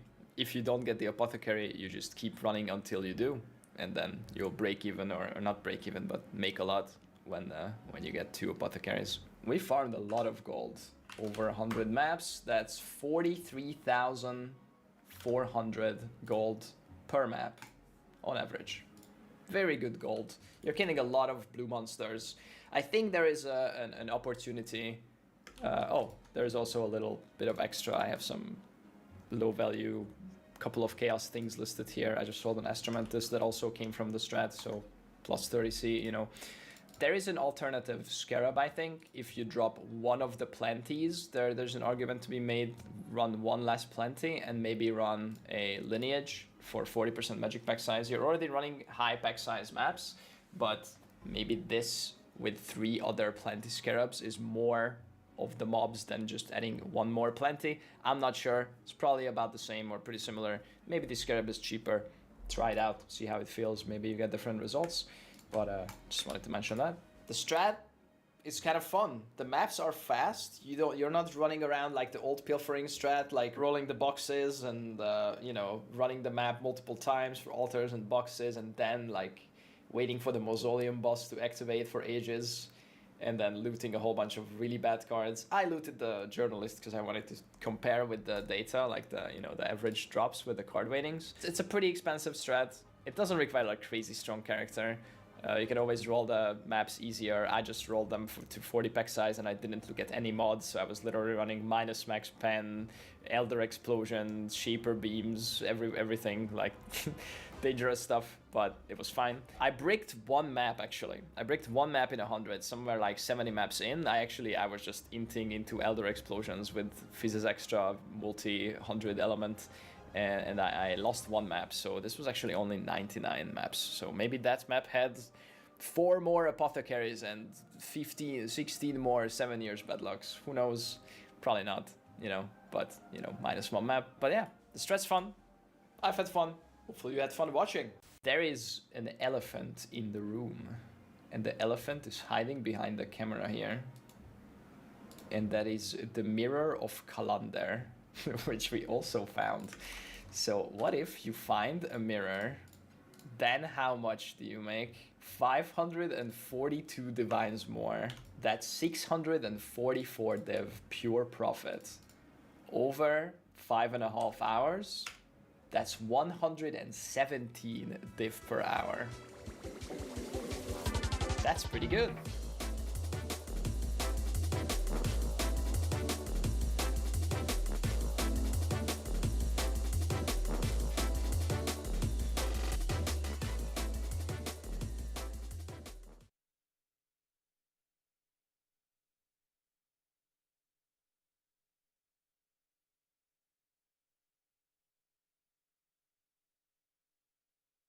Welcome back everyone to Based or Cringe, where we test different farming strategies in Path of Exile.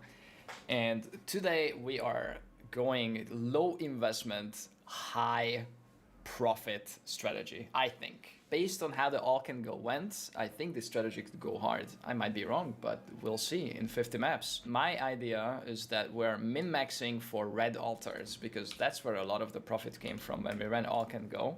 And we are also min-maxing a little for maps.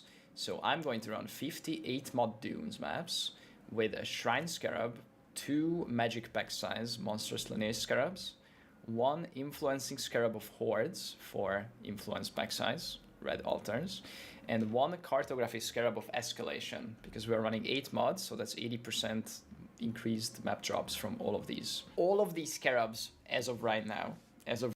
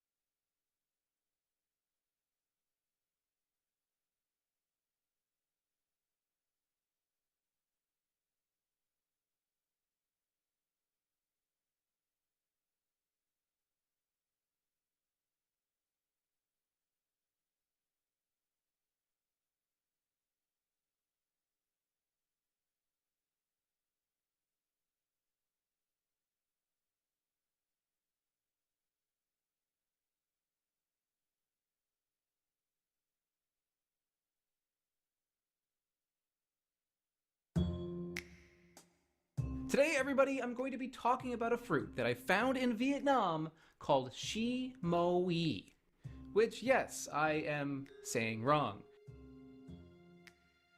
When I saw this for sale, I thought it was just a very tiny apricot, but I was wrong. This is actually a special Vietnamese variety of Prunus mume.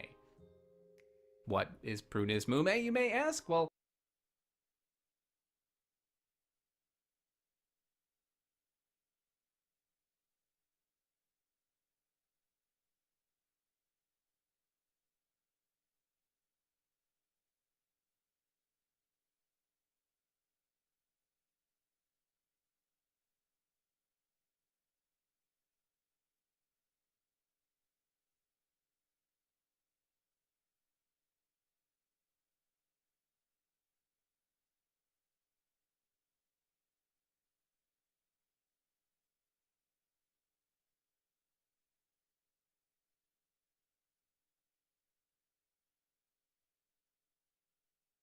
Hey everybody, Steve the Historian. I had a little thing that I was planning on doing for the intro of my video. I'm gonna get blasted by a car here. This road is so narrow. But unfortunately I wasn't able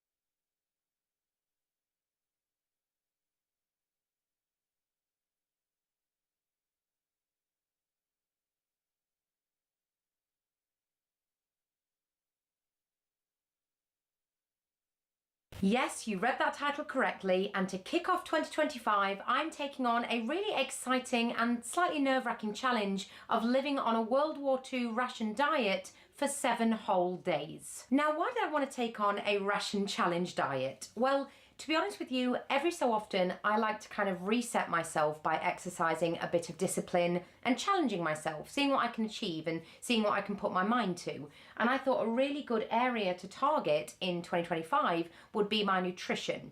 Because I'm going to be honest with you, with everything being so hectic and rushed, my diet hasn't been that great. So I wanted to give this a go and document every single step of the way to see if my body experiences any notable changes in these 7 days. So to start, what I've done is I've planned out every single meal that I'm going to have from this random Wednesday afternoon all the way through until next Wednesday, breakfast, lunch and dinner. And what's given me a lot of inspiration for these meals is this fantastic little ration book that I've had for quite a few years now. It's called The Favourite Ration Book Recipe by... Who's it by? Who's it by? By Simon Hasseltine. This has basically become my little Bible. Like, I've had so many ideas just from reading this book, and I'm basically basing my entire diet off this and some other bits of research that I've conducted. And next to me, you can see exactly what we're going to be living off. But what would have been a weekly ration diet for a typical UK adult? Well, you'd have had an allowance for 4 ounces of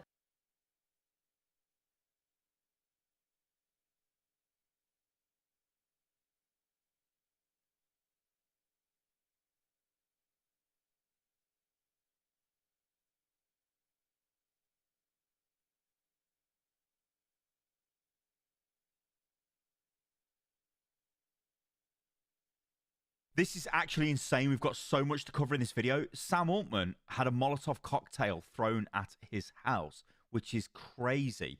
We've got data center cancellations, but we need to explain why this is happening. There's loads of stuff. There's Anthropic. There's a UK government talking about Mythos, the impact that could have.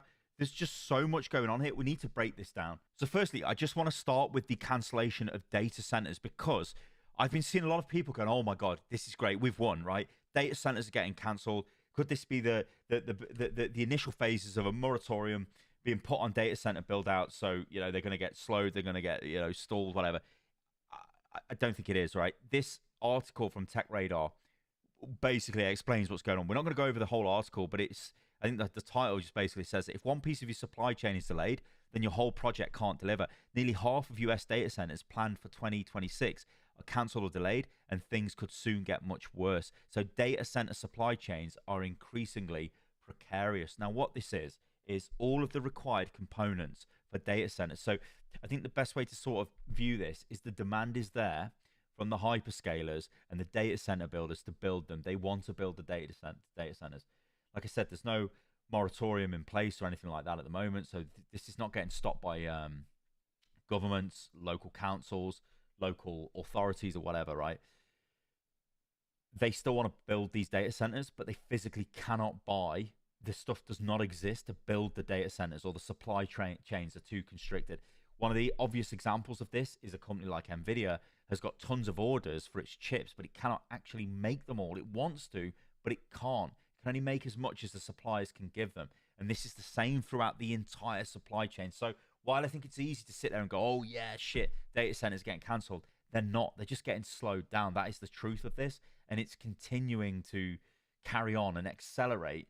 And if they had all this stuff available, they would be building the data centers, which is I think the main takeaway from this. Let's talk about Sam Altman. So check in with me. Obviously, OpenAI it's got extremely negative PR around it. It is headed by a CEO who makes very strange decisions publicly, says very odd things. He's very happy that people's jobs are going to be replaced by AI. The list just goes on and on and on. So could it be little wonder that this has happened? I'm not saying this should happen. This absolutely should not happen. This is insane that it has. But Sam Altman, in response, this sounds crazy to say this, to a Molotov cocktail attack on his house, has made a blog post. So let's just take a look at this. Images have power, I hope. Normally, we try to be pretty private, but in this case, I'm sharing a photo in the hopes that it might dissuade the next person from throwing a Molotov cocktail at our house, no matter what they think about me. And this is the photo at the top, right, of his family.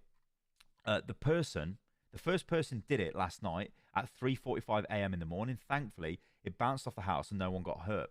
Words have power too. There was an incendiary article about me a few days ago, and I did actually link to this in a video. This is the one from the New Yorker, which has been in development for a long time, breaking down Sam Altman, his management style, what people were saying about him, and a lot of questionable behavior. Someone said to me, yes, and also this phrase where he says incendiary article, he does take that back over on Twitter. I'll show you that after we go through this, where he says I'll probably use the wrong words there because, you know, he's Molotov cocktail, then incendiary, kind of implying that this article caused that. It's like, that's not true. Anyway, someone said to me yesterday that they thought it was coming at a time of great anxiety about AI and that it made things more dangerous for me, but I brushed it aside. Now I'm awake in the middle of the night and pissed and thinking that I have underestimated the power of words and narratives. This seems like as good of a time as any to address a few things. First, what I believe, working towards prosperity for everyone, empowering all people, and advancing science and technology are moral obligations for me. AI will be the most powerful tool for expanding human capability and potential that anyone has ever seen. Demand for this tool will be essentially uncapped, and people will do incredible things with it. The world deserves huge amounts of AI, and we must figure out how to make it happen. It will not all go well. The fear and anxiety about AI is justified. We are in the process of witnessing the largest change to society in a long time, and perhaps ever. We have to get safety right. It's not just about aligning a model. We urgently need a society-wide response to be resilient to new threats. This includes things like new policy to help navigate through a difficult economic transition in order to get a much better future. And again, you know, you've got to remember, like, as we're reading through this, I think sometimes when you read stuff off Sam Altman, he kind of forgets what he said before in the past. You know, think of the whole thing with the Department of War. He, as soon as Anthropic, you know, questioned their use of their systems, you know, to literally kill people, Sam Altman, the same day, is like, yeah, I'll back you guys. Oh, by the way, I'll take that contract. I'll do whatever. And there was also insane stuff about him and the company OpenAI looking for legal protection in the case of AI actually killing people, saying, oh, it's not our fault. It's like, yeah, he just wants the data. He wants to monetize the data. I think in some ways, the air I get of him is like one of Zuckerberg, where it's like a ruthless, you know, billionaire that's just wants your data and will just heavily monetize it in any way they can. They don't care. Like, basically, it seems to me insane that you would use OpenAI systems for anything that's sensitive, because they are going to take the data you give them and use it and train stuff with it, and it's just not. And now they sell adverts, right? So they're going to use it to sell ads to you. Anyway. He goes on to say, AI has to be democratized. Power cannot be too concentrated. Control of the future belongs to all people and their institutions. AI needs to empower people individually, and we need to make decisions about our future that the new rules collectively. I do not think it is right that a few AI labs would make the most consequential decisions about the shape of our future. Adaptability is critical. We're all learning about something new very quickly. Some of our beliefs will be right and some will be wrong. And sometimes we will need to change our minds quickly as the technology develops and society evolves. No one understands the impacts of superintelligence yet, but they will be immense. Second, some personal reflections. As I reflect on my own work in the first decade of OpenAI, I can point to a lot of things I'm proud of and a bunch of mistakes. I was thinking about our upcoming trial with Elon and remembering how much I held the line on not being willing to agree to the unilateral control that he wanted over OpenAI. I'm proud of that and the narrow path we navigated to then allow the continued existence of OpenAI and all the achievements that followed. I am not proud of being conflict averse, which has caused great pain for me and OpenAI. I'm not proud of handling myself badly in conflict with our previous board that led to a huge mess for the company. And remember, he was backed by Satya Nadella of Microsoft, who are like heavily getting shit on in the market. You know, they're like down over 30% on the year, and they're like not doing great. You know, their AI offerings have been trash, and they're obviously heavily invested into OpenAI. And obviously Sam Altman is a major issue for them because he's just negative. Like, they're just dealing with negativity on negativity. But remember, they did bail him out. Like, he would have been out of the company at this point. But essentially, this one is about a farm I've been doing. Microsoft bailed out, and it started out as a bit bit of a meme, but it's quickly turned. Anyway, I've made many other mistakes throughout the insane trajectory of OpenAI. I am a flawed person in the center of an exceptionally complex situation, trying to get a little better each year, always working for the mission. We knew going into this how huge the stakes of AI were, and that the personal disagreements between well-meaning people I cared about would be amplified greatly. But it's another thing to live through these bitter conflicts, and often to have to arbitrate them. And the costs have been serious. I am sorry to people I've hurt, and I wish I'd learned more faster. It's like, I'm sorry. But remember this guy. He's somebody who wants to mass replace people's jobs with AI. And there is going to be societal upheaval if that ever happens. You can argue it's happening already. But I think a lot of the ways AI is getting used right now is it's being used to essentially give people more work. They're using AI tools to do more. Whether it's good work, who knows? But more shit is getting done. It seems every But who knows if has it's worth getting done? day. It isn't a case of you just completely replaced with AI. Not yet, anyway. Which obviously could be the ultimate, end game of this, where everything is AI powered, right? Your car drives itself; it's AI powered. You go to the coffee shop, the barista is a robot. It makes your coffee. It's AI powered. Your doctor, your surgeon, it's all a robot. It's AI powered. Yada yada yada. Yeah, that's the extreme end game, but we're very, very far away from that. Mostly, though, I'm extremely proud that we are delivering on our mission, which seemed incredibly unlikely when we started. Against all odds, we figured out how to build a very powerful AI, figured out how to amass enough capital to build the infrastructure to deliver it, figured out how to build a product company and businesses, figured out how to deliver reasonably safe and robust services at massive scale, and much more. And a lot of companies say they are going to change the world. We actually did. Okay. Third, some thoughts about the industry. My personal takeaway from the last several years, and take on why there has been so much Shakespearean drama between the companies in our field, comes down to this. Once you see AGI, you can't unsee it. It has a real ring of power dynamic to it and makes people do crazy things. I don't mean that AGI is the ring itself, but instead of totalizing the totalizing philosophy of being the one to control AGI, I mean, that sentence is like, we've had Jensen Huang from NVIDIA say AGI is already here, Is it like, do these people do they have AGI?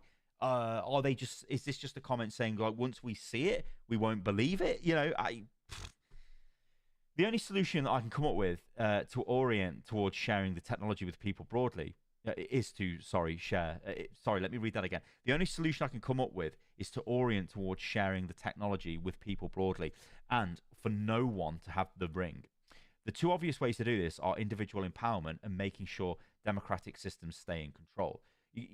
Okay, it's fine him saying this, but remember, their latest model, Spud, is getting used by people already.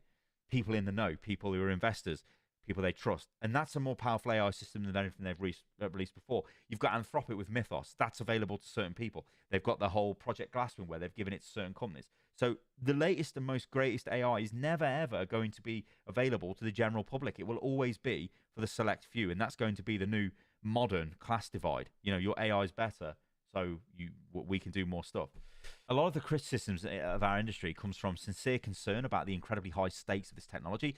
It is quite valid, and we welcome good faith criticism and debate. I emphasize with anti-technology sentiments, and clearly technology isn't always good for everyone. But overall, I believe technological progress can make the future unbelievably good for your family and mine. While we have that debate, we should de-escalate the rhetoric and tactics to try and have fewer explosions and fewer homes. So yeah, somebody called him out on Twitter and said, what kind of wording are you using here? And he says, that was a bad word choice and I wish I hadn't used it. It's been a tough day and I'm not thinking the most clearly that I ever have. And you can let him off for this, right? If someone's threw a Molotov cocktail at your house, you would be pissed. You would be reacting a bit crazy. So what's going on with OpenAI, right? So this is, they're losing to Anthropic. They are generating less revenue than Anthropic. This is going to carry on. This is an article from the Financial Times, right? Anthropic closes in on OpenAI as US business use surges. So what's gone on here? And I'm sure you guys are aware of this. Anthropic targeted its services at enterprise users, businesses, yeah? Every business wants AI. They will provide an AI system to do whatever you need it to do. They're moving into agentic systems. They've got their, I forget the name of it, but they've got their agentic platform. Obviously, they've got Claude Code, which is being used, to code and make programs. They've got loads of stuff they're offering. OpenAI obviously has Codex, their coding platform, and it's got their agentic models and things like that. So they're trying to catch up. But OpenAI has got a massive lead with like me and you, the average public, the average Joe. You ask somebody on the street who's got no idea about AI, they'll know about ChatGPT. They ain't going to have a clue what Claude is. And they're definitely not going to know what Claude Code is or what you're talking about, right? They're not going to know what Perplexity is or anything like that. What's Perplexity Computer? I know that's a different company, but I'm just saying is they're not going to know about this company. They're going to know about OpenAI. But what's happening is the enterprise section is worth more money, right? So OpenAI are trying to get some of that, and they're falling behind. So this article is pretty good, and they say Anthropic is gaining ground on OpenAI in the race for paying customers, as new data points to rising business adoption at a leveling off in its rivals' growth, and a leveling off. Nearly 1 in 3 US businesses paid for Anthropic's tools in March, according to data from payments group Ramp, marking a rise of more than 6 percentage points from the previous month. OpenAI retains its early lead in the US, but business adoption of the ChatGPT maker's tools was flat at 35%, according to Ramp's data based on 100 billion in annual card and invoice spending from 50,000 customers. The divergence reflects Anthropic's recent rapid growth, owing to strong interest in its Claude Code products, an array of plugins designed to help automate aspects of white-collar jobs. OpenAI's surge following the launch of ChatGPT in November 2022 has given it a strong lead, particularly in the consumer market. OpenAI said it currently has 900 million weekly active users, with just over 5% paying for its services. In early explosive growth, it's proving hard to sustain, or the early growth is. Downloads of ChatGPT rose 5% in the month to March, according to data from market researchers Sensor Tower. Over the same period, global downloads of Anthropic's Claude chatbot tripled to 21 million.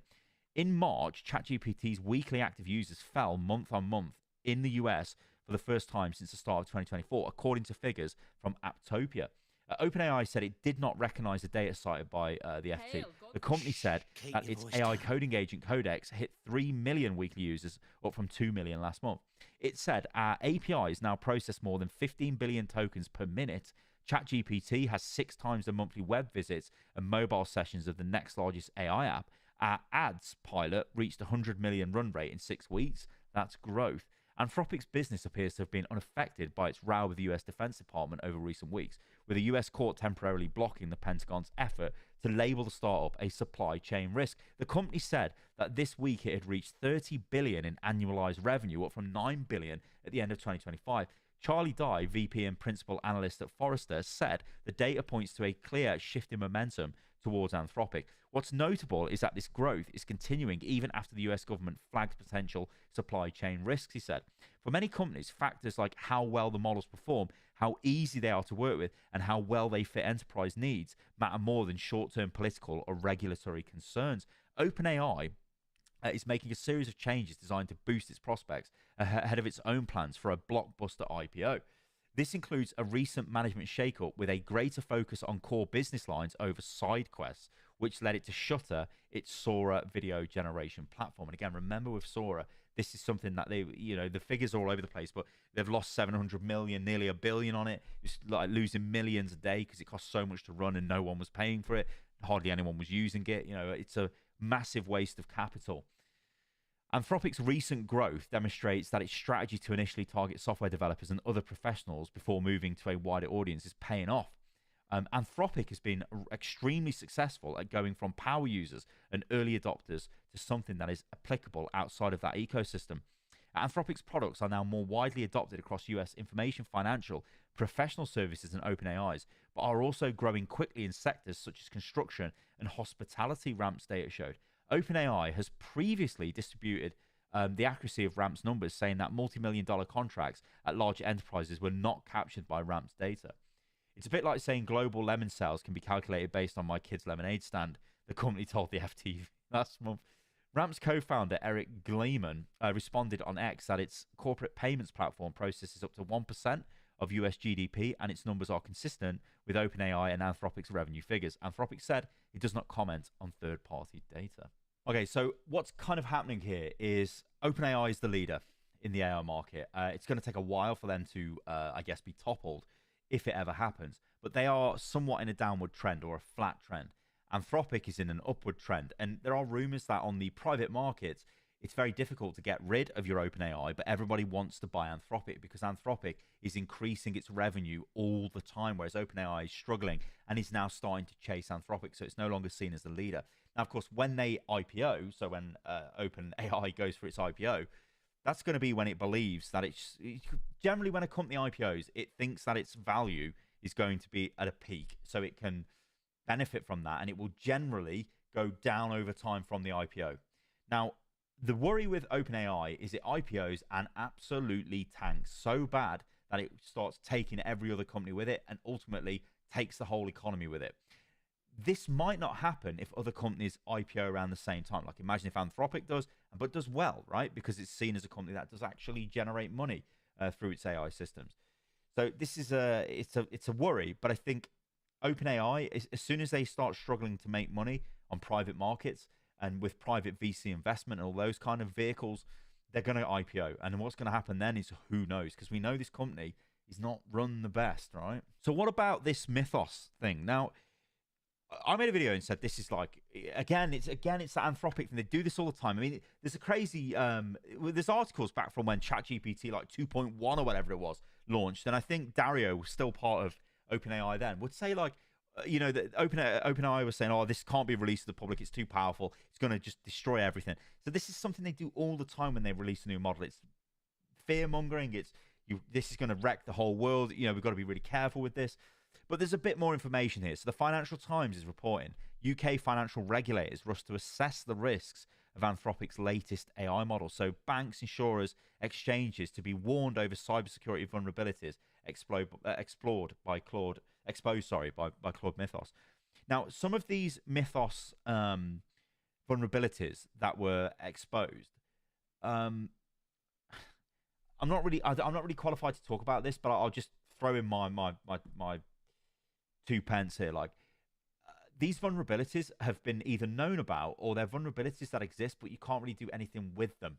So the fact that Claude's Mythos is finding them is not as crazy as it sounds. That's not to say it's not finding things which have not been found, right? And that could be a worry. This again is the problem with this. It's very hard to take it at face value. Like, is this really a super, cybersecurity AI model? Isn't it? Is it? Who knows? Anyway, UK financial regulators are holding urgent discussions with the government's main cyber security watchdog and the country's biggest banks to assess the risks posed by the latest AI model for Anthropic. Officials at the Bank of England, the Financial Conduct Authority, and HM Treasury, so His Majesty, I should say, Queen's dead, are in talks with the National Cybersecurity Centre to explore potential vulnerabilities in key IT systems revealed by Anthropic's latest model. Leading British banks, insurers, and exchanges will be warned about the cybersecurity risk exposed by Anthropic's latest model, called Mythos Preview, at a meeting with the regulators in the next fortnight, according to 2 people briefed on the talks. The response by UK authorities follows a summons by US Treasury Secretary Scott Bessent to leaders of some of the largest Wall Street banks to discuss the latest AI model's advanced ability to detect cybersecurity vulnerabilities that could be exploited by bad actors. When Anthropic announced the release of Mythos to select customers last week, the company said it had already found thousands of high-severity vulnerabilities, including some in every major operating system and web browser, some of which have gone undetected for decades. The $380 billion San Francisco startup said it would not be long before such capabilities proliferate, potentially beyond actors who are committed to deploying them safely, adding the fallout for economies, public safety, and national security could be severe. So, again, I'm going to play the naysayer here. Like, this is a statement you make. Governments shit the bed. Governments give you loads of money to become their AI provider. And in Europe, we don't really have AI models. You either use an American model or you can use a Chinese model. And most European governments are going to use an AI model. And they're either going to use, OpenAI or Anthropic, yeah? They're going to use Anthropic because of this, right? This is the sort of thing that you can imagine ministers reading this going, oh my God, we need to get them on board. We need contracts with them. And that's, again, going to increase their revenue. It's going to increase their usage. This is exactly what they want. So it all falls into their sort of game plan to hype this up and say, oh, it's a major problem. You best get on board with us, else you're going to be fucked kind of thing. The potential ramifications of the new AI system are on the agenda for the next meeting of the UK's cross-market operational resilience group, which brings regulators and financial service companies together to discuss threats of the sector. CMORG is co-chaired by Duncan McKinnon, the Bank of England's Executive Director for Supervisory Risk, and David Postings, the head of the UK Finance Trade Body for Banks. Other members include senior representatives from 8 of the biggest UK banks, 4 financial infrastructure providers, and 2 insurers, as well as the NCSC, the FCA, and His Majesty's Treasury. The agenda of the CMORG meeting was first reported by The Telegraph, and the Bank of England declined to comment. David Raw, Managing Director for Resilience at UK Finance, said, "We are aware of the press reports on Anthropic's AI development and the risks highlighted." He added, the UK Finance engages with members and through our public-private partnerships of any significant operational risks that could affect the resilience of the UK financial service sector. The Bank of England could also convene a meeting with financial institutions within 1 or 2 hours via its separate cross-market business continuity group when confronted with an urgent threat to the sector, but it is yet to do so in this case, so maybe they don't think it's that severe at the moment. A number of major UK companies were targeted by hackers last year in cyber attacks that caused significant disruption to their operations, including retailers M&S, the Co-op, Harrods, and Jaguar Land Rover. The UK's AI Security Institute, the government's frontier AI model testing and risk research unit, has been evaluating Anthropic's Mythos along with other leading models such as Claude and OpenAI's ChatGPT. But the government is weighing a plan to conduct standardized testing of general-purpose AI models used by all UK lenders after the Bank of England warned them over their evaluation practices last year.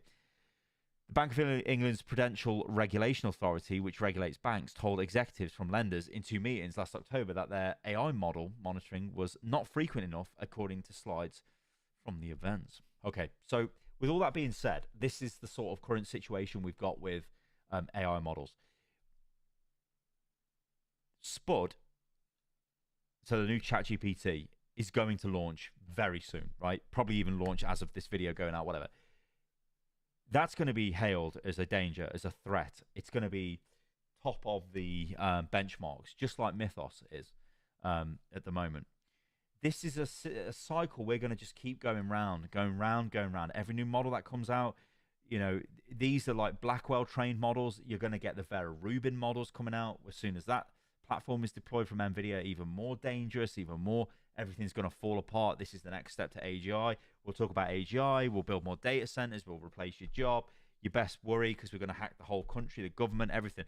This is what's going on with the AI thing. And it is tiring when you go into detail on this. But the question is, at some point, will these AI systems be worth the massive investment that's been placed into them? Will we see hardware prices go down for us mere mortals? You know, will RAM prices go down? Will CPU, GPU prices ever go back to the levels they were at? I don't know. I honestly don't know. But as time goes on, more and more investment is being poured into this stuff. It's getting absolutely massive. And I don't really know what's going to happen. I don't. Let me know what you think about this, guys, in the comments below. But this is the current situation we're dealing with right now. These apparent super models, which are all coming out. We've got the rise of like agentic AI absolutely everywhere. When are we going to reach this critical mass where things really start happening and we start seeing, like I always say in these videos, where's the cure for all these diseases we've got? You know, practical uses of AI, not just chatbots, right? Not just generating more pointless work. Who cares about that stuff, right? You know. Anyway, all right, guys, thanks for watching today's video. I've been Stylosa. If you enjoyed that, you can follow me on everything, which is at Stylosa. And yeah, I'll catch you a lot on the next one. See you soon.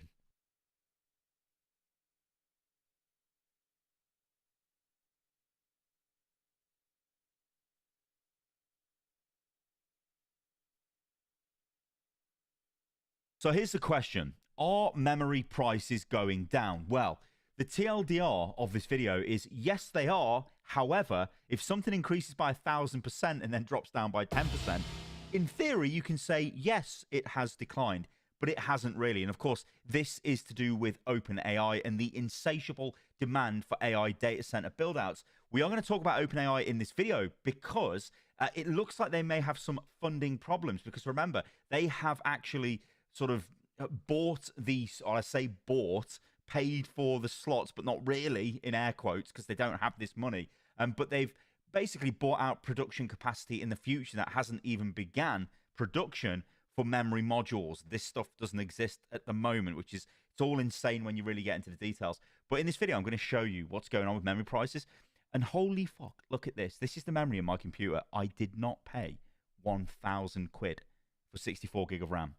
This is bonkers. When you see this laid bare before you, it is crazy. It's like the prices are just crazy. Anyway, this is just showing you what RAM's in my PC and the insane cost of it at the moment. I'm going to show you some comparisons here, some charts, some data that we can look at. But I still cannot believe this is literally 1,000 quid. That is fucking crazy. Like, what? Okay, so let's begin with this. It is OpenAI funding fears hit memory chip prices. So you read this article and you're like, yes, come on, let's go. Finally, something's going to happen here because No one cares about all these stupid generative AI models. OpenAI themselves have got rid of Sora because nobody uses it and it's stupidly expensive. They've still got all their other stuff that they're doing, and they're trying to pivot to enterprise solutions and all of that stuff. Anyway, look at this. So spending cuts at OpenAI have hit memory chip prices as fears grow about the tech company's ability to fund its expansion. Now, remember what I said. They are on the hook for billions and billions and billions of dollars to the memory manufacturers, the likes of Micron, SK Hynix, etc., but they don't have the money to pay for this production. It's crazy. Anyway, OpenAI's boom helped spark a surge in the price of random access memory, RAM, a key component in both consumer electronics and data centers, as suppliers struggle to keep pace with huge demand. And also, it's got to be said, right? I've covered it on this channel. We've spoke about the state of the PlayStation price increases. Again, that is because of the price of all of this stuff going up. It isn't just memory, although we are focusing on memory in this video. It's CPUs, it's storage, it's everything is going up because of the AI demand. It is brutal. And I will actually show you some stuff with Sony, because Sony are actually stopping their own memory production as well, which is crazy. Anyway, prices have risen around 700% over the last year, according to market research firm TrendForce. But there are signs the price surge is beginning to ease as OpenAI puts the brakes on its vast investment in data centers. Prices for DDR5 memory kits have dropped by as much as $100 or £75 in some cases, with one 32-gig kit on sale for $370 on Amazon. That is down from a recent peak of $490, according to industry publication WCCF Tech. The surge in prices was in part driven by an agreement struck by OpenAI in October to buy 900,000 DRAM wafers a month from Samsung and SK Hynix. The deal equated to around 40% of global supply. But plans by OpenAI, the tech giant behind ChatGPT, to rein in several big spending projects have sparked fears that the company will no longer need as many chips. Last week, it shuttered Sora, its AI video app that was backed by Disney in an effort to control its ballooning costs. OpenAI this month also scrapped a multi-billion-dollar deal with Oracle to expand the Stargate data center in Texas. Sam Altman, OpenAI's CEO, previously set out plans to spend $1.4 trillion on data centers required to power its technology, but the company, which has said it will burn through $115 billion by 2029, is now reining in investment under pressure from investors as rivals such as Claude owner Anthropic gain ground. I think, off the top of my head, I think they've sort of said it's about 600 billion now or something. It's still an absolutely insane number, but it's like, oh yeah, it's not going to be 1.4, it's now going to be 600 billion, not 1.4 trillion. But anyway, the scaling back of these plans has raised hopes that RAM prices will fall back from their record high. There is also, as well, you've got to be aware of the Google sort of new technology they've got, which does compress AI models down so they use less RAM. So again, this is a little bit of pressure on RAM prices, because if you don't need as much of it, then it's going to come down a little bit. But I still believe that this RAM, like these companies are still buying this RAM because they still want the storage. They want the the high bandwidth memory for their GPUs and their other chips and all of their other data center applications. So I think it's a little bit simplistic to just go, oh yeah, Google have come up with a thing which makes it more efficient, so the prices will drop. Again, the big issue here is OpenAI actually having the money to pay for all of this 40% of global demand that they have bought. Anyway, any declines in price will be a boon for customers, as the supply crisis is expected to take its toll on devices such as smartphones, computers, games consoles that also rely on memory chips. The IDC has forecast that mobile phone prices will rise up to 8% this year, leading to a sharp fall in sales. Manufacturers are also considering putting less memory in new devices, which would make them slower and less reliable in an effort to keep costs down. And to be honest, this is actually a funny point, because I probably should have noted this in my PlayStation price increase coverage, because how insane is it that we're like in a world now where it always used to be the console. I mean, you can insert any console. Well, let's just keep it with the PlayStation family. Let's go way back to the PS1, right? You had the PlayStation 1. It came out, and, it was big, bulky. Well, it wasn't that big. But what I'm saying is the PS Slim came out a few years down the line, and it was cheaper. So the same happened with the PS2. The same happened with the PS3. I remember buying the PS3 Slim. It still wasn't that slim, but it definitely was slim compared to the fat version. But what I'm saying is consoles got cheaper as time went on. We're now in an insane world where they just get more expensive. It's like buying at day one launch is the cheapest way to buy these things now. It's crazy. Like, what? Anyway, that is bonkers. Francisco Geronimo, an analyst at tech research IDC, warned it was too early to say whether there would be a sustained fall in memory chip prices, but he added, if those contracts are not fulfilled, if they scale back in terms of the investments they are doing, definitely the price of memory will alleviate, and that will be a good thing for consumer electronics industry. Okay, I just want to show this before we start looking at some graphs at the prices, because this is Sony suspending nearly all memory card orders. Now, this is to do with all of the memory that Sony produced for cameras, flash memory, and all of that. They're not making this, and they're basically saying, look, we can't make this. That we don't have the capacity, we don't have the raw materials, we just cannot make this stuff. So that is a very worrying sign. So even though we're going to talk about maybe a flatlining of the price of memory and maybe OpenAI not being able to fulfill its commitments, I think this is still very worrying. Yeah, this is what I was talking about with Google. So this is TurboQuant. I think I covered this in the previous video, but basically this is just TurboQuant is a sort of way to run the AI models with less memory. And I think it also helps train them as well with less memory. But it's basically makes them more efficient. 'Cause at the moment, you can kind of say maybe they're not that efficient. They use a lot of resources. If they get more efficient, then that's part of the solving this problem. And RAM prices maybe will come down as a result of that because they won't need as much RAM.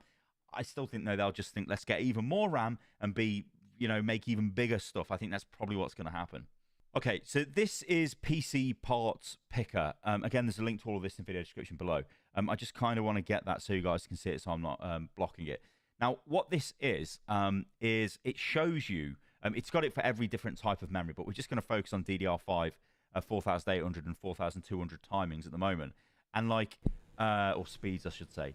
And you look at this, and you can see, it's crazy to think this was down here, at the 100 level, and it was 100 level here, and then it just kind of massively shoots up to almost 300. And we're looking at this graph or this chart, and we're going, well, it's not too bad because it's kind of stabilized, right? I mean, obviously, it's horrifically bad. It's a lot more expensive than it was. And again, I'm just going to go through these very quickly, but what you should be looking at here is the black line. It's kind of like the trend line indicator. Obviously, all these bits here that are flying off, they're all different, types of memory brands and all of that stuff getting sold within the speeds, the timings, and the RAM classification, whether it's DDR5 or DDR4, for example. But you'll see as I scroll through this, you'll notice these lines, there's a massive bump. This is the AI data center demand as it comes in. We've got like October 2025, and it's just really good. I mean, you can sort of see it spikes a little bit, but then it really goes for it. And you'll notice there is a trend you can see in all of these graphs as we go down. But obviously, the clear thing is this massive spike. But what looks to be happening as I slowly scroll down this is it isn't going up anymore, right? It's either flatlining or it's sort of going down a little bit. But what you've got to remember is the difference here is, I mean, this is obviously DDR5 6000, which is, more higher end DDR4, 5, sorry. But this is like a massive increase. You're going up from 200 to over 600 for one of these modules. That is, well, that's for two sticks, which would equal 32 gig. That's crazy. But I want to show you something else as well. Okay, so this is Camel, and this website compares prices of products on Amazon and other websites as well. I'm just going to jump through a bunch of just memory that I've pulled up here. You'll see straight away from this graph, right? This just looks crazy. I'll zoom in just so we get a better picture of this. But look at this. So you're like in November, things are starting to get a bit higher, but we're still under $150. And then it just goes up to $439. But look what's happened recently. There is a little bit of a drop, and it's down to $369. But still, its lowest was $87. This is now $369 for this memory. That is crazy. So take a look at this RAM as well. Same old story. Look, absolutely massive price increase. Again, we're only looking at the 6 month. I mean, if we go to the all chart, it'll kind of give you a fairly similar story, but we're only really interested in the 6 month chart because you can see going from the baseline to a massive jump and then maybe a little bit of stabilization. But again, look at this difference. This is like negligible. We need this to come back down to here. And this story repeats for all of the RAM that I'm going to show you. So take a look at this one as it loads in. Same situation. Absolutely horrendous jump in price and then a little bit of a drop. But this is still horrific. What about this? Same thing again, right? This is just a mess. Okay, so what the hell does this mean? Well, it means that memory prices are potentially, and I mean this is with a very big pinch of salt, potentially stabilizing, but they're still at a massively accelerated price point as they were, a few months ago, which is insane. There is a little bit of a decline in some prices, so in theory, some memory is on sale at the moment, but it's still massively expensive. But again, we're kind of fucked, right? If you need memory, you're going to have to buy memory. You can't just not go without memory, right? You're not going to be able to build your PCs. But again, it extends beyond that, right? It's easy for us sitting here as people that, you know, play on PC. I guess predominantly most of you guys do. Maybe you build your own PCs. You know, maybe some RAM dies in your PC, and like, oh, well, that's fine, I need to buy some more. But it's massively more expensive than it was. Again, in some of those examples I've showed you, going up from like 89 quid to like 300 quid is a massive, absolutely batshit crazy increase in price. And again, this is all being fueled by when you look at companies like Micron, when they've got rid of their consumer memory brand, Crucial, I should say. They don't make that RAM anymore, so there's less RAM on the market for consumers to buy. Again, this makes the prices go up. The other knock-on effect of all of this is it isn't just PC, right? It's console. We're seeing that very clearly now with PS5. You're going to see that with the next generation of Xbox Helix. Of course, unless the prices get resolved in the next 2 years or so before we, I guess, see that console. But the fact is PS5 is suffering right now. The prices are imminently about to go up. I believe the PS5 Pro is one of the best-selling items on Amazon at the moment because it's about to have a massive price increase. So naturally, anyone sitting on the fence is thinking, oh no, I need to get out and buy this right now because the price is going to be bonkers. Then we look at stuff like your mobile phones. They are going to be more expensive and they're going to have worse specifications, less memory in them. I mean, that's just crazy, right? It's like we're going backwards here. It may force app developers and such to kind of make their, you know, programs more efficient. I don't know. We've spoke about this with game developers as well. The lack of memory capacity and components on the market, and especially GPUs. Of course, remember, NVIDIA isn't really making any next generation GPUs for a long, long time because why would they? They're servicing all of their AI demand. And also the cost is just insane anyway. So this might force developers to get more efficient, and that may be better for us as consumers. And the other thing is you look at companies like Valve, they're going to suffer because they still haven't got the pricing out for the Steam machine. It's going to be way more expensive than it was. People hoping that that was going to be like a $500, $600, $700 machine. It's going to be over a grand, easily over a grand. The memory on its own is like basically half the price. So it's going to be insane. And this is a worry. And do I think this is going to get better?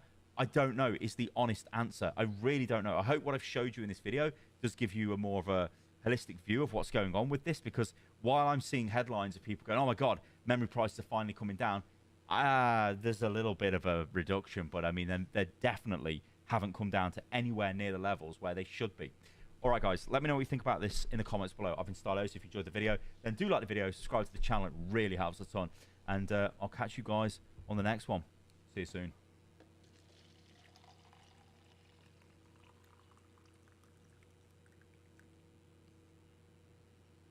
And trying to get one big bleed on enemies.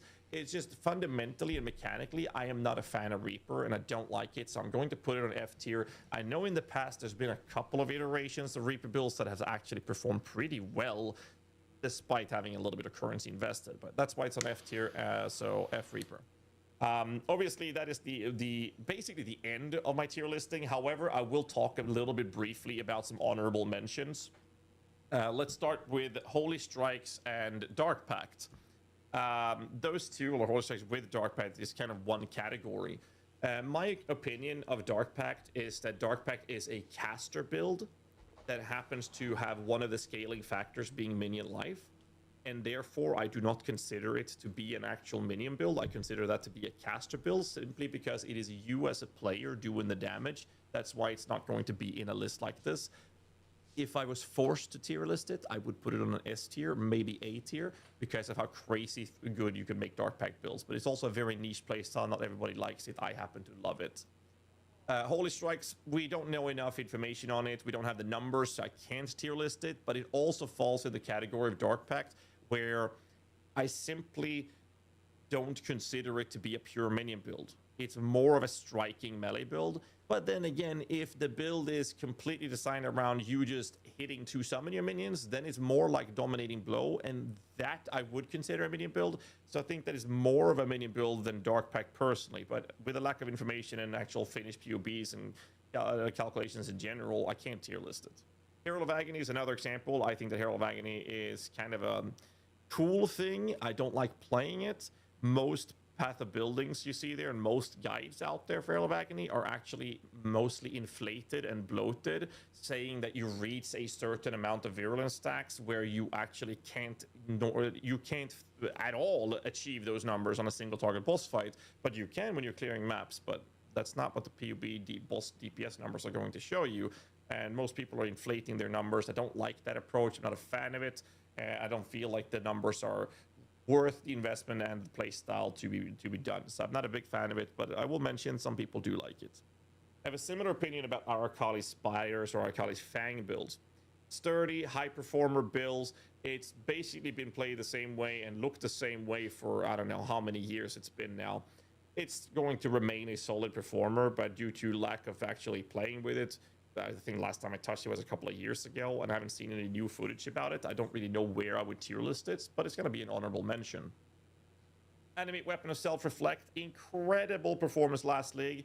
Super, super good, but there's been some nerfs to Energy Blade, so I have no idea where this lands in terms of tier listing, and I didn't play it. I only saw footage of it from last league, so I don't have the experience to be able to tier list the Enemy Weapon of Self-Reflect. So I just want to point that out. That's why it's an honorable mention.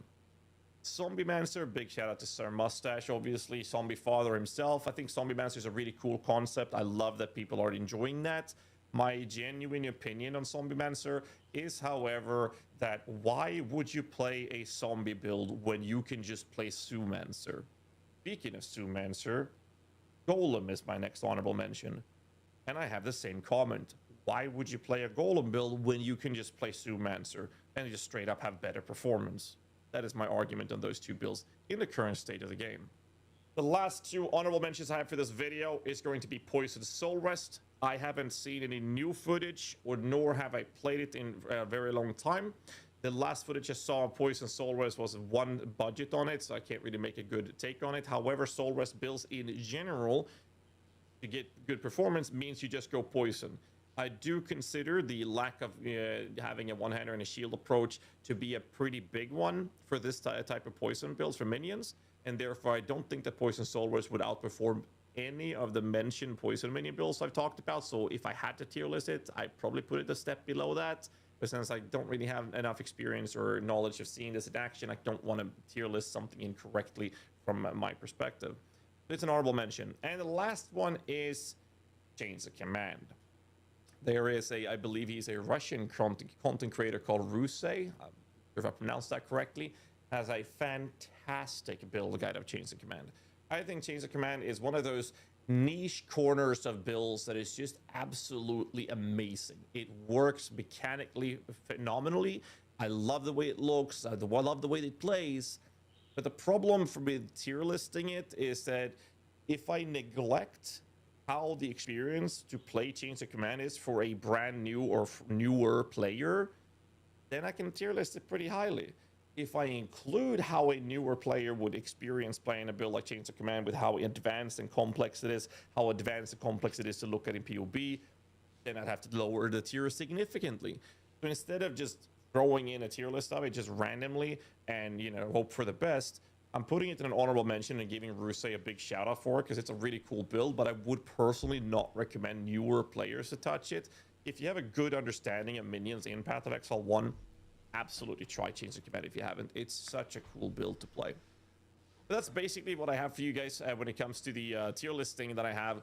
Like I mentioned before, I'm doing these tier lists based on my personal preferences, and obviously I hope I did a little bit different this time compared to previous leagues where we basically just listed it and done it for the sake of doing it. So this time I wanted to make sure we included some pros and cons. I know the video lasted a little bit longer than you might have wanted to, but you know, for those of you who watched me yap for, I don't know, what, half an hour by now or something, kudos, and I appreciate it. It actually helps the algorithm if you watch the entire video. So I'm gonna stop yapping. Thanks for watching. Hit the like button, subscribe for more content. I will see you guys in the next one, and good luck on the league launch. Stay safe.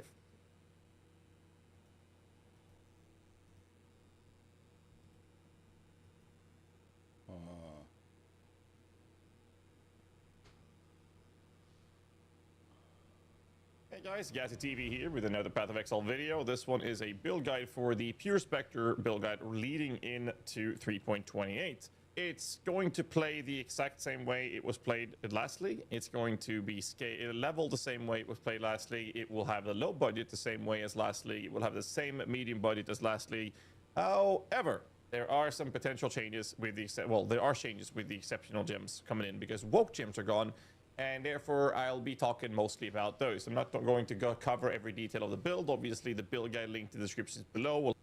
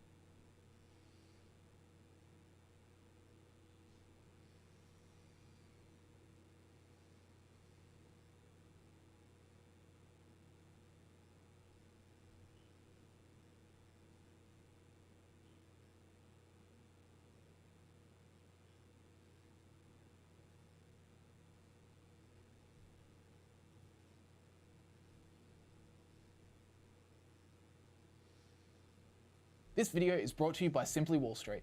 If you've been following the financial media over the past month or so, you've probably come... Fuck, no. No, no, no. None of that.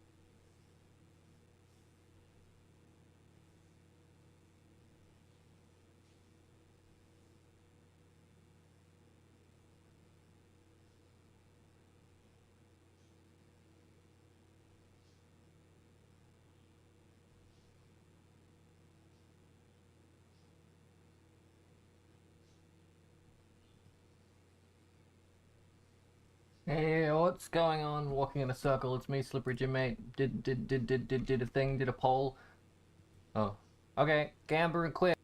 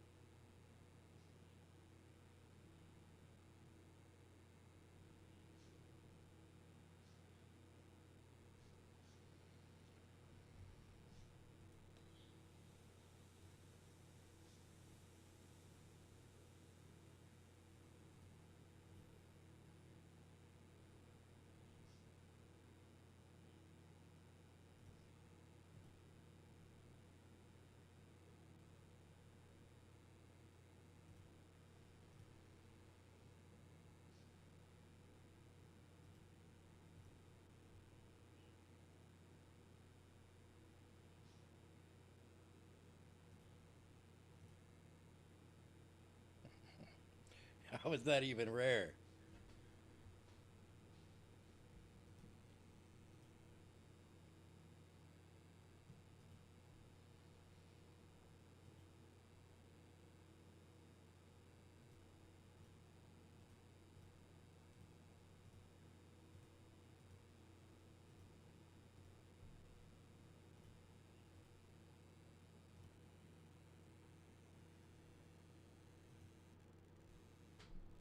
Nothing good washes up on this dark shore.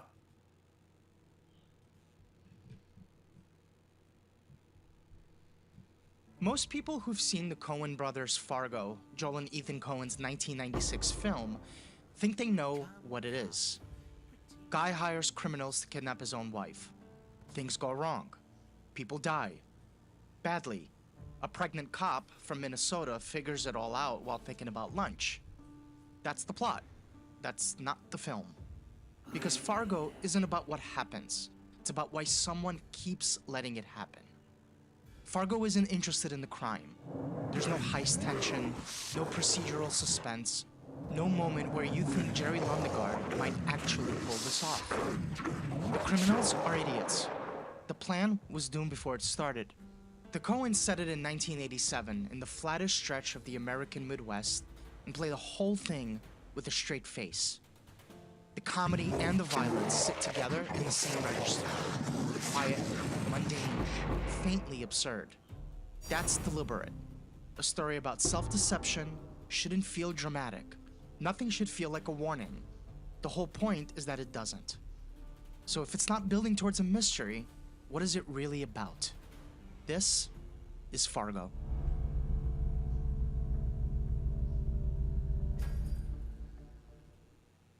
Jerry Lundegaard, played by William H. Macy, is a car salesman in Minneapolis. He's behind on a shady financial deal, drowning in debt he can't explain to anyone, and he has access to exactly one resource: his wife. Not her money, her. So he hires two men to kidnap her in order for her wealthy father to pay a ransom so that Jerry can pocket enough to cover his losses and disappear back into his ordinary life like none of it happened. He's not a criminal mastermind. He's not even particularly greedy. He's just a man who has convinced himself that one more wrong move will somehow fix all the previous wrong moves. That if he keeps the plate spinning long enough, reality will eventually agree with his version of it. Wrong in a familiar way, but not dangerous. And that refusal to admit he's wrong, that instinct to protect the story he's telling himself rather than deal with what's actually true, that's the film. Fargo is about what self-deception can cost you, in a much colder, more mechanical way than you'd expect from a film like this. You see exactly what happens when a person chooses a comfortable lie over an uncomfortable truth, and then has to continue to choose it as the consequences compound. Psychologists have a name for this. It's called motivated reasoning. You start with the conclusion you need to be true, then work backwards to justify it. You don't stop thinking logically, you just use logic selectively. Anything that supports your story gets in. Anything that threatens it gets pushed away. And when reality won't cooperate, that pressure has a name too: cognitive dissonance. And you could see it immediately. Watch the opening meeting with the kidnappers. Jerry walks in late, already off balance, already explaining, and he's not negotiating, he's managing how he's perceived. Even here, before anything has gone wrong, he's not dealing with reality. He's trying to control how it looks. Jerry lives inside that pressure for the entire film. What does it cost? Well, in Jerry's case, control. Then money, then his wife, and then eventually his freedom. And by the end, whatever was left of him. But here's the other half of the equation. Marge Gunderson. Frances McDormand's Oscar-winning performance is a police chief working out of Branyard, Minnesota, investigating a series of murders that are, without her knowing it yet, entirely Jerry's fault. Same flat landscape, same mundane world, same limited information.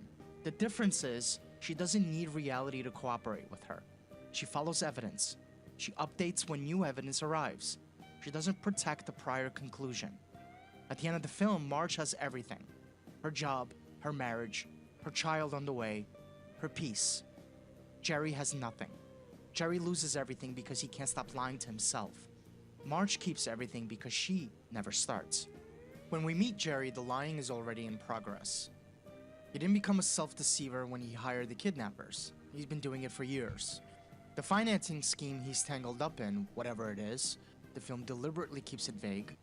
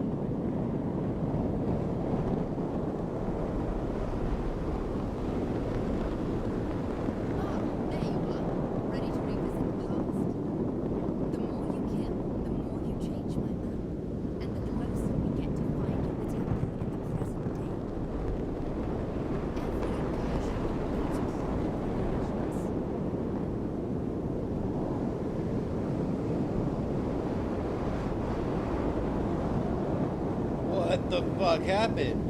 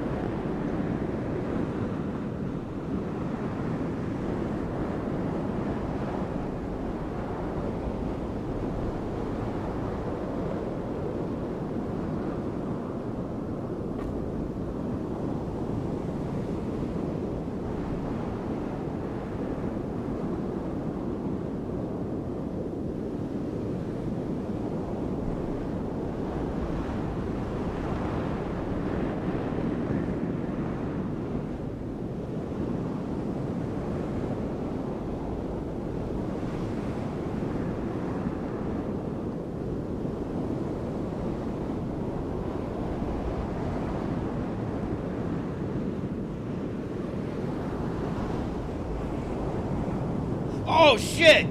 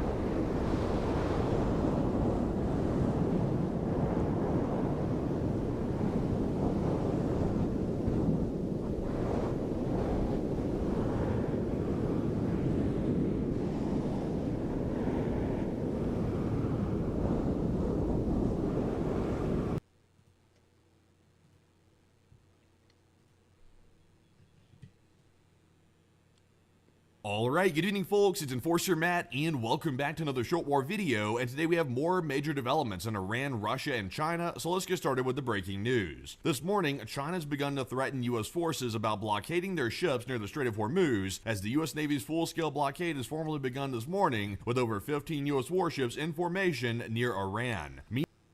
Fucking Christ.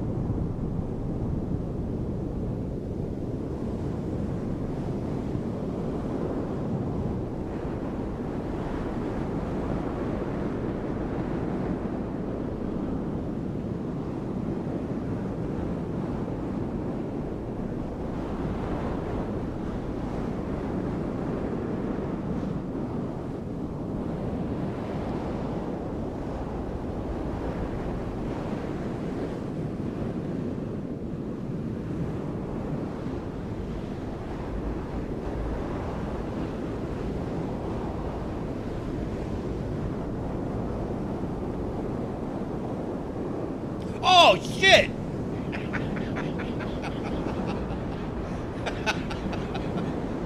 Ah, my XP.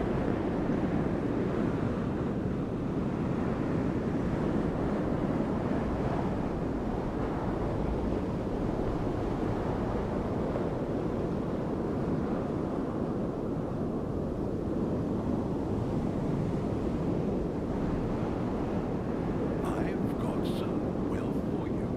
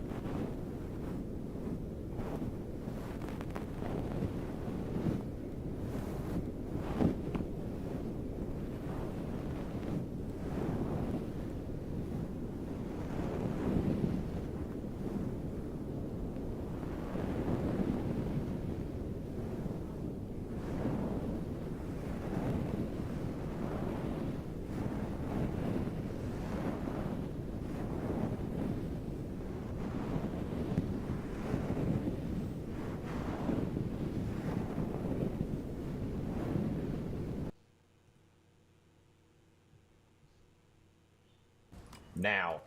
I got what? That's kind of insane. I might keep it. I might not sell it just because it's fun. Also, this kills corpses, right? The fact that it kills corpses is really good, because my next character doesn't kill corpses. There's that too. It's like kind of good. Look at my flask choice. What do you guys think? You like it? Okay, third time. Actually won. How's that possible? Yo, that's hard as fuck to make. That's funny. Those are so fucking awful to make. I don't even know if this one actually works. I'll look. Oh, actually, Giga. That's Giga.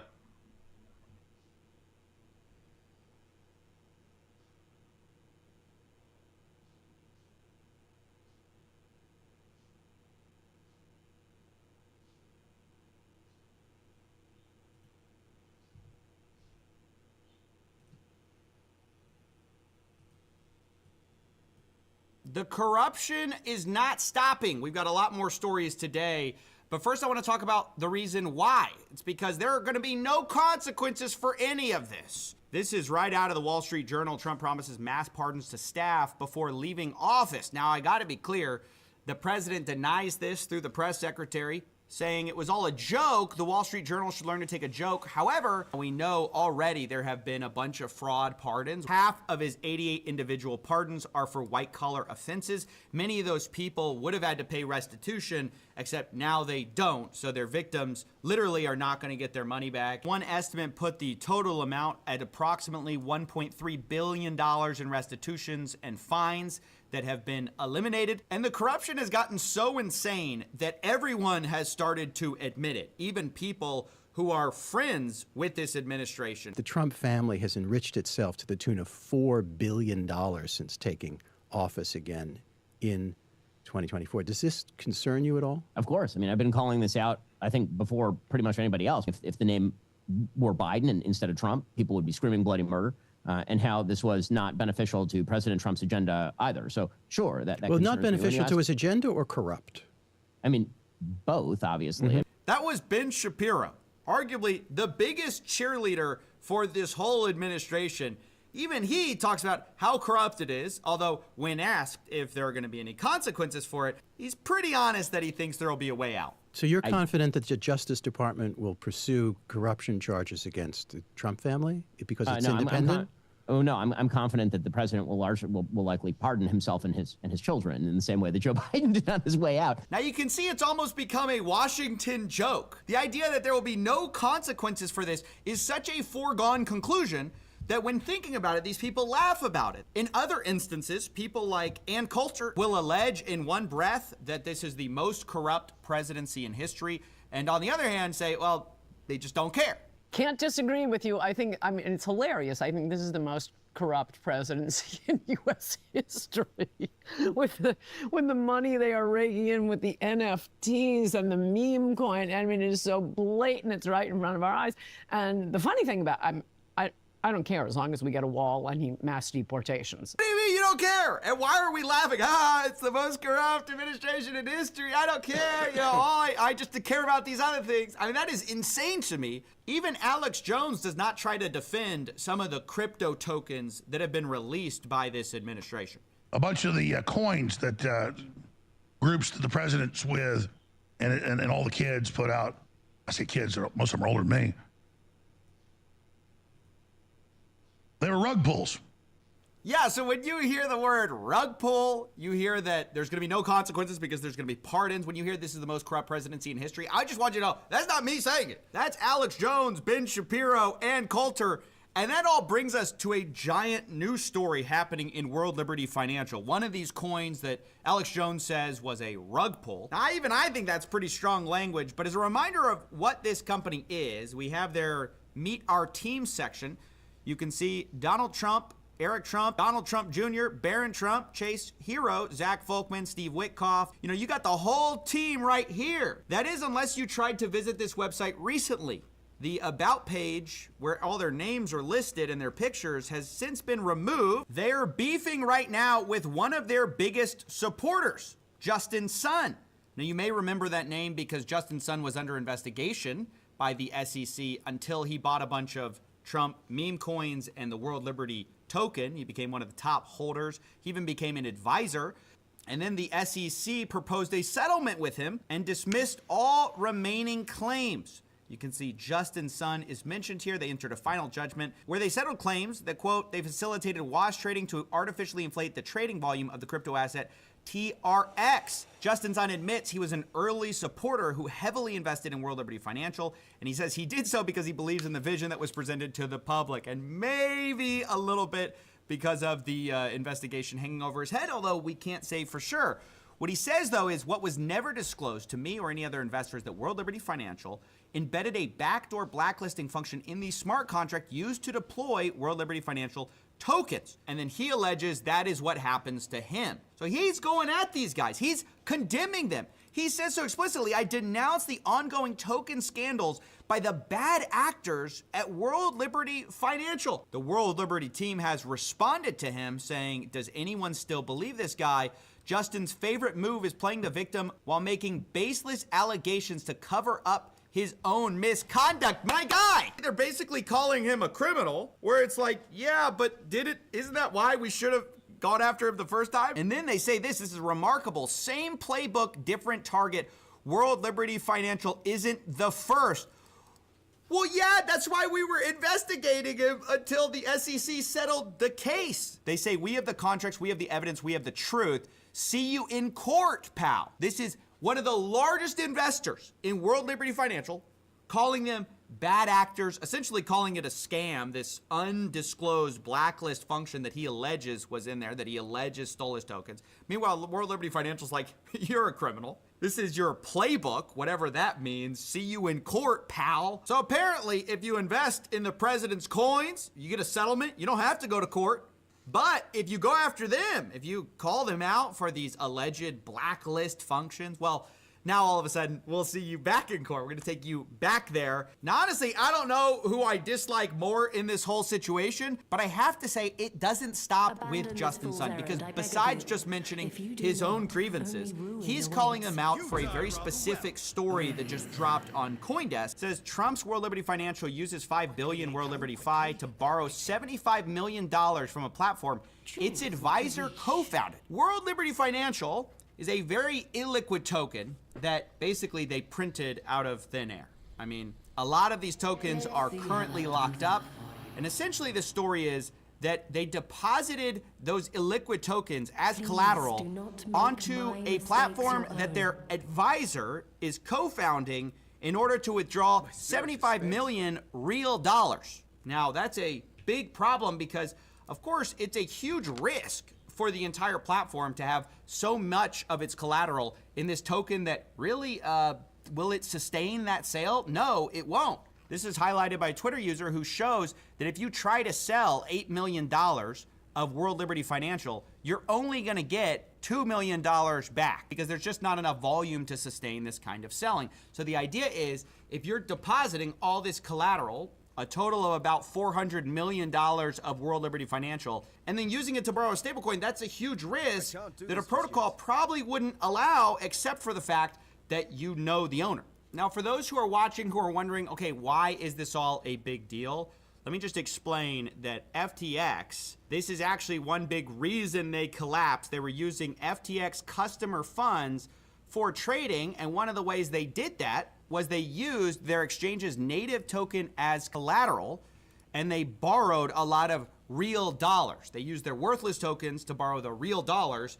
Not very dissimilar from what's going on here. Now, World Liberty Financial actually addressed all of what they call FUD going around in the World Liberty market's lending position. They say they are not anywhere near liquidation, and frankly, even if the markets move dramatically against us, we'd simply supply more collateral.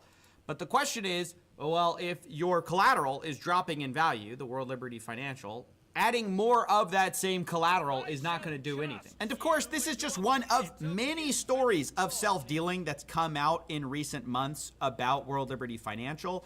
Like this article from the Wall Street Journal that a spy sheik bought a secret stake in the Trump company World Liberty Financial, a $500 million investment for 49% of World Liberty. And then in the wake of that, the UAE won access to tightly guarded AI chips. And of course, the concern is when you look at the complicated financials, ultimately this is some kind of quid pro quo going on here, where foreign actors are basically investing money to get an outcome they like. And of course, Justin Sun is another one of those foreign nationals who is a huge investor in all of this. And it begs an interesting question. You know, we have basically the president's family's crypto empire being heavily invested in by basically other countries, right? Like the main business of World Liberty Financial is their stablecoin, USD1. Now, if you actually look at the market cap of who's using USD1, you see that it was used for a Binance investment. And I will remind you that if you go to Binance.com, you can't use it because it's literally not allowed in the United States. They have a sister branch, but we're talking about Binance proper here. And then we have a USD1 boost program. And then we have a $40 million reward program that spikes the utilization further. Now, of course, what's the connection here between Binance and World Liberty Financial? Well, many would point to the pardon that got subsequently issued to Changpeng Zhao. He was for a long time the CEO of Binance. He's also a heavy investor into something called Aster. This is another company doing a big deal with USD1. Now, once again, you go to that website, it says service is not available in your region. So a lot of the deals they're cutting, a lot of the money they're raking in is coming from products, places, companies, services that are not in the United States. Like, that's just a fact. And the question you have to ask yourself at the end of the day is your government working for you, or are they using it to work for themselves? Is all of this stuff actually benefiting the average consumer? And this brought me back to a podcast I had seen on the Iced Coffee Hour, where Eric Trump is talking about how he made so much money in crypto. Eric Trump, thank you so much for coming on the Iced Coffee Hour. Really appreciate it. Good to be on, guys. So you tweeted today, and it went viral, that the Trump family has made more than $1 billion in crypto. How did you guys make it? Well, we started the three most successful crypto projects probably in history. Now that is a massive whopper, if I've ever heard one. I mean, you can just take a look for yourself. You got the official Trump coin way down. You've got the official Melania meme down 94%. Even World Liberty Financial is not doing so hot. So when he says, well, we started the three most successful crypto projects probably in history. You know, what is he talking about? And who is he talking about they were successful for? I mean, actually, he's right that they were some of the most successful in history for certain people, but for the average investor who put their money in this stuff, it's been atrocious. It's been a bloodbath for most of them. And that's, of course, what corruption is at the end of the day. It's using political office or proximity to it in order to enrich yourself. Now, I'll remind you that all three of these successful crypto projects claim to have nothing official to do with politics, but it's obvious to see that they wouldn't have been half, a quarter, even an eighth as successful were it not all affiliated with the President of the United States. So I just wanted to call this out because although there's kind of this general consensus now that there is corruption going on, you have these, right-wing people saying it's the most corrupt presidency in history, there's varying levels of does it matter, right? And I wanted to say, I, for one, do care. I think everyone should care because not only is it wrong, it's demoralizing when you feel like there's two different sets of rules for like the rich, powerful people and everyone else. So even if you're the type to acknowledge it but say, well, it's just not one of my top issues, I have to say, like Ben Shapiro says himself, this stuff is harmful at large to the agenda you do care about because it is poison. Corruption is not just something that happens in the abstract. It's something that eats away at the very legitimacy of your own government. So, yeah, I just wanted to call out yet another story. In this case, we have Justin Sun, a beneficiary of this administration, calling it out. But this is a long trend of a story about self-dealing and corruption that I think a lot of people have not been paying enough attention to.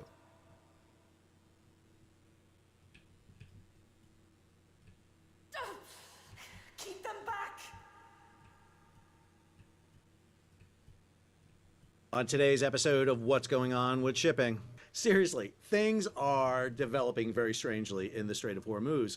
We don't have one blockade, we have 2 blockades. So this is your blockade episode here. We talked about blockades yesterday, but we're going to talk about 2 competing ones today and what this means. If you're new to the channel, take a moment, subscribe to the channel, and hit the bell so be alerted about new videos as they come out. I don't know why, based on the intro of this video, why you would ever want to, but if you did, hit that bell. All right, let's go ahead and break this down for you. Let's go over to Lloyd's List here with a story. Double blockade piles more uncertainty onto ship owners. Trump's promise of a total blockade has since been clarified by the U.S. Central Command, but the added uncertainty has still prompted several vessels to abandon their transits, evidence that traffic was starting to get used to the new Iranian-controlled system before Washington's announcement. So I was able to get my hands on the notice to Mariner that was issued here, which was going to be sent out to all ships. So let me go through it for you. U.S. Central Command will enforce a naval blockade of all Iranian ports and coastal areas effective 1400 UTC on 13 April. This blockade will be enforced in the Gulf of Oman and the Arabian Sea east of the Strait of Hormuz. Now that is significant. They are not going to be putting U.S. naval ships off of Karg Island, Bandar Khomeini, Bandar Abbas. They're going to be pulled back in the Gulf of Oman and the Arabian Sea. I'll show you that on marine traffic here in a minute. The blockade encompasses the entirety of the Iranian coastline to include but not limited to ports and oil terminals. That's a call out there to Karg Island right there. That's a call out to Karg Island right there. The blockade applies to all vessel traffic regardless of flag. So this is going to lead to some potential issues here as we're going to talk about. Neutral vessels currently in Iranian ports are granted a grace period to depart Iranian ports that expire at 1400 UTC on 13 April. Following this time, any vessel entering or departing the blockaded area without authorization is subject to interception, diversion, and capture. The blockade will not impede neutral transit passage through the Strait of Hormuz to or from non-Iranian destinations. So if you're going to Bahrain, Qatar, Kuwait, any of the countries in there other than Iran, you're free to go. Neutral vessels may still be subject to the right of visit and search to determine the presence of contraband cargo. So in case you're going in the Gulf, they suspect you may be going to Iran, they're going to check you. Humanitarian shipments, including food, medical supplies, and other goods essential for the survival of the civilian population, will be permitted subject to inspection. So this is a pretty thorough notice to mariners that really spells out how the U.S. is going to execute their blockade. And what I'm saying here is it is a dueling blockade. Now, Iran has already set up their blockade. We talked about this quite a bit. They have their route there north of Larak Island for inbound traffic and south of Larak Island for outbound traffic. This is from Lloyd's showing you some vessels that have been using that route. And you'll see they have identified the international traffic scheme, which we'll talk about here in a second, as a hazardous area and restricted for all traffic. Now, I should note something because it's really important because this does come up. The Strait of Hormuz at its narrowest point is 21 nautical miles. Iran and Oman share it. They extend out 12 miles each. So 12 and 12, that's 24. So there's no international water through here. Perfectly correct. So the issue here is the UN Convention of the Law of the Sea, which says, yes, while these are territorial waters of Iran and Oman, they cannot restrict them. Specifically, Part 3, Section 34 of UNCLOS, straits used for international navigation. And if we come down here to Article 37 specifically, transit passage, right of passage in Article 38, in straits referred to in Article 37, all ships and aircraft enjoy the right of transit passage which shall not be impeded, except that if the strait is formed by an island or a state bordering the strait. So while Iran and Oman have the territorial waters in the Strait of Hormuz, they cannot prevent transit passage from happening. But this all goes kablooey when you have a state of war, which basically exists now between the United States and Iran. You may remember we have a ceasefire in place. The ceasefire would indicate that there's not war, but the U.S. declaration of a blockade is kind of an act of war, as we'll talk about. Now, the U.S. initiating of this blockade and the announcement of the blockade got some attention. We saw several ships, this is from that Lloyd story, that were heading into the Persian Gulf turn around here. If we come over to marine traffic with the replay from yesterday, you see 2 tankers here, the Asteria and the Rich Sterry, heading up here for that lane south of Larak. Well, Rich Sterry turned around and Asteria both turned around because of the U.S. declaration. Now, both those ships had shown they were departing from the United Arab Emirates, but then they turned around, so not exactly clear why they did it. But if you have Iran and the United States throwing blockades at each other, you probably don't want to get caught in the middle of it. And again, what we have been seeing here, this is the data from Lloyd's List on ships coming out.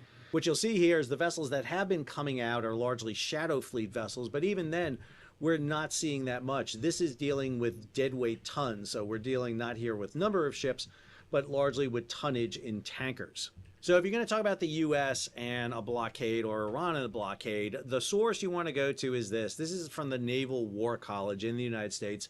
This is the Newport Manual on the Law of Naval Warfare, published in 2025.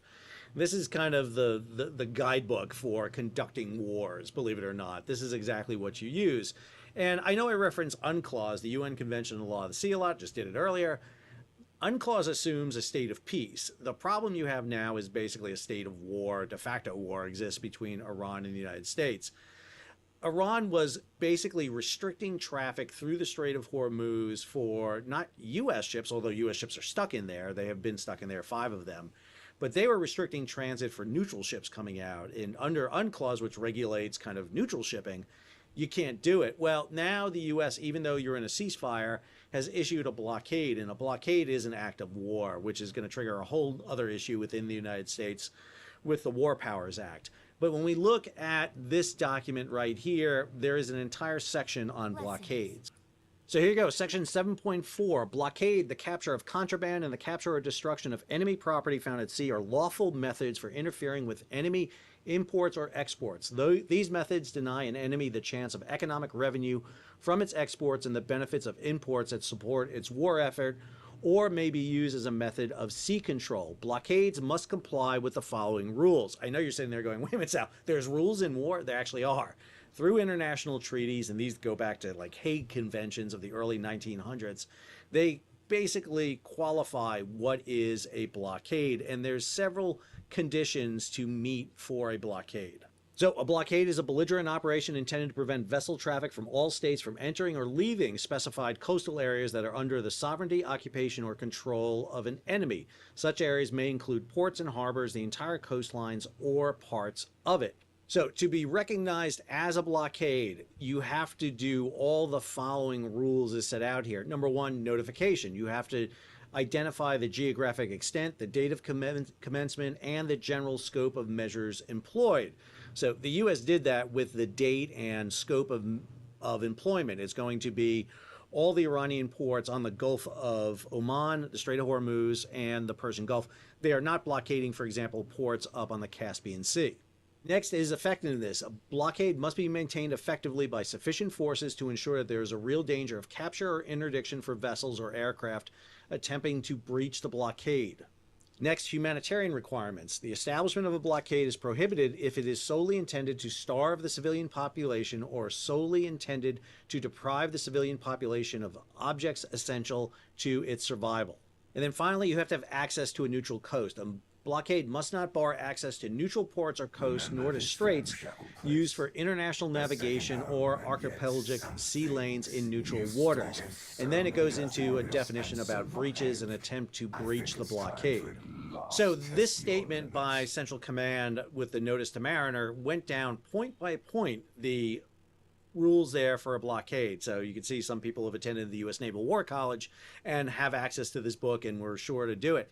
So the Iranians are not exactly meeting this in their blockade. It would be interesting to do the comparison for that. I'm not going to do it in this video because that'll take some time.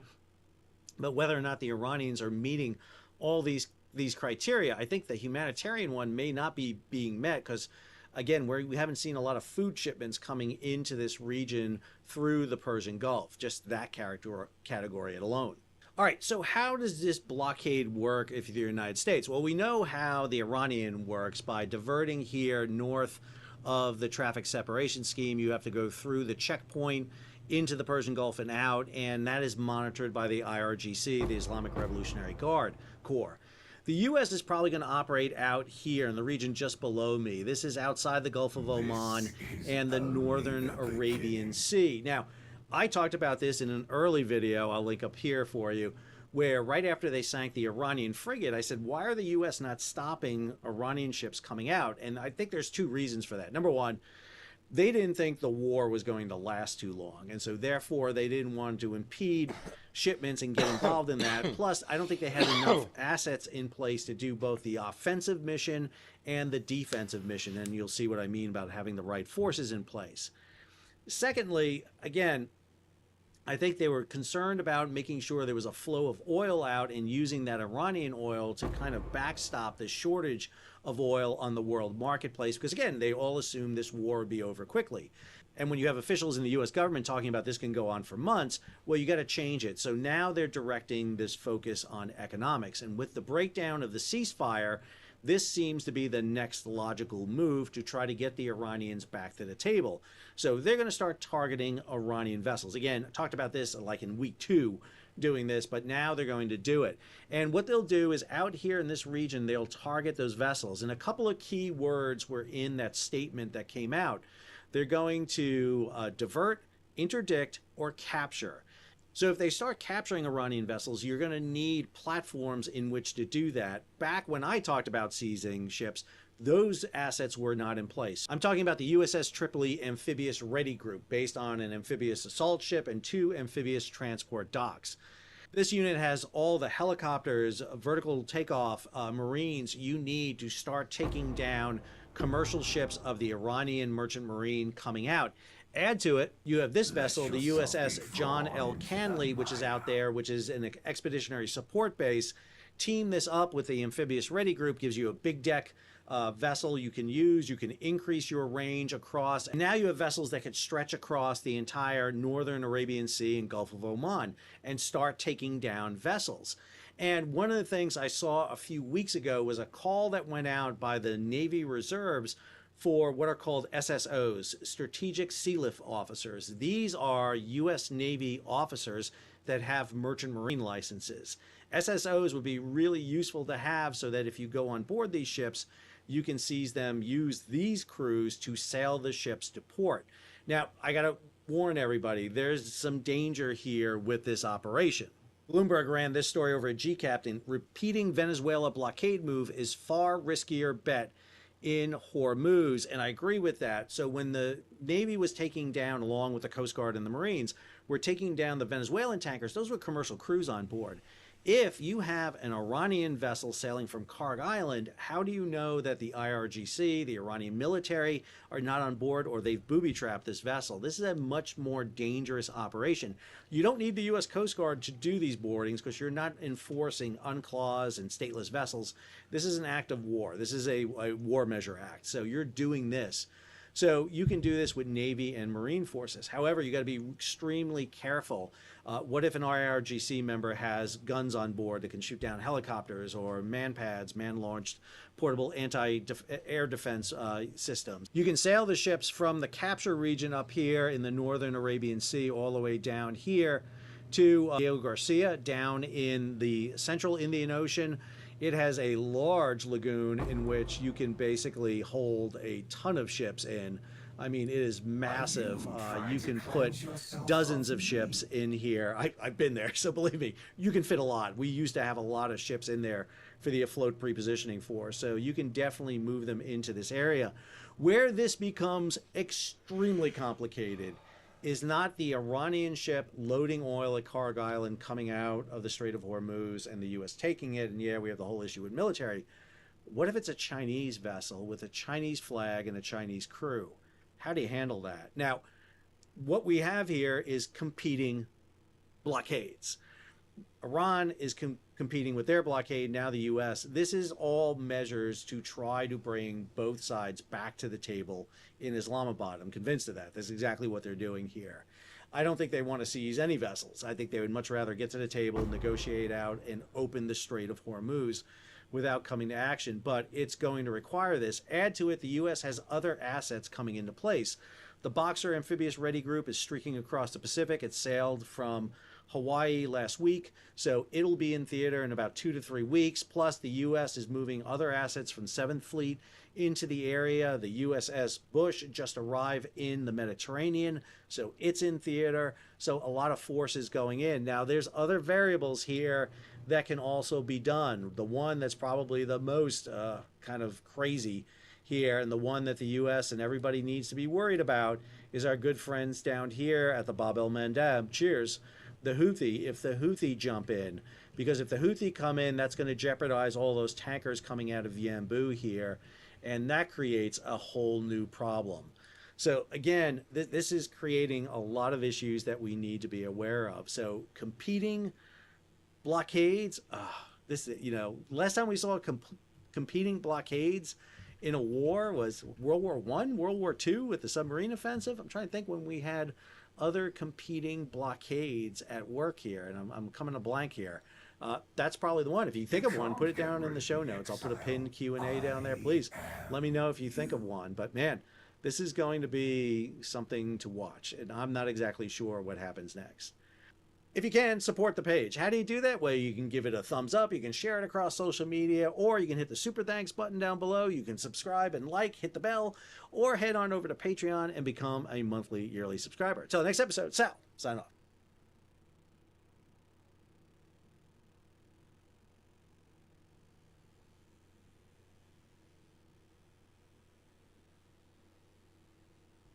Oh my God. If you were discussing the ending of the movie without discussing these scenes and how they inform the meaning of the final shots, you aren't actually discussing the ending of the movie, you're writing fan fiction. This is how you get Jarhead sequels. Do you want Jarhead sequels? Because this is how you get Jarhead sequels.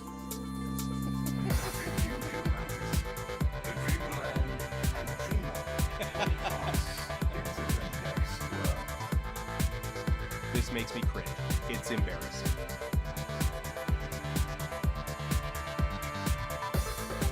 Hey, that's kind of messed up, right?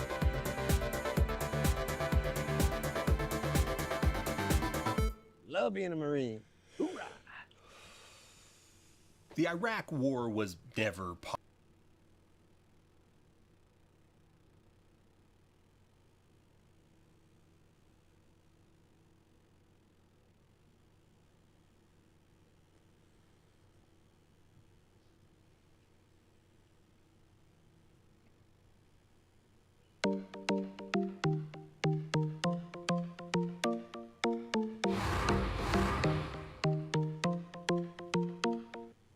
Hi everyone, what's up? So in this video I am going to do a full complete guide for the SRS, my Poison SRS version, and this will take you from like league start leveling to low budget fire to low budget poison, which is like the transition, all the way until the high budget poison SRS. Okay, so literally 0 to hero, everything you need to know will be in this video. I'm just gonna try and make it as short as possible.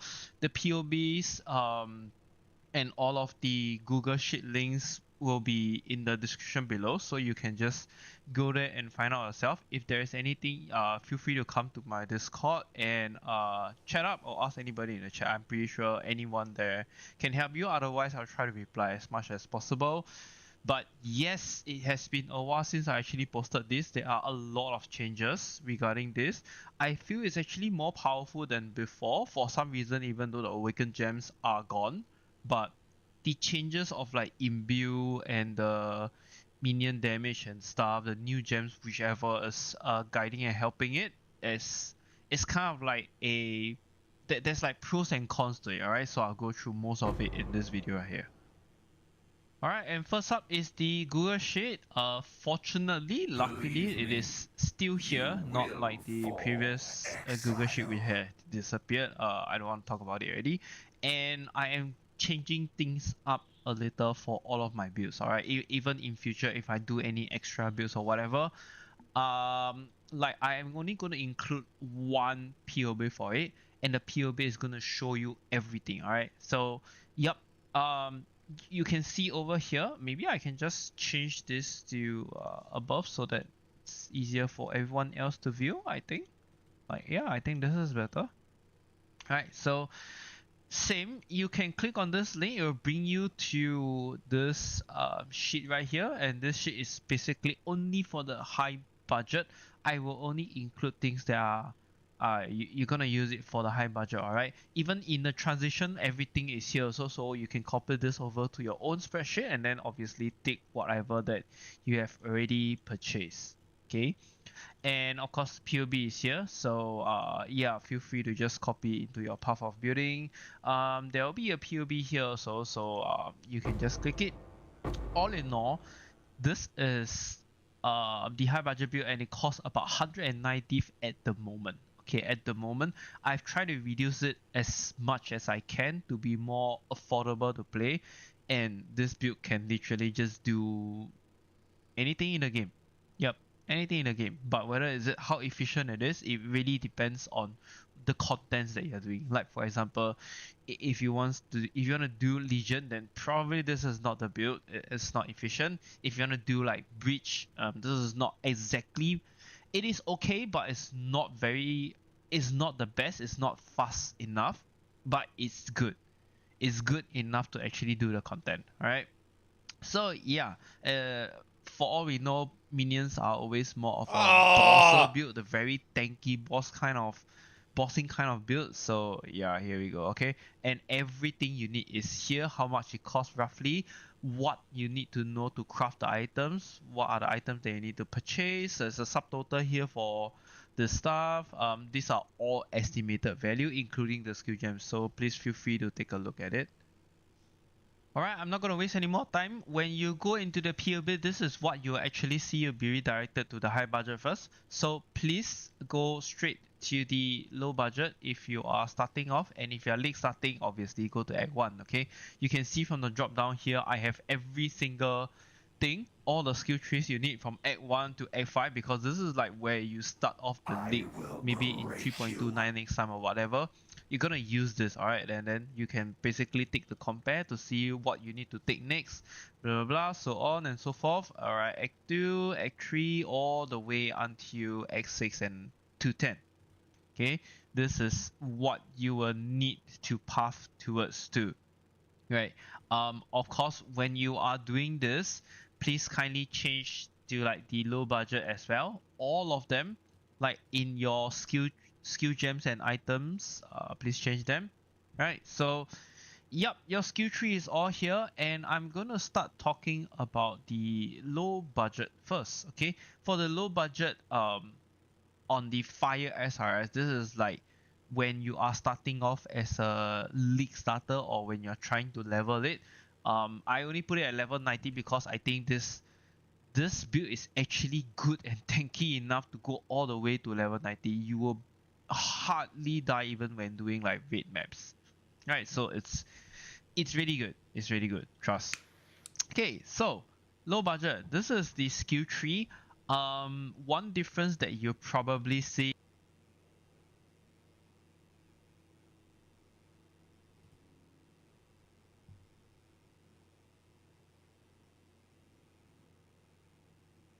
Hello everyone. Today I'm going to be showing you how I am profit crafting rings, like this one that sold for 48 divines, these ones that sold for 15, this one that sold for 13. Let's see if we have any more rings on the sales list. We have a 4 divine one there, 16 divine one here. So you can see I've been profit crafting these rings really quickly. I'm going to attempt to make this a no cut video again. But if you guys do like it when the videos are shortened, like from other content creators, if you like it pretty spliced up and concise, or whether you like these type of longer, I mean, it's still going to be around the same amount of time, but unedited.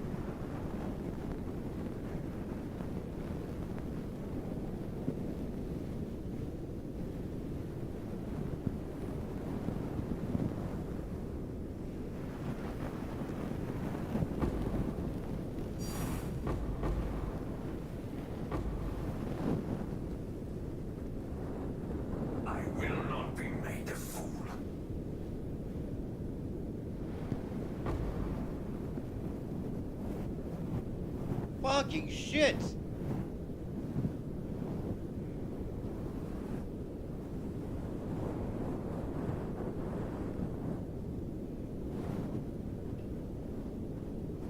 When I'm ready, and not before.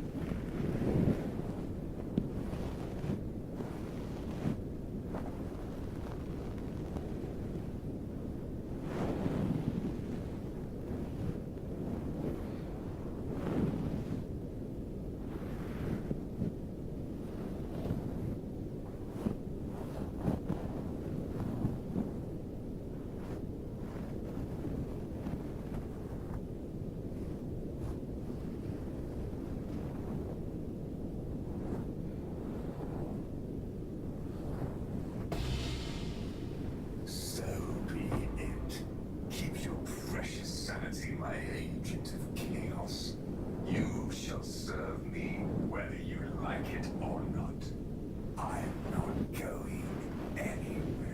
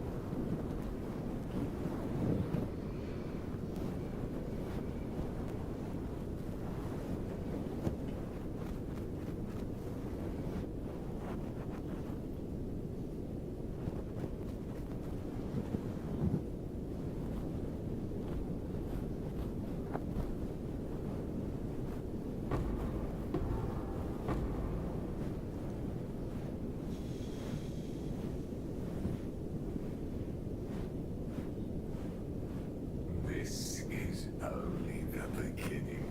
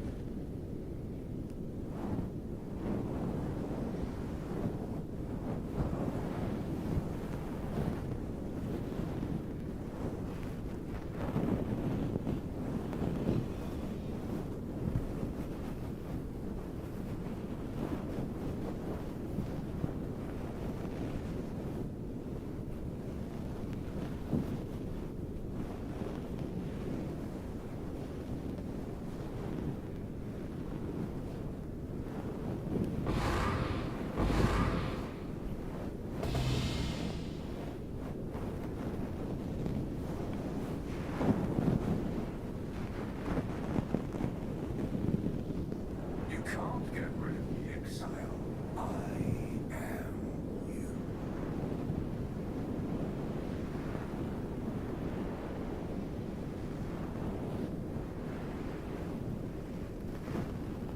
Life is too precious to waste.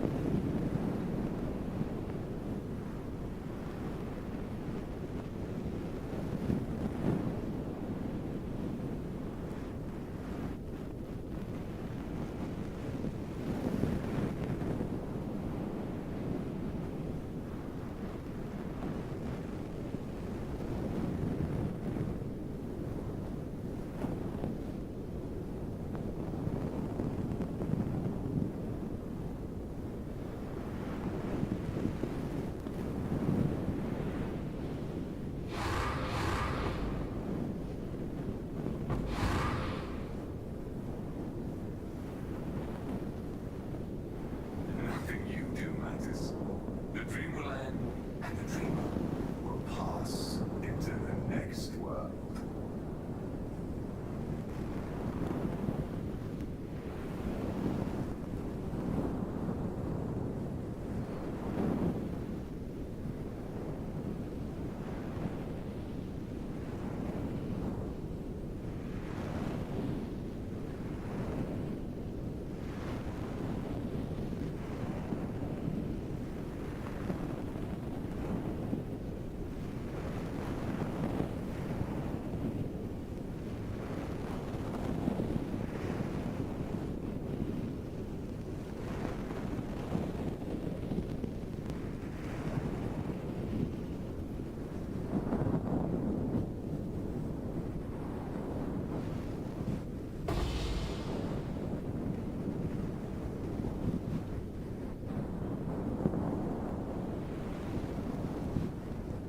Do you not wonder what tugs at the strings of fate?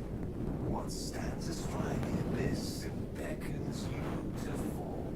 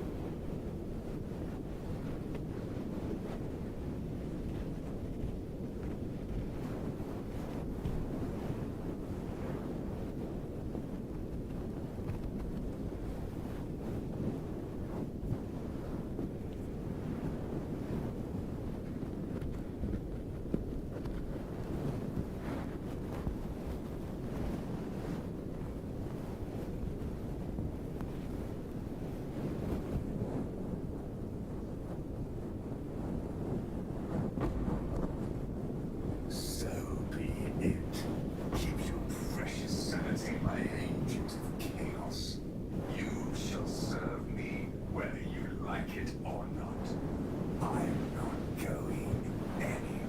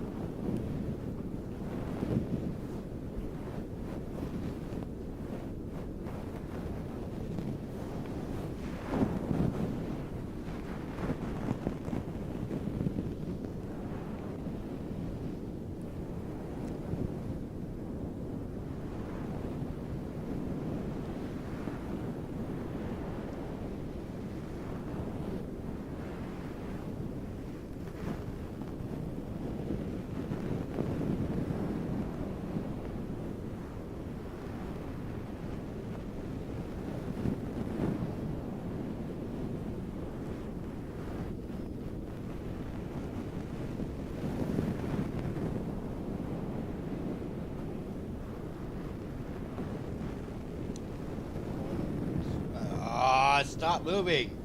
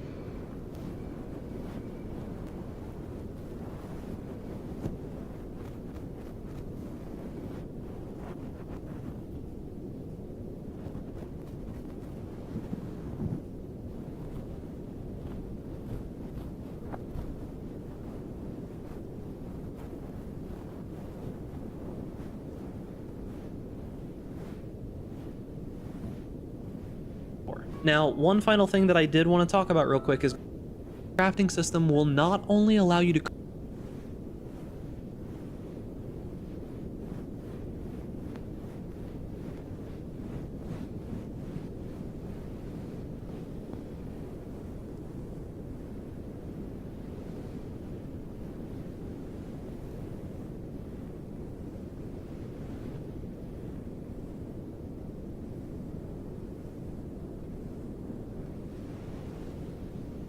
What's up, guys, and welcome to a new Nyx video, but not just Nyx today.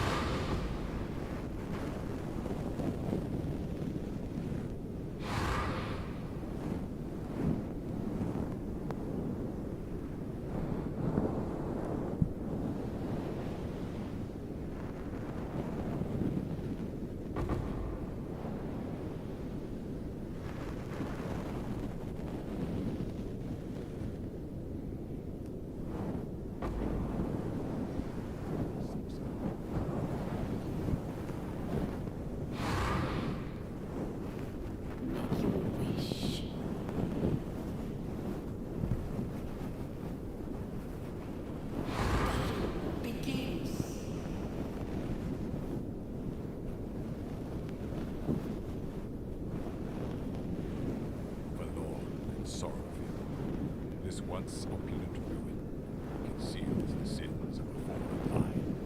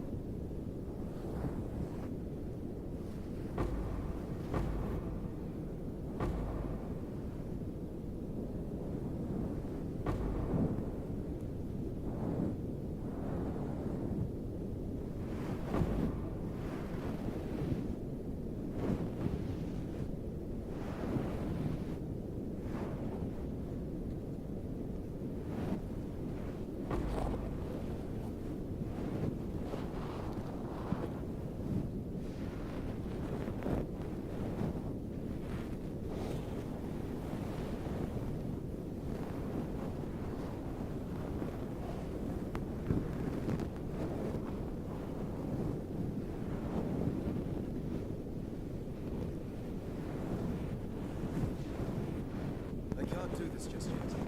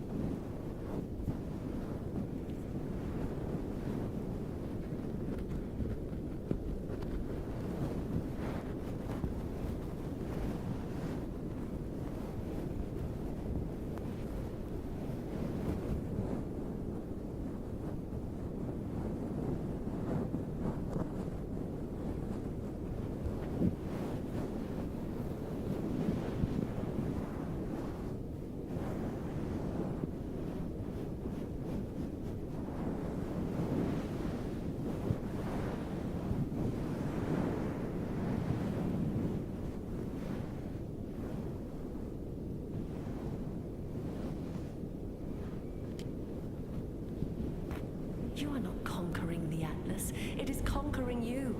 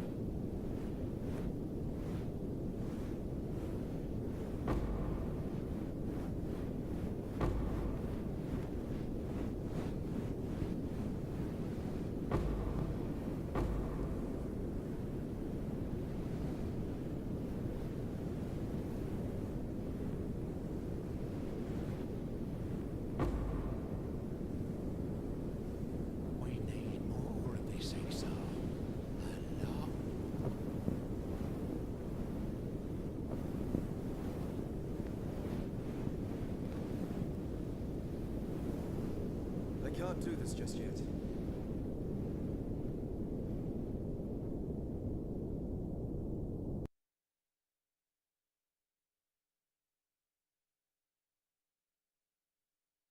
Choose what you wish.